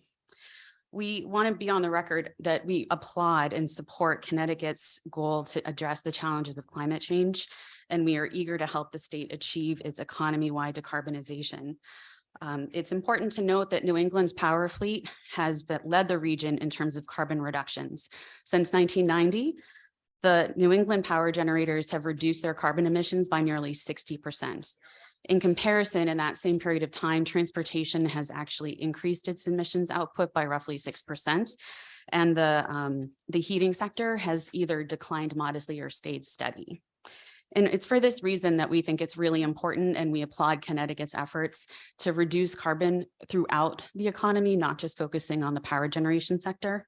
And we believe that the power generators are actually going to be critical partners as we pursue those efforts. We are here because I want to point out that one portion of the bill, 1145, Section 5, we actually believe will work at odds with Connecticut's goals for decarbonization. Specifically, we think Section 5 will inadvertently undermine your overall decarbonization goals because they would incentivize the premature and uneconomic retirement of the power plants that are needed for the reliability of the electric grid. This in turn could increase costs and undermine reliability, which in turn would discourage people from switching to electrification, such as electric vehicles and electric heat pumps. And put simply, for economy-wide decarbonization to work, families and businesses need to have confidence that they can rely on and afford their electricity. The power plants in Connecticut operate in complex and highly regulated competitive electricity markets. In the end, the language specified in section 5 of 1145 sets out processes that are completely at odds with the conditions that those power plants are operating in. I'll end on this note. I know it's tempting to assume that automatically emissions will go down if you close a given power plant, but in fact, every significant study regarding the reliability of the future grid contemplates the operation of some fossil units. The idea is just to make sure that the least polluting of them are running at a given time. Sounds good. Any questions from Ms. Connors? Rep. Anderson. Ms. Connors, I know you represent a large constituency, so I had to make sure you said everything that you needed to, but I guess what the people you represent, what are the breakdown and the source of the power? Okay, natural that's gas? a really good question. So NEPCA represents 17 or 18 different companies that own or operate just about every type of power generator. So they do operate, fossil units like oil and natural gas and dual fuel and nuclear, but some of them are the largest developers of renewables in the country as well. So solar, wind, battery storage as well. So do you think some of the state's timetables for decarbonization are realistic, or do we need to rely more on natural gas and nuclear?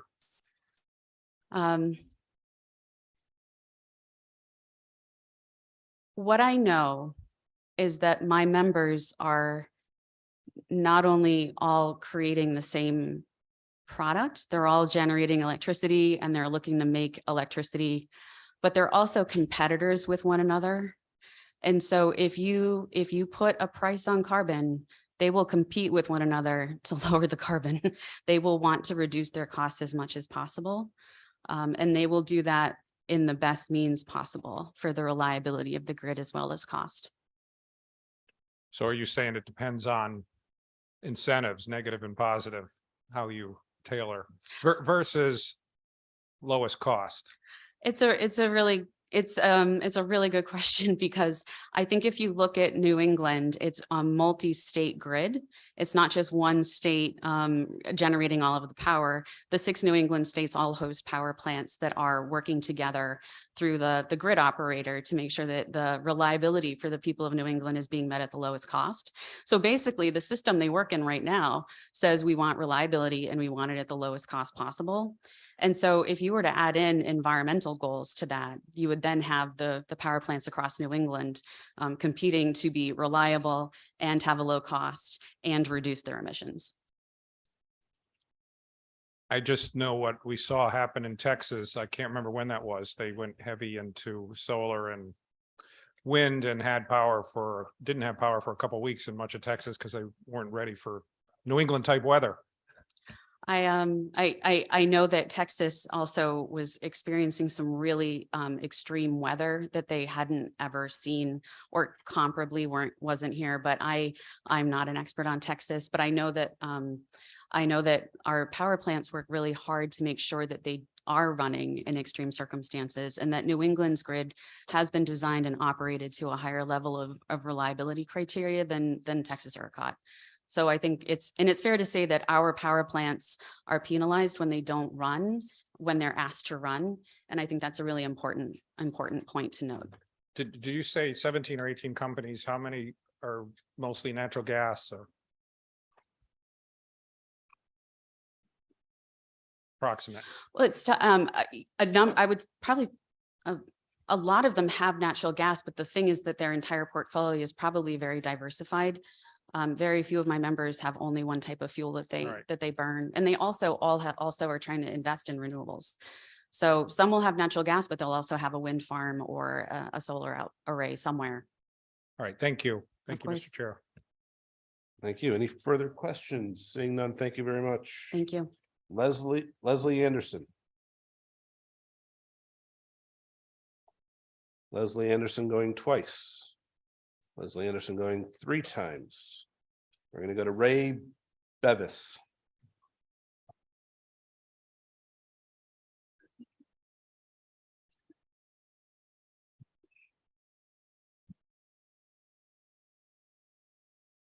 Please proceed. Senator Lopes, if you don't mind, we're going to start going up in two at a time in respect of the committee. All right. With me is Joe Laporta. My name is Ray Beavis, Wolcott, Connecticut. I'm speaking in support of the bear hunting bill and also in support of Sunday hunting.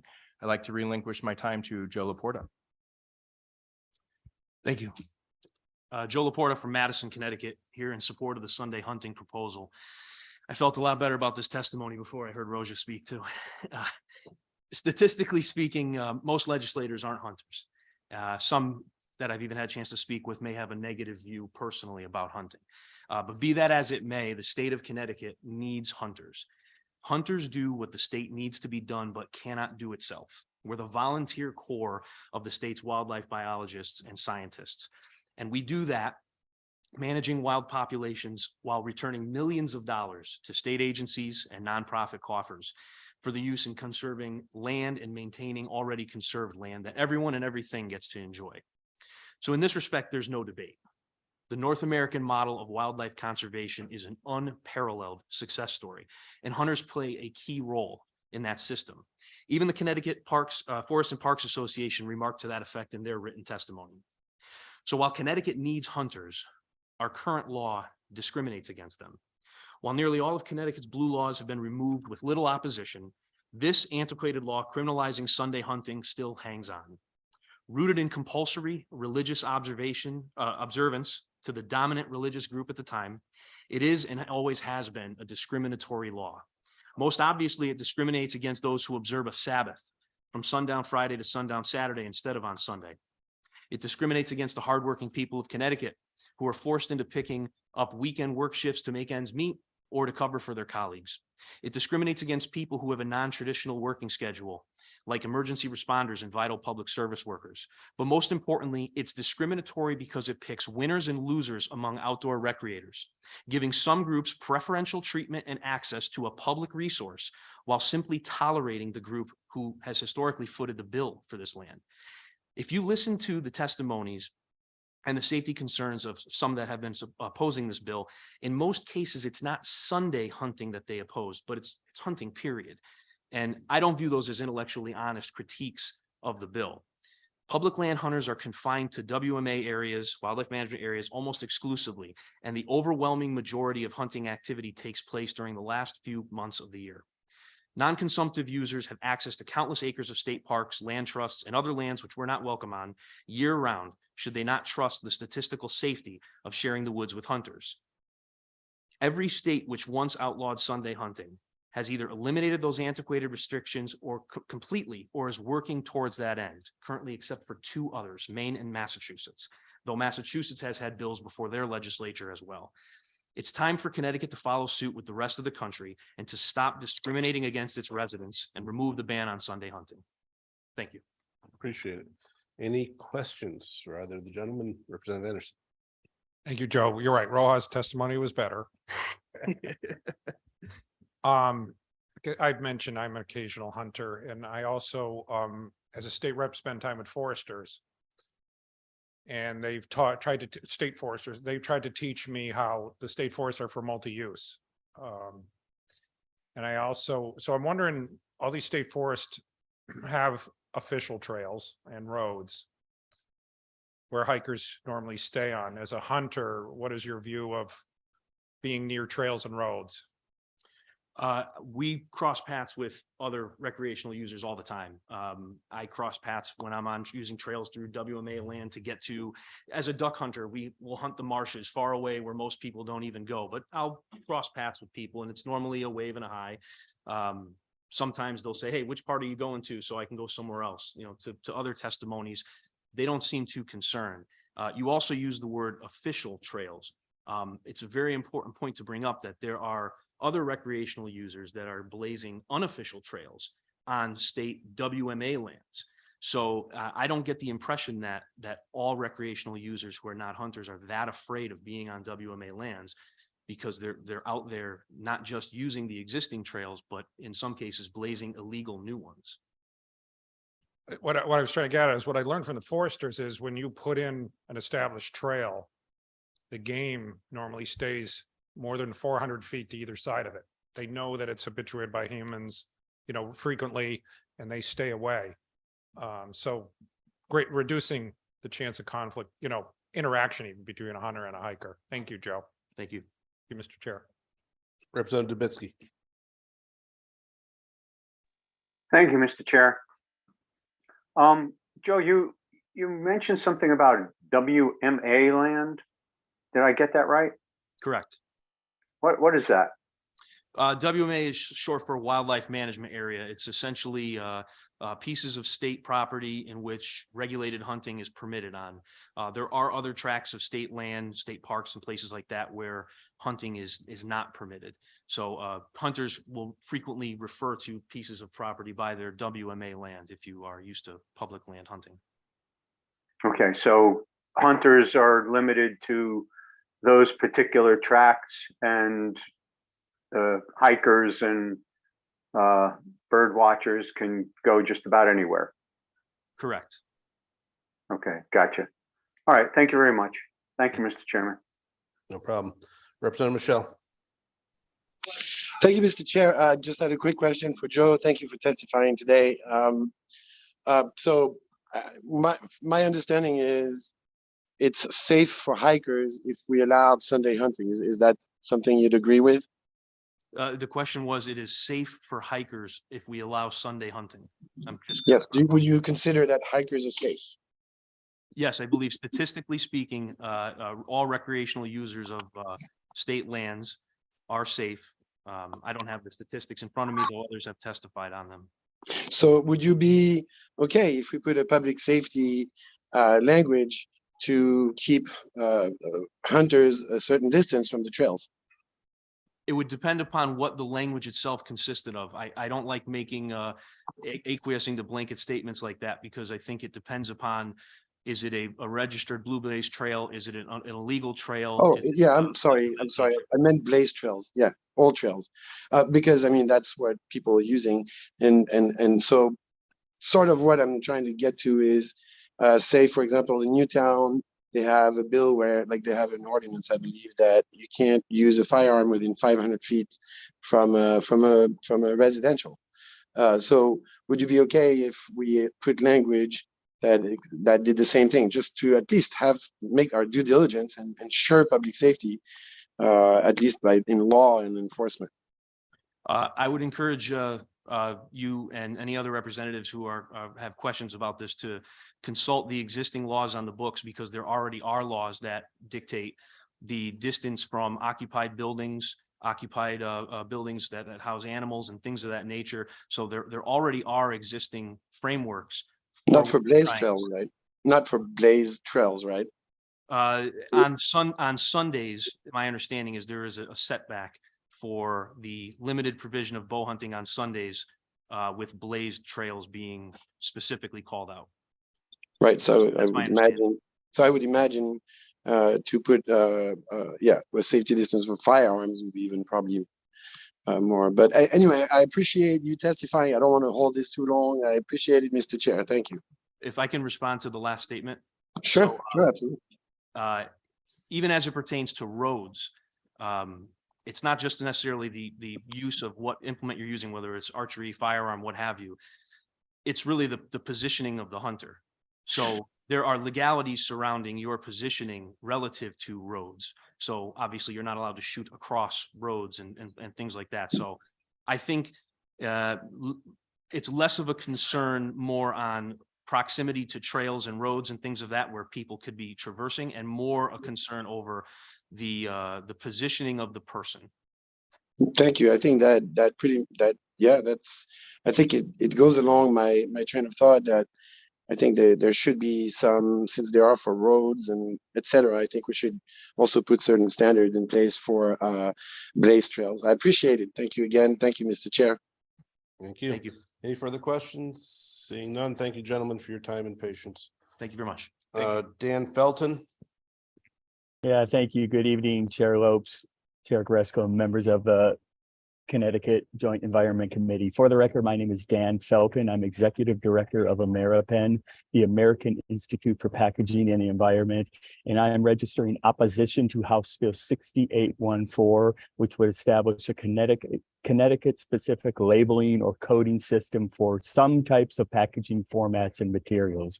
By way of background, AmeriPen is a trade association that represents the entire packaging value chain. By that, I mean material suppliers, packaging manufacturers, brand owners who use that packaging. We also have recyclers within our membership. Many companies that operate and move product in and out of Connecticut. And my understanding, I suspect the intent behind 6814 is to reduce the amount of packaging ending up in landfills, ending up in waterways, ending up on roadways, and to reduce consumer confusion and reduce contamination. Those are all goals AmeriPen supports. However, we're opposed to 6814 as currently drafted because it will set up a state-specific coding or labeling requirement for only some types of packaging formats and only some types of packaging materials. We believe that's only going to add more to consumer confusion, contamination, and actually more probably going to landfills than less running through recycling systems. And again, for that reason, we are opposed to the bill. I am happy to answer any questions, but want to also remind the committee members that in addition to confusion it may cause within the state, there are also neighboring states of yours that have requirements as well for packaging, and it's highly unlikely that any packaging manufacturer covered under this bill would only be producing and distributing product in Connecticut. I think we understand the interstate commerce connection here and about being able to freely move products throughout the states in the Northeast. So with that, I do want to thank you. I want to give a commitment to this committee that AmeriPen is very committed to working to find a way to reduce that consumer confusion, reduce contamination, get more packaging back into the recycling stream. We just don't think this particular method outlined in House Bill 6814 is the way to do that. Thank you, and I'm happy to answer any questions. Thank you. Representative Palm. Thank you, Mr. Chair. Mr. Felton, hi, thanks for being here. Christine Palm speaking. I'm Vice Chair of the Environment Committee. We who consider ourselves environmentalists often get frustrated with industries that say we'd like to be part of the solution. I'm questioning why you haven't taken upon yourself, you, the plastics industry in general, to create such a system. When people are confused, as you're acknowledging there is confusion out there, who should be responsible for fixing this problem? Yeah, I very much appreciate that question, Representative. And I should have said this on the onset, that my particular trade association represents all materials. So not only plastics, but glass, paper, aluminum, steel.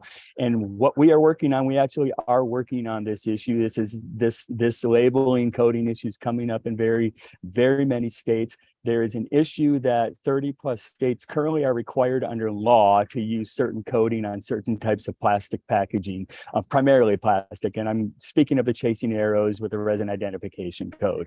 That under law in 30 states is what packaging manufacturers must do. We're looking, understanding, and trying to reduce that consumer confusion along with increased packaging recycling. Is we're actually looking at trying to get something done at the national level. That's where we see is the best path forward, and we are committed. AmeriPen's deeply involved in that discussion right now to try to lift the responsibility on this particular issue from the states, which are 30-plus-year-old laws that are in place for 30 plus states, and see if we can get something more uniform to help everybody lift all boats together. So you have my commitment. We are working on that, but to add a new requirement in Connecticut with something that will be, as currently drafted, very foreign to any consumer, just is going to add to the problem. Well, I appreciate very much the sentiment of what you said, but to prepare for this meeting, I just grabbed some recent plastic from my own household, and I try to avoid it as best I can. This container right here, PEAT 5, PEAT, for those who don't know, stands for polyethylene terephthalate. This thing says compostable. This thing says PEAT 1, PETE1. This, which your olives come in, has another, it says PEAT 1. The cafe in the LOB, our own state produces this thing, which says Pete 5, please recycle.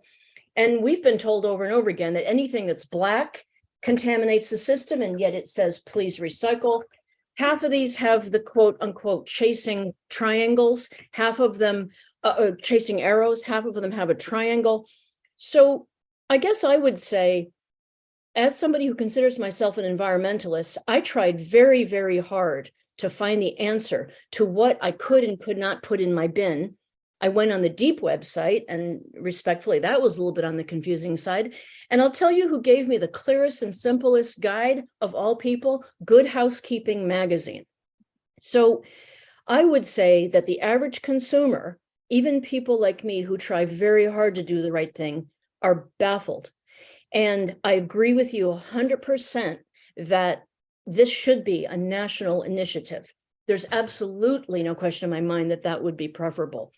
But a lot of us are tired of waiting for manufacturers to do the right thing. Because if they all did the right thing out of the gate, half of the work of this Environment Committee would disappear overnight. So to that end, I'm in favor of this bill and worked hard with a young environmentalist to pass it because nobody is doing anything.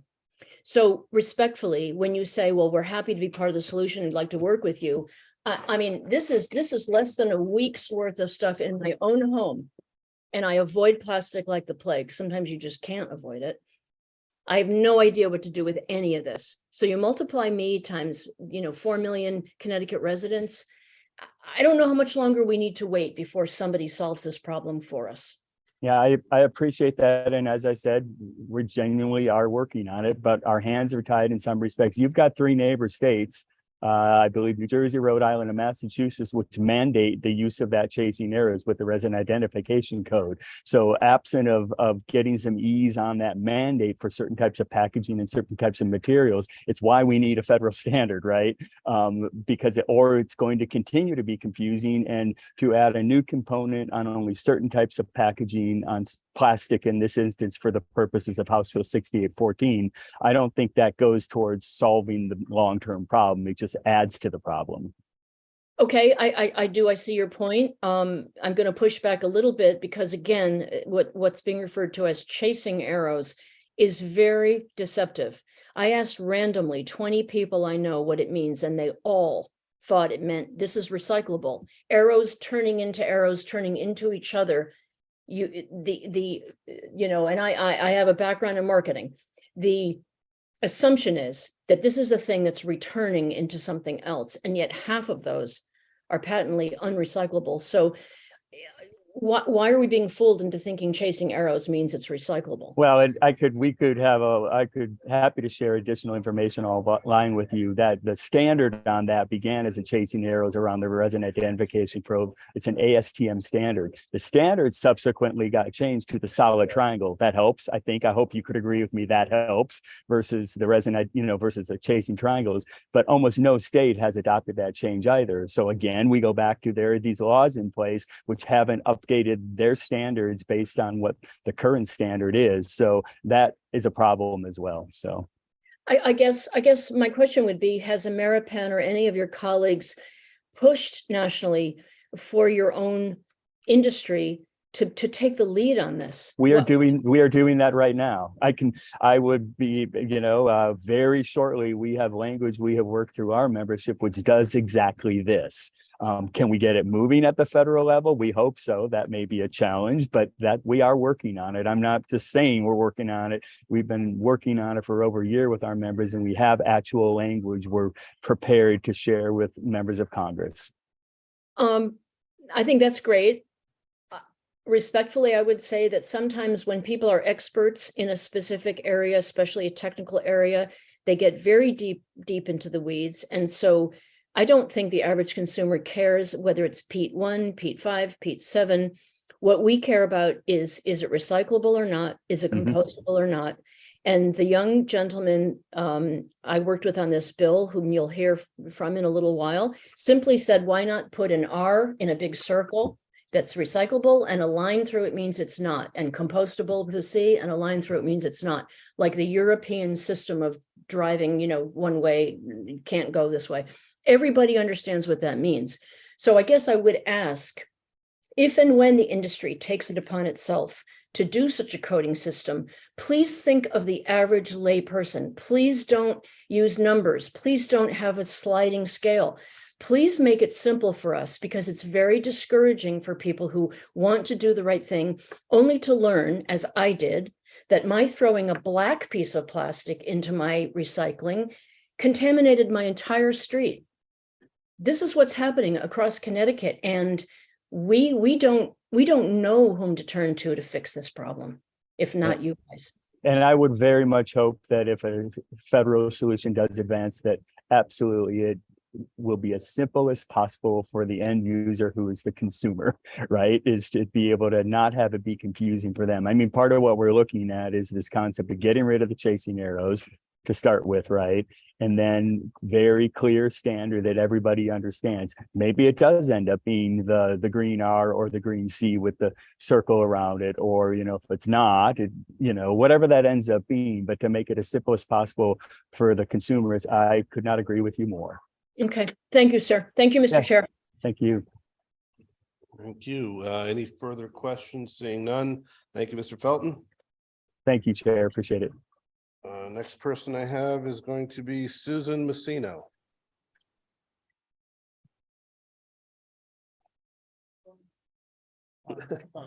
We start the clock as soon as you get off the seat. Well, I know everyone's trying to get home, so I want to respect your time. Susan Messino, I signed up as a member of the Connecticut Coalition to Protect Bears. I'm a scientist. I've testified before you before. I want to say I'm not opposed to killing animals for a good reason: food, research, injury, public safety. I support hunting deer, for example. I primarily eat meat. I do medical research, and my job involves killing animals on nearly a daily basis. I'm opposing 1148 because it's being presented under false pretenses. I was a member of the Wildlife Management Working Group that met in 2019 to 2020, organized by then Senator Kevin Whitcoast. Invited to the group were Representative D'Amico, DEEP, Connecticut League of Conservation Voters, forest ecologist, very experienced animal control officer, and legal and logistical staff.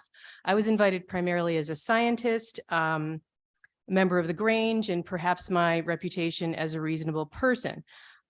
We reviewed the scientific literature and a range of communities across the country, looking at proven solutions to human-bear interactions that we've discussed. I could go into more details. We also reviewed DEEP's policies. They have a very detailed policies for dealing with problem bears. It goes from category 1 to category 4. I think sharing this information would help the public to feel less vulnerable. It's also important to educate the public on how bears become habituated. It's a learning process that takes repeated exposure over time, which is why there can be an intervention. I hope that wasn't the bell. Okay, thank you. I heard something. In the end, it's not random. It can be prevented, and preventing habituated bears can't be addressed by killing random bears in the woods. I want to mention that Simsbury Animal Control Officer Mark Rudowitz, former Special Forces, K-9, Hartford Mounted Police, 17 years in Simsbury, which is the bear capital of Connecticut, concurred on this 100%. He said they're not aggressive. It's always food. When he would show up in his patrol car, the bear would leave because they knew that he was going to be a pain, maybe yell at them, shoot them with beanbags, whatever. He didn't even have to get out of his car. They just leave. So any homeowner can create that same connection between being a real pain, uncomfortable, not giving food that Mark did. And I know the gentleman simulated a gunshot, but he would have blanks. I have a large dinner bell. 2 years ago, a bear was at someone's neighbor's trash. I ran out there cleaning the dinner bell. We haven't seen a bear in my neighborhood in 2 years. We give out wildlife deterrents at my Grange. We have bear smart whistles, and we have a shaker can thing. People love them. They're picking them up like crazy. So in conclusion, and I think that was the bell, can I have one more sentence? I'm sorry, I did run. The DEP just testified today that their report was to tell people not to feed bears when they're waking up from hibernation. If you look at the report, it doesn't even mention that until page 11 out of 13, and it's extremely vague. They don't mention hazing until page 11 out of 13. It just says scare away bears. There's no specific advice. It doesn't even say when bears wake up. So I just think that there's really a lot more we can do. And bears are smart. They're going to learn where they can and can't be hunted. There's a real risk it's going to actually drive them into areas with more people. Thank you. Oh, Stick around, never know. Any questions? Representative Anderson. Thank you, Susan. I Yes. think you were at my induction to the Granby Grange. yes. Welcome. Thank you. So I was interested, you're not opposed to hunting. Could the bear population get to a point where you would consider that bear hunting is okay? Well, I'm glad you asked that because you said you did put in your Excel sheet. Are you the one that did that? Yeah. So the thing is, bear numbers are controlled by habitat and social interactions. So to do that kind of extrapolation isn't really realistic in terms of bears are an apex species. So their populations are not controlled by, we don't need to control them. They are self-controlled by habitat and social interactions. So who knows, maybe if we keep on feeding them a buffet of human food and they start going past the carrying capacity, which we estimate is 3,000 bears, maybe we do need to do something. Like there's situations with wild boars. That's another situation where I support hunting, where there's overpopulation of wild boars, like in Florida, and they're trashing, these ecosystems down there. So that would be a situation. Thank you for your thoughtful testimony. Thank you. Mr. Chair. Thank you. I don't see any further questions, so thank you very much. Thank you. Like I say, Representative Anderson, keep testifying and talking about your district, but you've never mentioned anything important. You have a faux noodle bar called Tiger Belly in your district. It's fantastic. Give us good advice, Just point. Lucas Hodgson. Lucas Hodgson twice. Lucas Hodgson a third time. All right. Bounce over to Michael Stepsky. Michael Stepsky. Okay. Wayne Pesci. Good afternoon, Senator Lopes, and to all the distinguished members of the committee. My name is Wayne Pesch. I'm president of the Connecticut Food Association. On behalf of Connecticut's food retail industry, I urge you to support Senate Bill 1143 with some specific modifications and additions. Prior to the most recent bottle law change, grocery stores collected approximately 700 million units annually. In 2023, local grocery stores will collect and recycle over 1 billion deposited bottles and cans.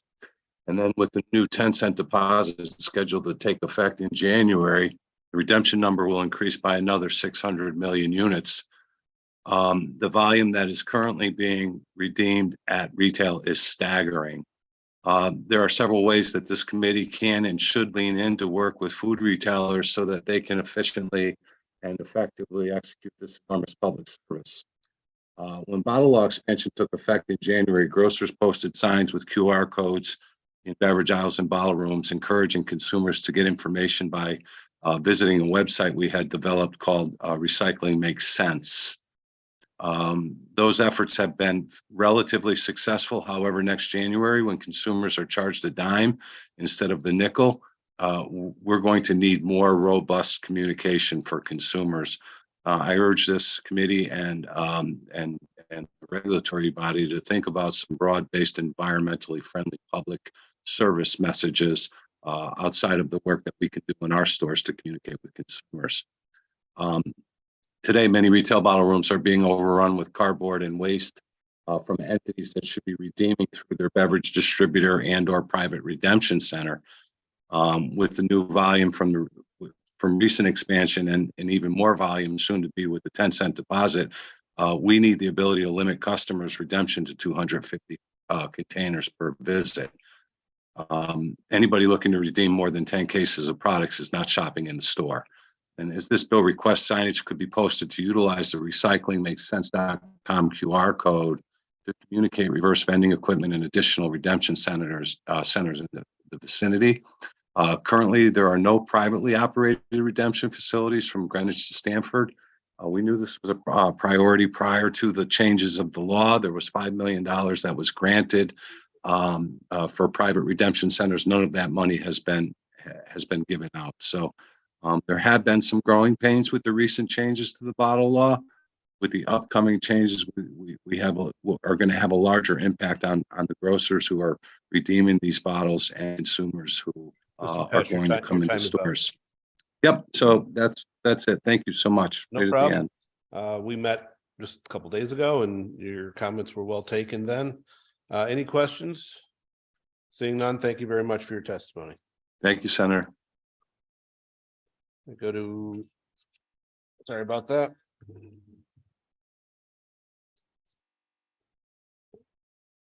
That will. I go to Annie Hornish.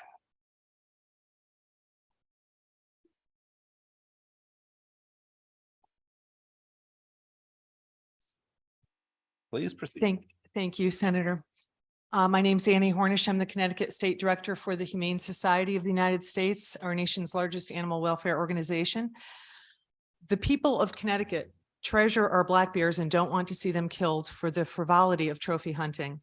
There was a recent large study, the American Wildlife Value Study, that found that people all across the country, including here in Connecticut, desire peaceful coexistence with wildlife. Another poll from February 2023 found that Connecticut voters were strongly opposed to a trophy bear hunt and strongly support a policy that would require DEEP to move orphan bear cubs into a bear sanctuary. The American Wildlife Values Study also found DEEP's culture to be misaligned with the values of the people of Connecticut.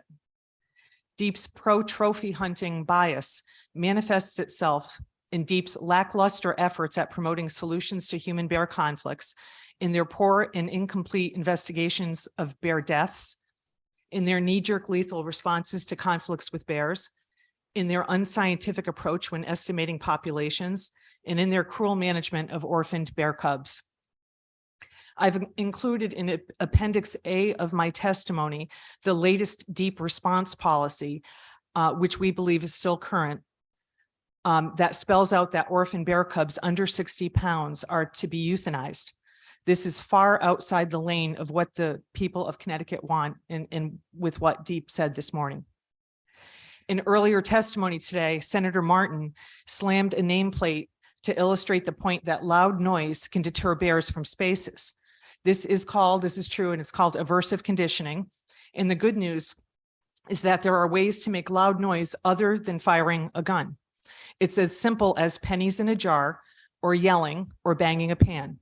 We should be training bears to be uncomfortable in going to human neighborhoods to find food and comfortable in their home in the woods, foraging on natural food sources and training their cubs to do the same.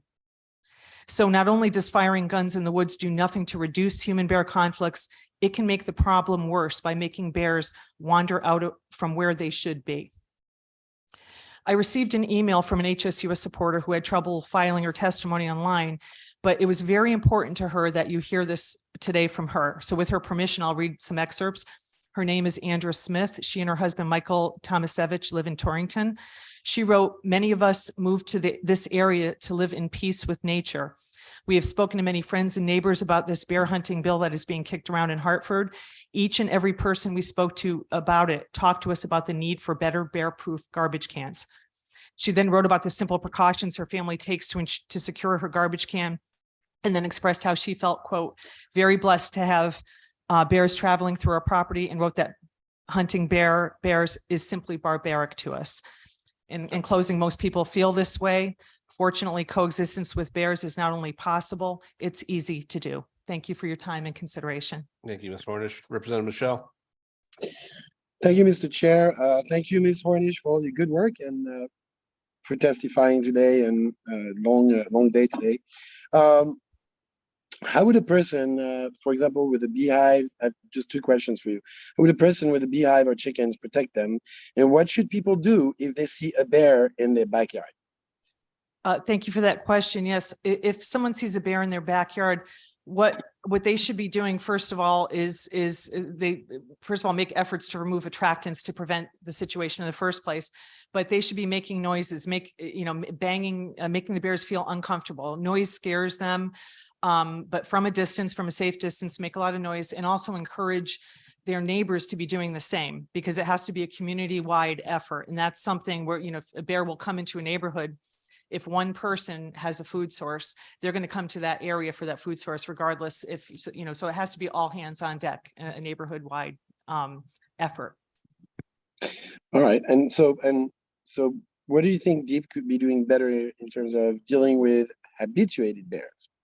Yeah, I think Deep I know you talked about the aversive conditioning, but there could be training, right, and etc. Yes, in addition to more robust public education efforts, they're starting to do that now, which is good. But they should be training first responders in techniques of aversive conditioning, like firing rubber bullets.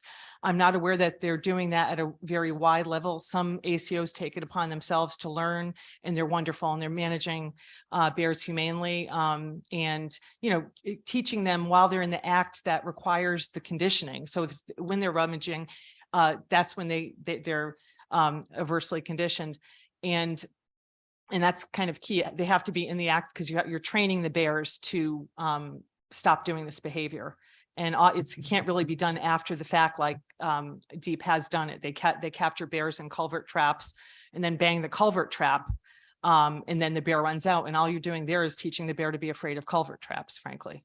Right, and that example, I remember hearing of an example like this, but it wasn't done like close enough in time. Some deep agent was beating on a drum with a bear inside, and apparently it was a while after something had happened, which is, I guess this would not be the technique, but it would have to be done in a certain amount of time.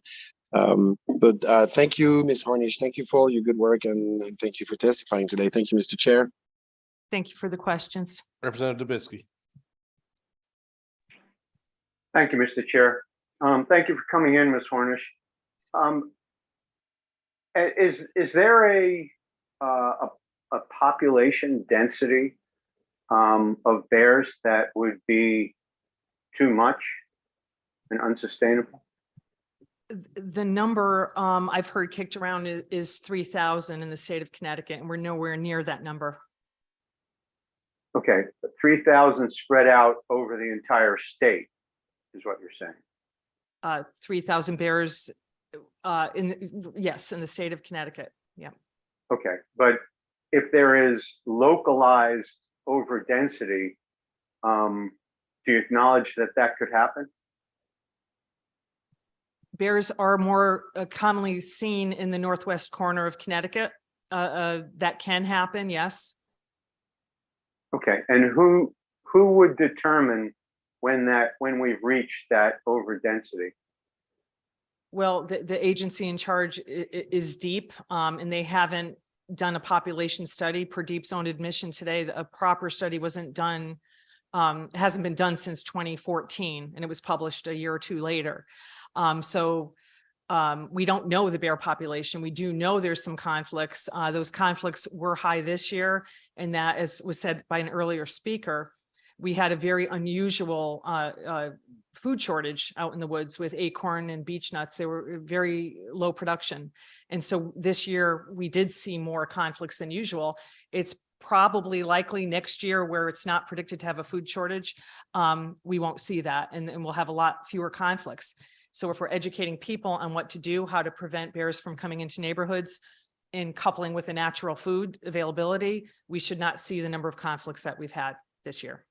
Okay, so Deep is the agency that would make that determination as to when a given location has an overdensity. They are charged with that responsibility. Yes. Okay, but you don't believe them. I've heard a lot of inconsistencies with what they said, with how they're framing their management of orphan bears. For example, I was present when in the Bobby the Bear situation in the woods, and helped to facilitate public attention on the matter so that action could be taken to get those cubs to safety. But I observed them firsthand miscalculating the size of the bears, sending the police in to get the groups kicked out of the woods, so they couldn't rescue the bears, frankly. And so I saw them firsthand what they were capable of doing, and I was a bit shocked, frankly. Okay, so if Deep is incompetent to do its job, who should be doing it? Well, I would not be opposed to the creation of a new state agency, the Office of the Animal Advocate, to start taking over duties that manage animal welfare issues. Okay, so you think there should be a new agency separate and apart from DEEP as essentially attorneys for wild animals? I don't know if you need attorneys for wild animals. I'm not sure how that's relevant, but I do think that we have to do better with caring for our wildlife. The people of Connecticut there's a value shift going on where they're appreciating the value of coexistence and how important that is to our ecosystems. The value of— Okay, so so you've got a new agency staffed by advocates for wild animals.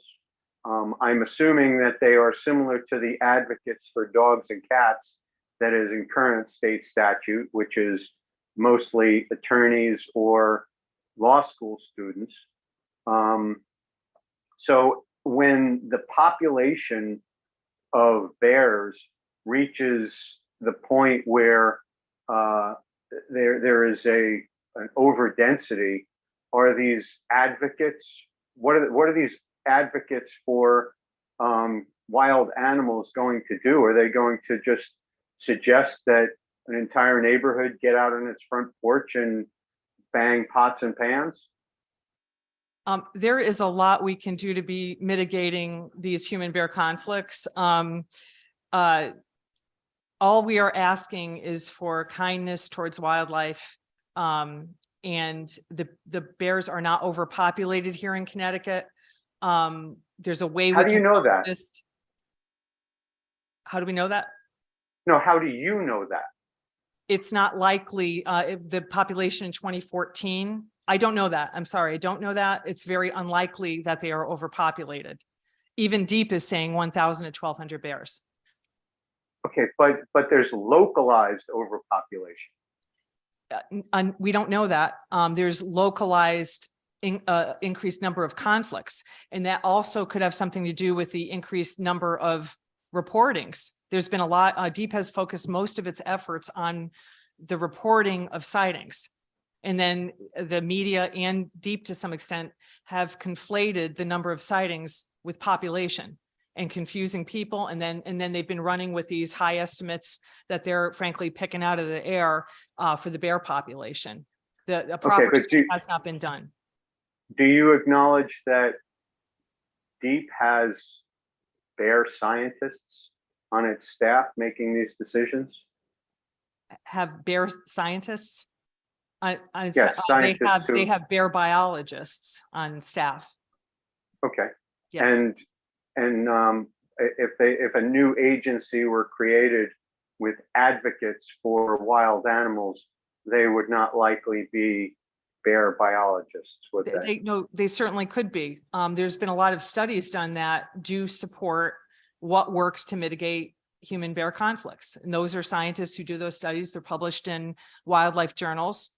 And those studies, many of them, I should say, support that. They support that concept that hunting is not a solution to human bear conflicts.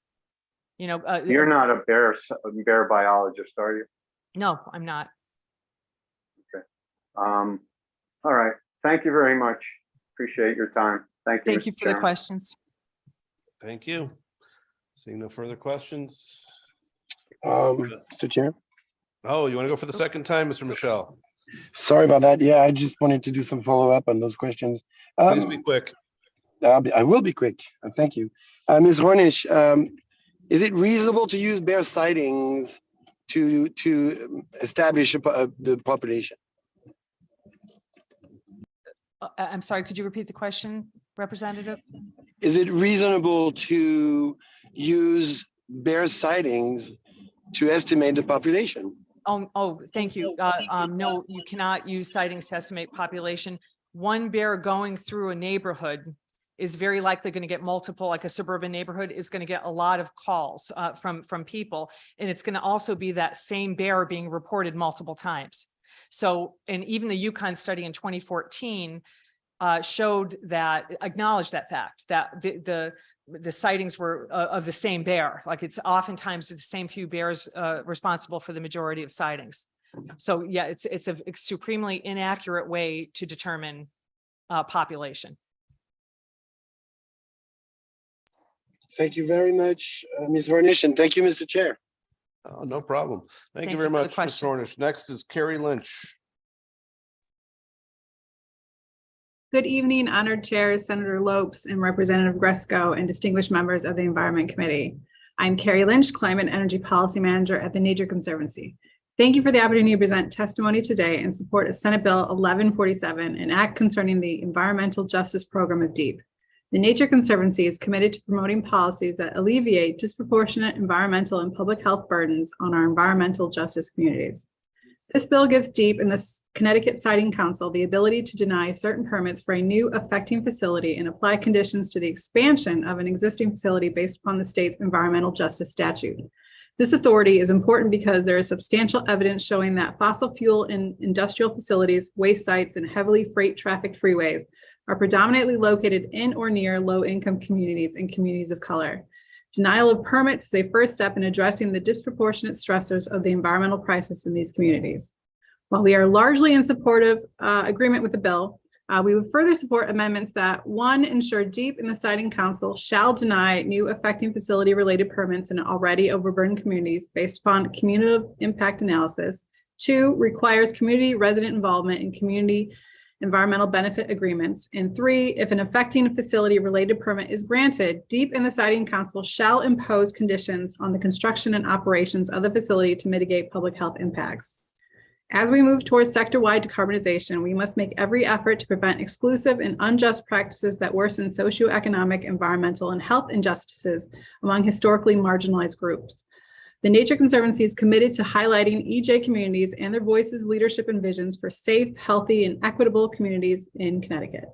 And with that, thank you for the opportunity to present testimony today in support of Senate Bill 1147. Thank you, Ms. Lynch. Any questions? Not seeing any, but thank you for your time. Next, I am going to go to Nicole Rivard.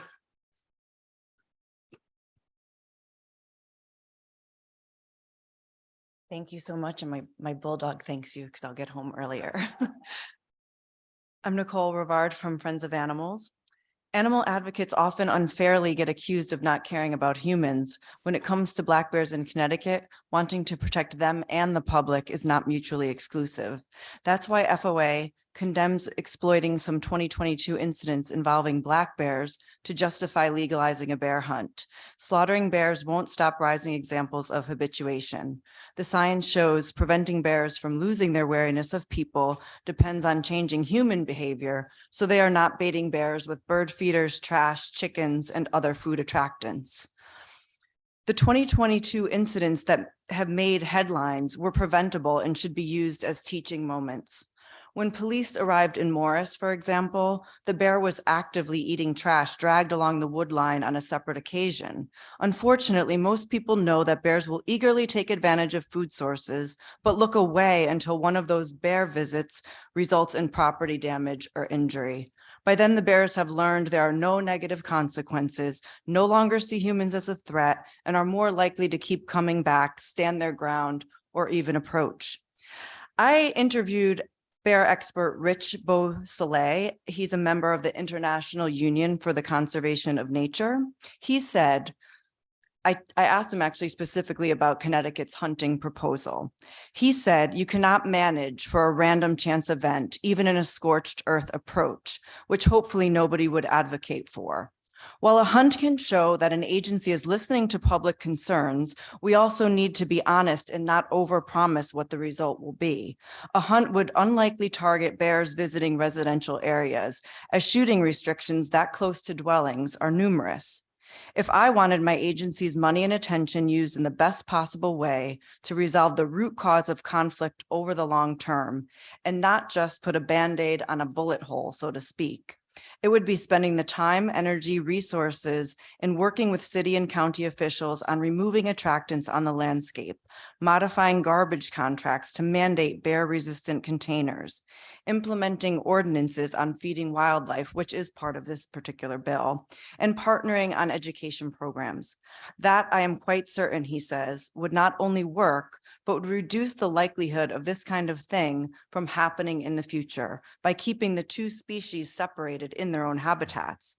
Lastly, in Newtown, the homeowner's failure to put electric fencing around a chicken coop baited the bear known as Bobby out of her habitat. Bobby ran back into the woods after the homeowner yelled at her. It's unclear how long it took before Bobby returned, but it is clear that the homeowner went in and out of his house multiple times, confronting Bobby without ever bothering to call deep, as policy stipulates. And lastly, his son and grandson were safe inside the house when he came out of his house armed with his AR-15. He pursued Bobby. He attacked Bobby, firing a bullet that hit her in the head. He finished her off with 7 to 8 more rounds. If a person goes into a house to retrieve a gun. Your time is up. Yep. I just wanted to end with, it's impossible then for a bear to still be an imminent threat if a person could go in and out of his house and retrieve an AR-15. Thank you very much. Connecticut can do better. We don't need a bear hunt. Representative Michelle.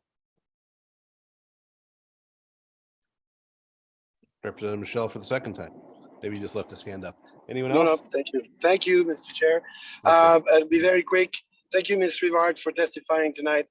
In New Jersey, we talked about New Jersey earlier. I actually think that I heard the commissioner contradict herself, but did New Jersey apply programs like trash mitigation to reduce human-bear conflicts? And my second question to you would be, were there any problems in how New Jersey went about estimating their bear population? Thank you, Ms. Rivard.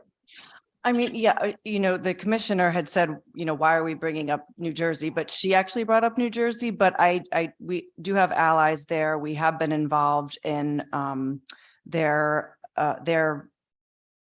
bear hunt herrings and everything. And unfortunately, as was mentioned earlier, they never tried any trash mitigation programs, and they've had years and years and years to do so. And so the fact that how can they say non-existent programs didn't work? They didn't try them. And we're very concerned about their way of estimating the bear population. They use something, I think it was mentioned earlier, the Lincoln-Peterson estimator.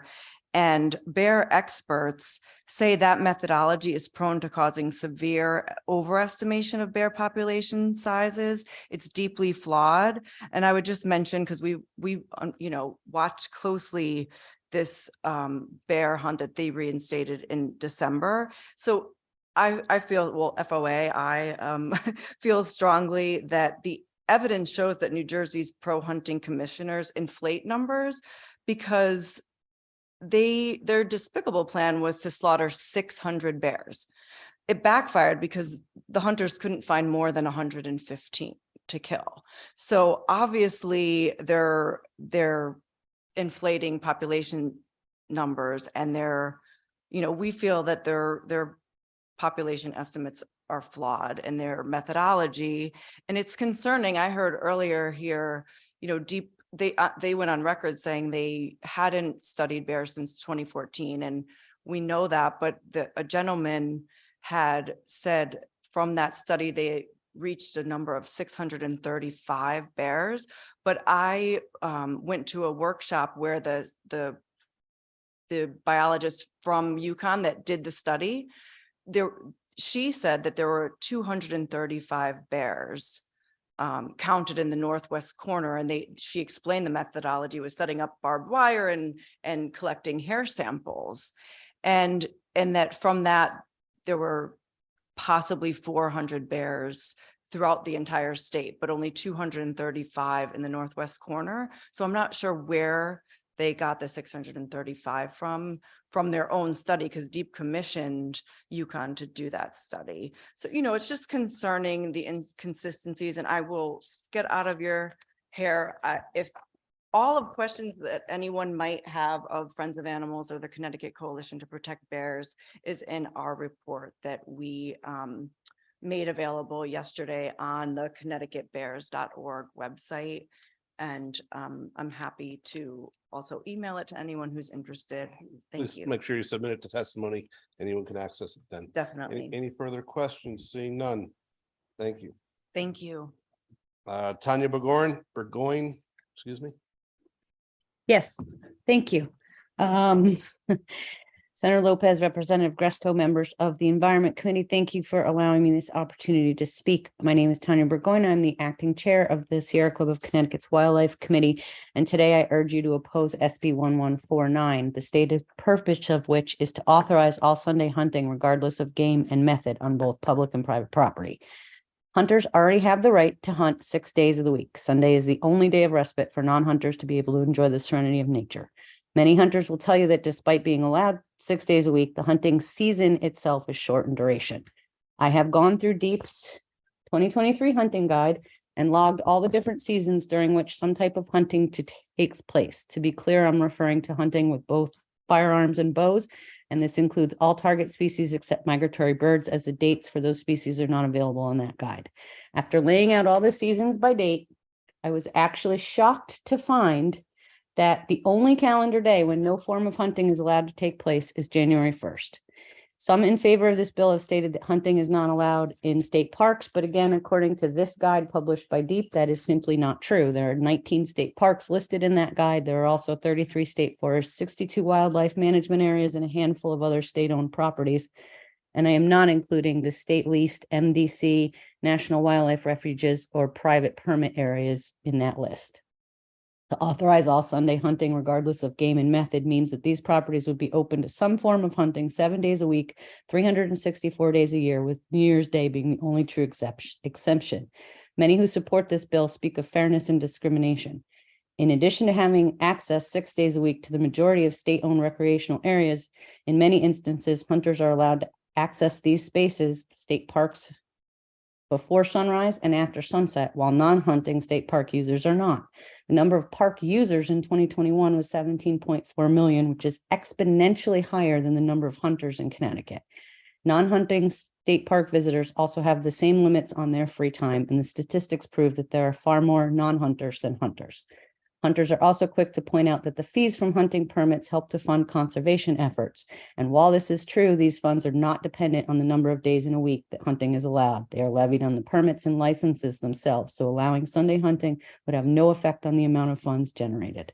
And the off-cited Pittman-Robinson funds get dispersed according to where the goods were purchased, not where or when they are used. In summary, I think that hunters, if they are so motivated to go out and hunt, have plenty of time and opportunity. And in terms of fairness for the rest of us, I think that one day where we don't have to worry about whether or not someone is shooting in the woods is really essential for us. I'm an avid hiker. My husband is. We have dogs. We have rescue dogs. Your time is up, Ms. Burgoyne. Okay. No problem. Any questions for Ms. Burgoyne? Not seeing any line. Thank you very much for your testimony. Next, I'm going to go to Alexander Petals.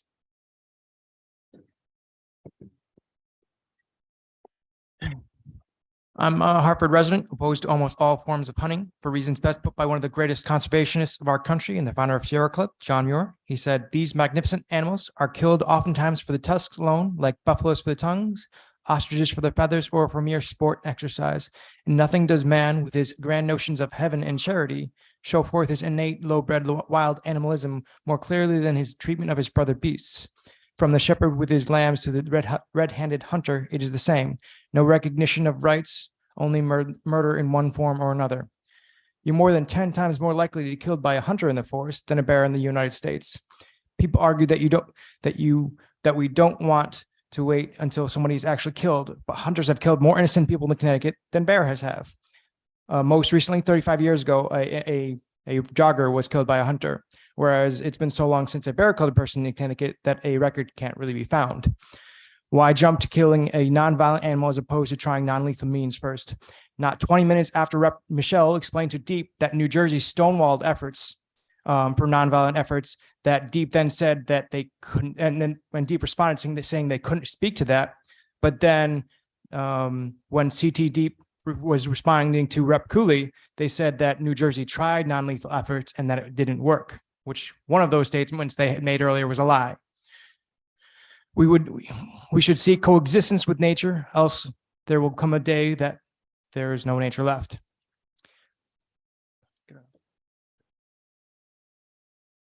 Okay. Any questions, Mr. Pettles? Let me check online. Seeing nothing online. Thank you very much for coming out to testify. Kimberly Rendell. Kimberly Rendell. One last time for Kimberly Rendell. Okay. Christopher Battelle.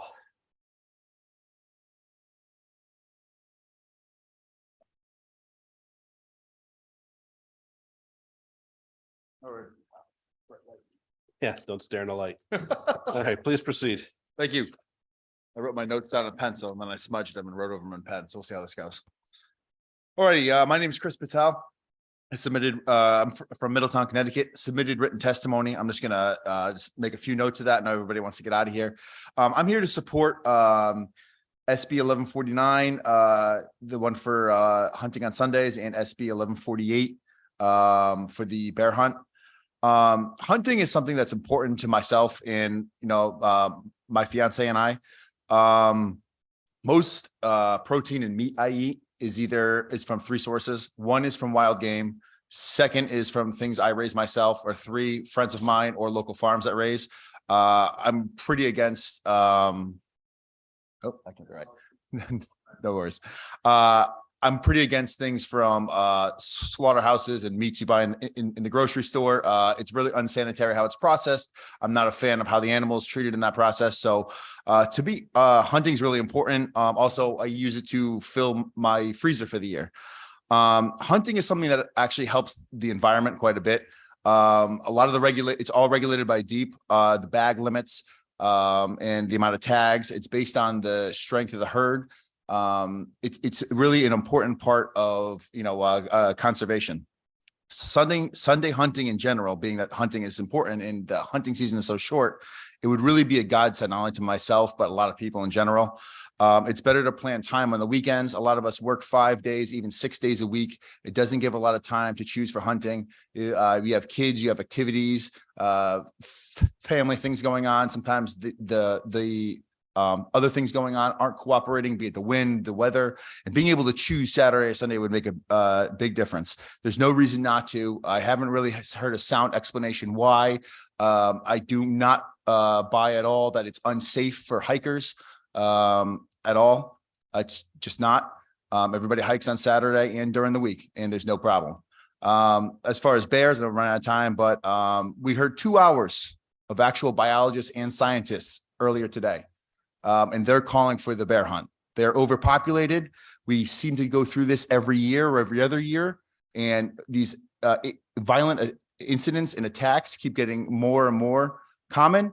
And I really don't know what we're waiting for. We had a young boy, ABC News called it being mauled by a black bear. Are we waiting for somebody's face to get ripped off? And I'm not trying to be dramatic. It's just, it's what's going to happen if we don't do something serious other than banging pots and pans when a 600-pound mama bear is getting defensive over her cubs. I read through a lot of the other testimony, a lot of the opposition. People are from the shoreline. I get it. My mother lives in Brantford. She also does not see bears at the beach, but that doesn't mean that there's not a bear problem in other parts of the state. I have a coworker from Winsted, Connecticut. I'm not going to mention his name, but it's in Litchfield County. He shows me pictures on his back porch on his Blink cameras. It's a regular thing. He's got bear cubs come up on the porch and mama bear's right there. So anyways, and I guess in conclusion, I think 50 tags is a good way to start in Litchfield County. That's a good bill. I don't say that very much in this building, but that is a good bill. And so is Sunday hunting. I ask you support both. I'll take any questions if you have. Sounds good. Any questions, Representative Cooley?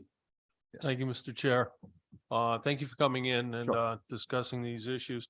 How much does the hunting community donate in terms of meat for food kitchens and the like? And is that should that be a good part of the bear hunting bill as a possibility? You know, I don't have official numbers, but it is a very common thing. I know of a lot of guys through social media and networking and stuff. They offer a lot of meat for things like that. I know the trapping community is very active in that as well.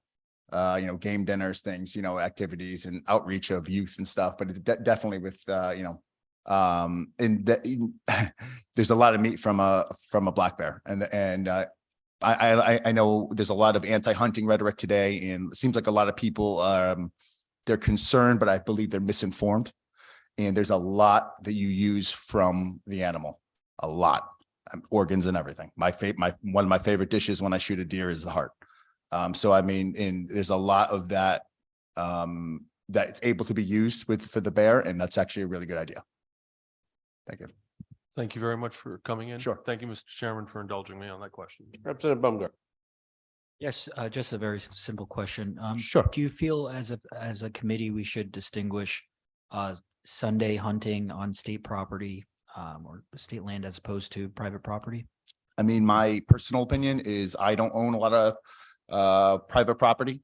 I own a 3-family house I live in with my fiance. You know, I'm looking to start a family, but it's on a 1/4 acre in Middletown. So I utilize the state forest for hunting. So I wouldn't want, I mean, anything's better than nothing, but for me personally, it wouldn't do me any good if we, you know, if you have hunting on private land, but not on state land, you know? And like I said, with hikers, I mean, it's just not, it's a non-thing. Like, you don't take a shot unless you know what's behind the shot, you know, like it's a non-issue with other people, you know, hiking on Sunday and whatnot. Thank you. Mhm. Any further questions? Seeing Representative Dubitsky. Thank you, Mr. Chair. Thank you for coming in. You know, your testimony made me think of something that, you know, you hear a lot of activists constantly saying, trust the science, believe the science, you have to follow the science. And then all of a sudden, when the science doesn't support their position, they think the scientists are full of it. So, you know, we've heard essentially the same agency comes to the Environment Committee, you know, at every one of our public hearings and year after year, and talks about environmental justice, talks about climate change, talks about pollution, talks about all these different things. And we're told that we have to listen to them, but don't listen to them on bears because they don't know what they're talking about. It just doesn't make any sense to me. I don't know if you have any comments on that. No, I was just gonna, if anything, I would just echo exactly what you said. You know, I hear a lot about science, not just today. I hear a lot, you know, of activists in this building. I know there was a parade for science or something like that a couple of years ago, and it's a big deal. And we heard for 3 years, trust the science, trust the science. Well, we've had actual scientists. I don't know what a bear scientist looks like, but I know what a bear biologist looks like. And a bear scientist is a bear biologist. We had one of the best in the state here. We had other members of DEP with various degrees. I like to consider myself a pretty knowledgeable outdoorsman, but these guys know a lot more about the individual habits and, you know, things and whatnot of animals in the habitat, specifically bears. So I trust what they say, and yeah, I'm on board with what they say. Thank you, Mr. Chairman. Representative Michelle. Thank you, Mr. Chair. I think we've heard a lot about, thank you for coming to testify, by the way. Heard a lot about, you know, about dealing with human bear conflicts. And I heard earlier the image of a 600-pound mama bear protecting the cubs. And I don't have any question. I'm making a comment on this. And basically, I hike on occasions and in Connecticut. And I had 3 different encounters in our Connecticut forests with mama bears and cubs. In fact, I'll actually share the first one because I think it's a good portrayal of, to give a different image.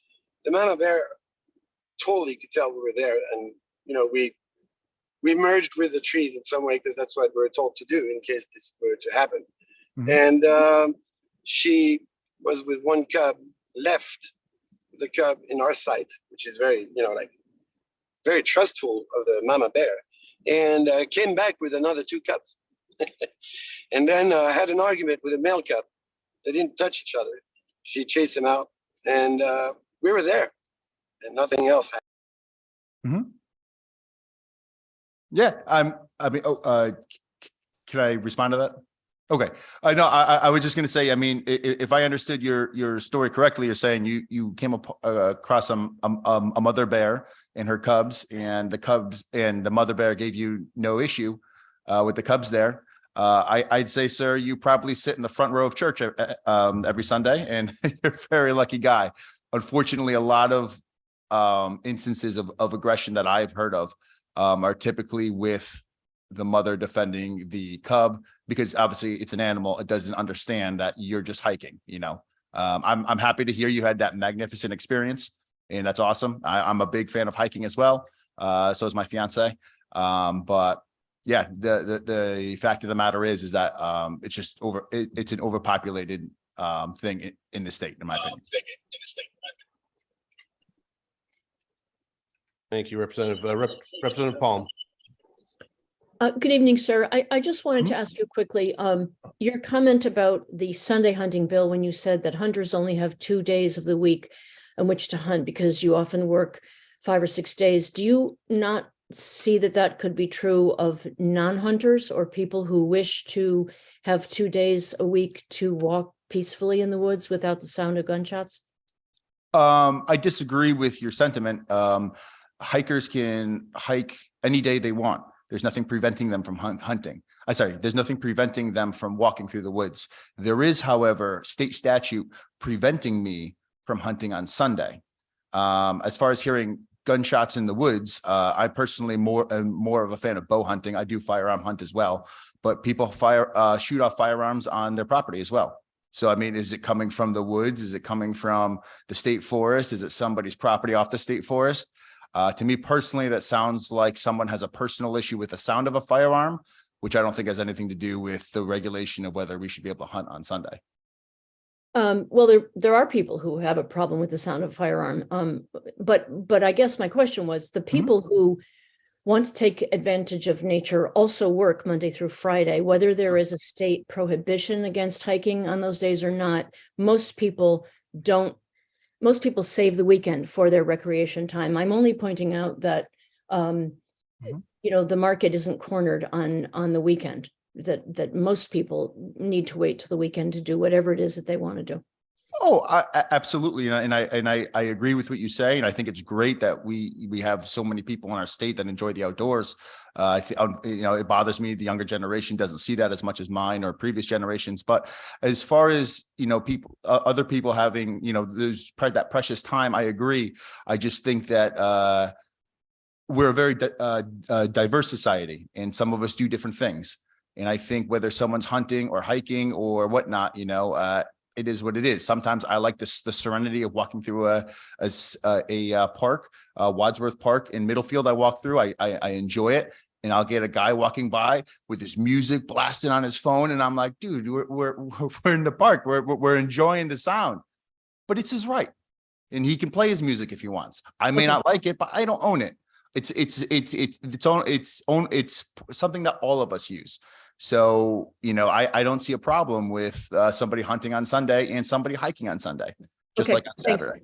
Thanks, Mr. Chair. All right, so no further questions. Thank you very much for testimony. Thank you. We're going to take a couple-second break while you reset the YouTube. And while you do that, I'll give out very important information. UConn is up over Marquette, 18-14, and has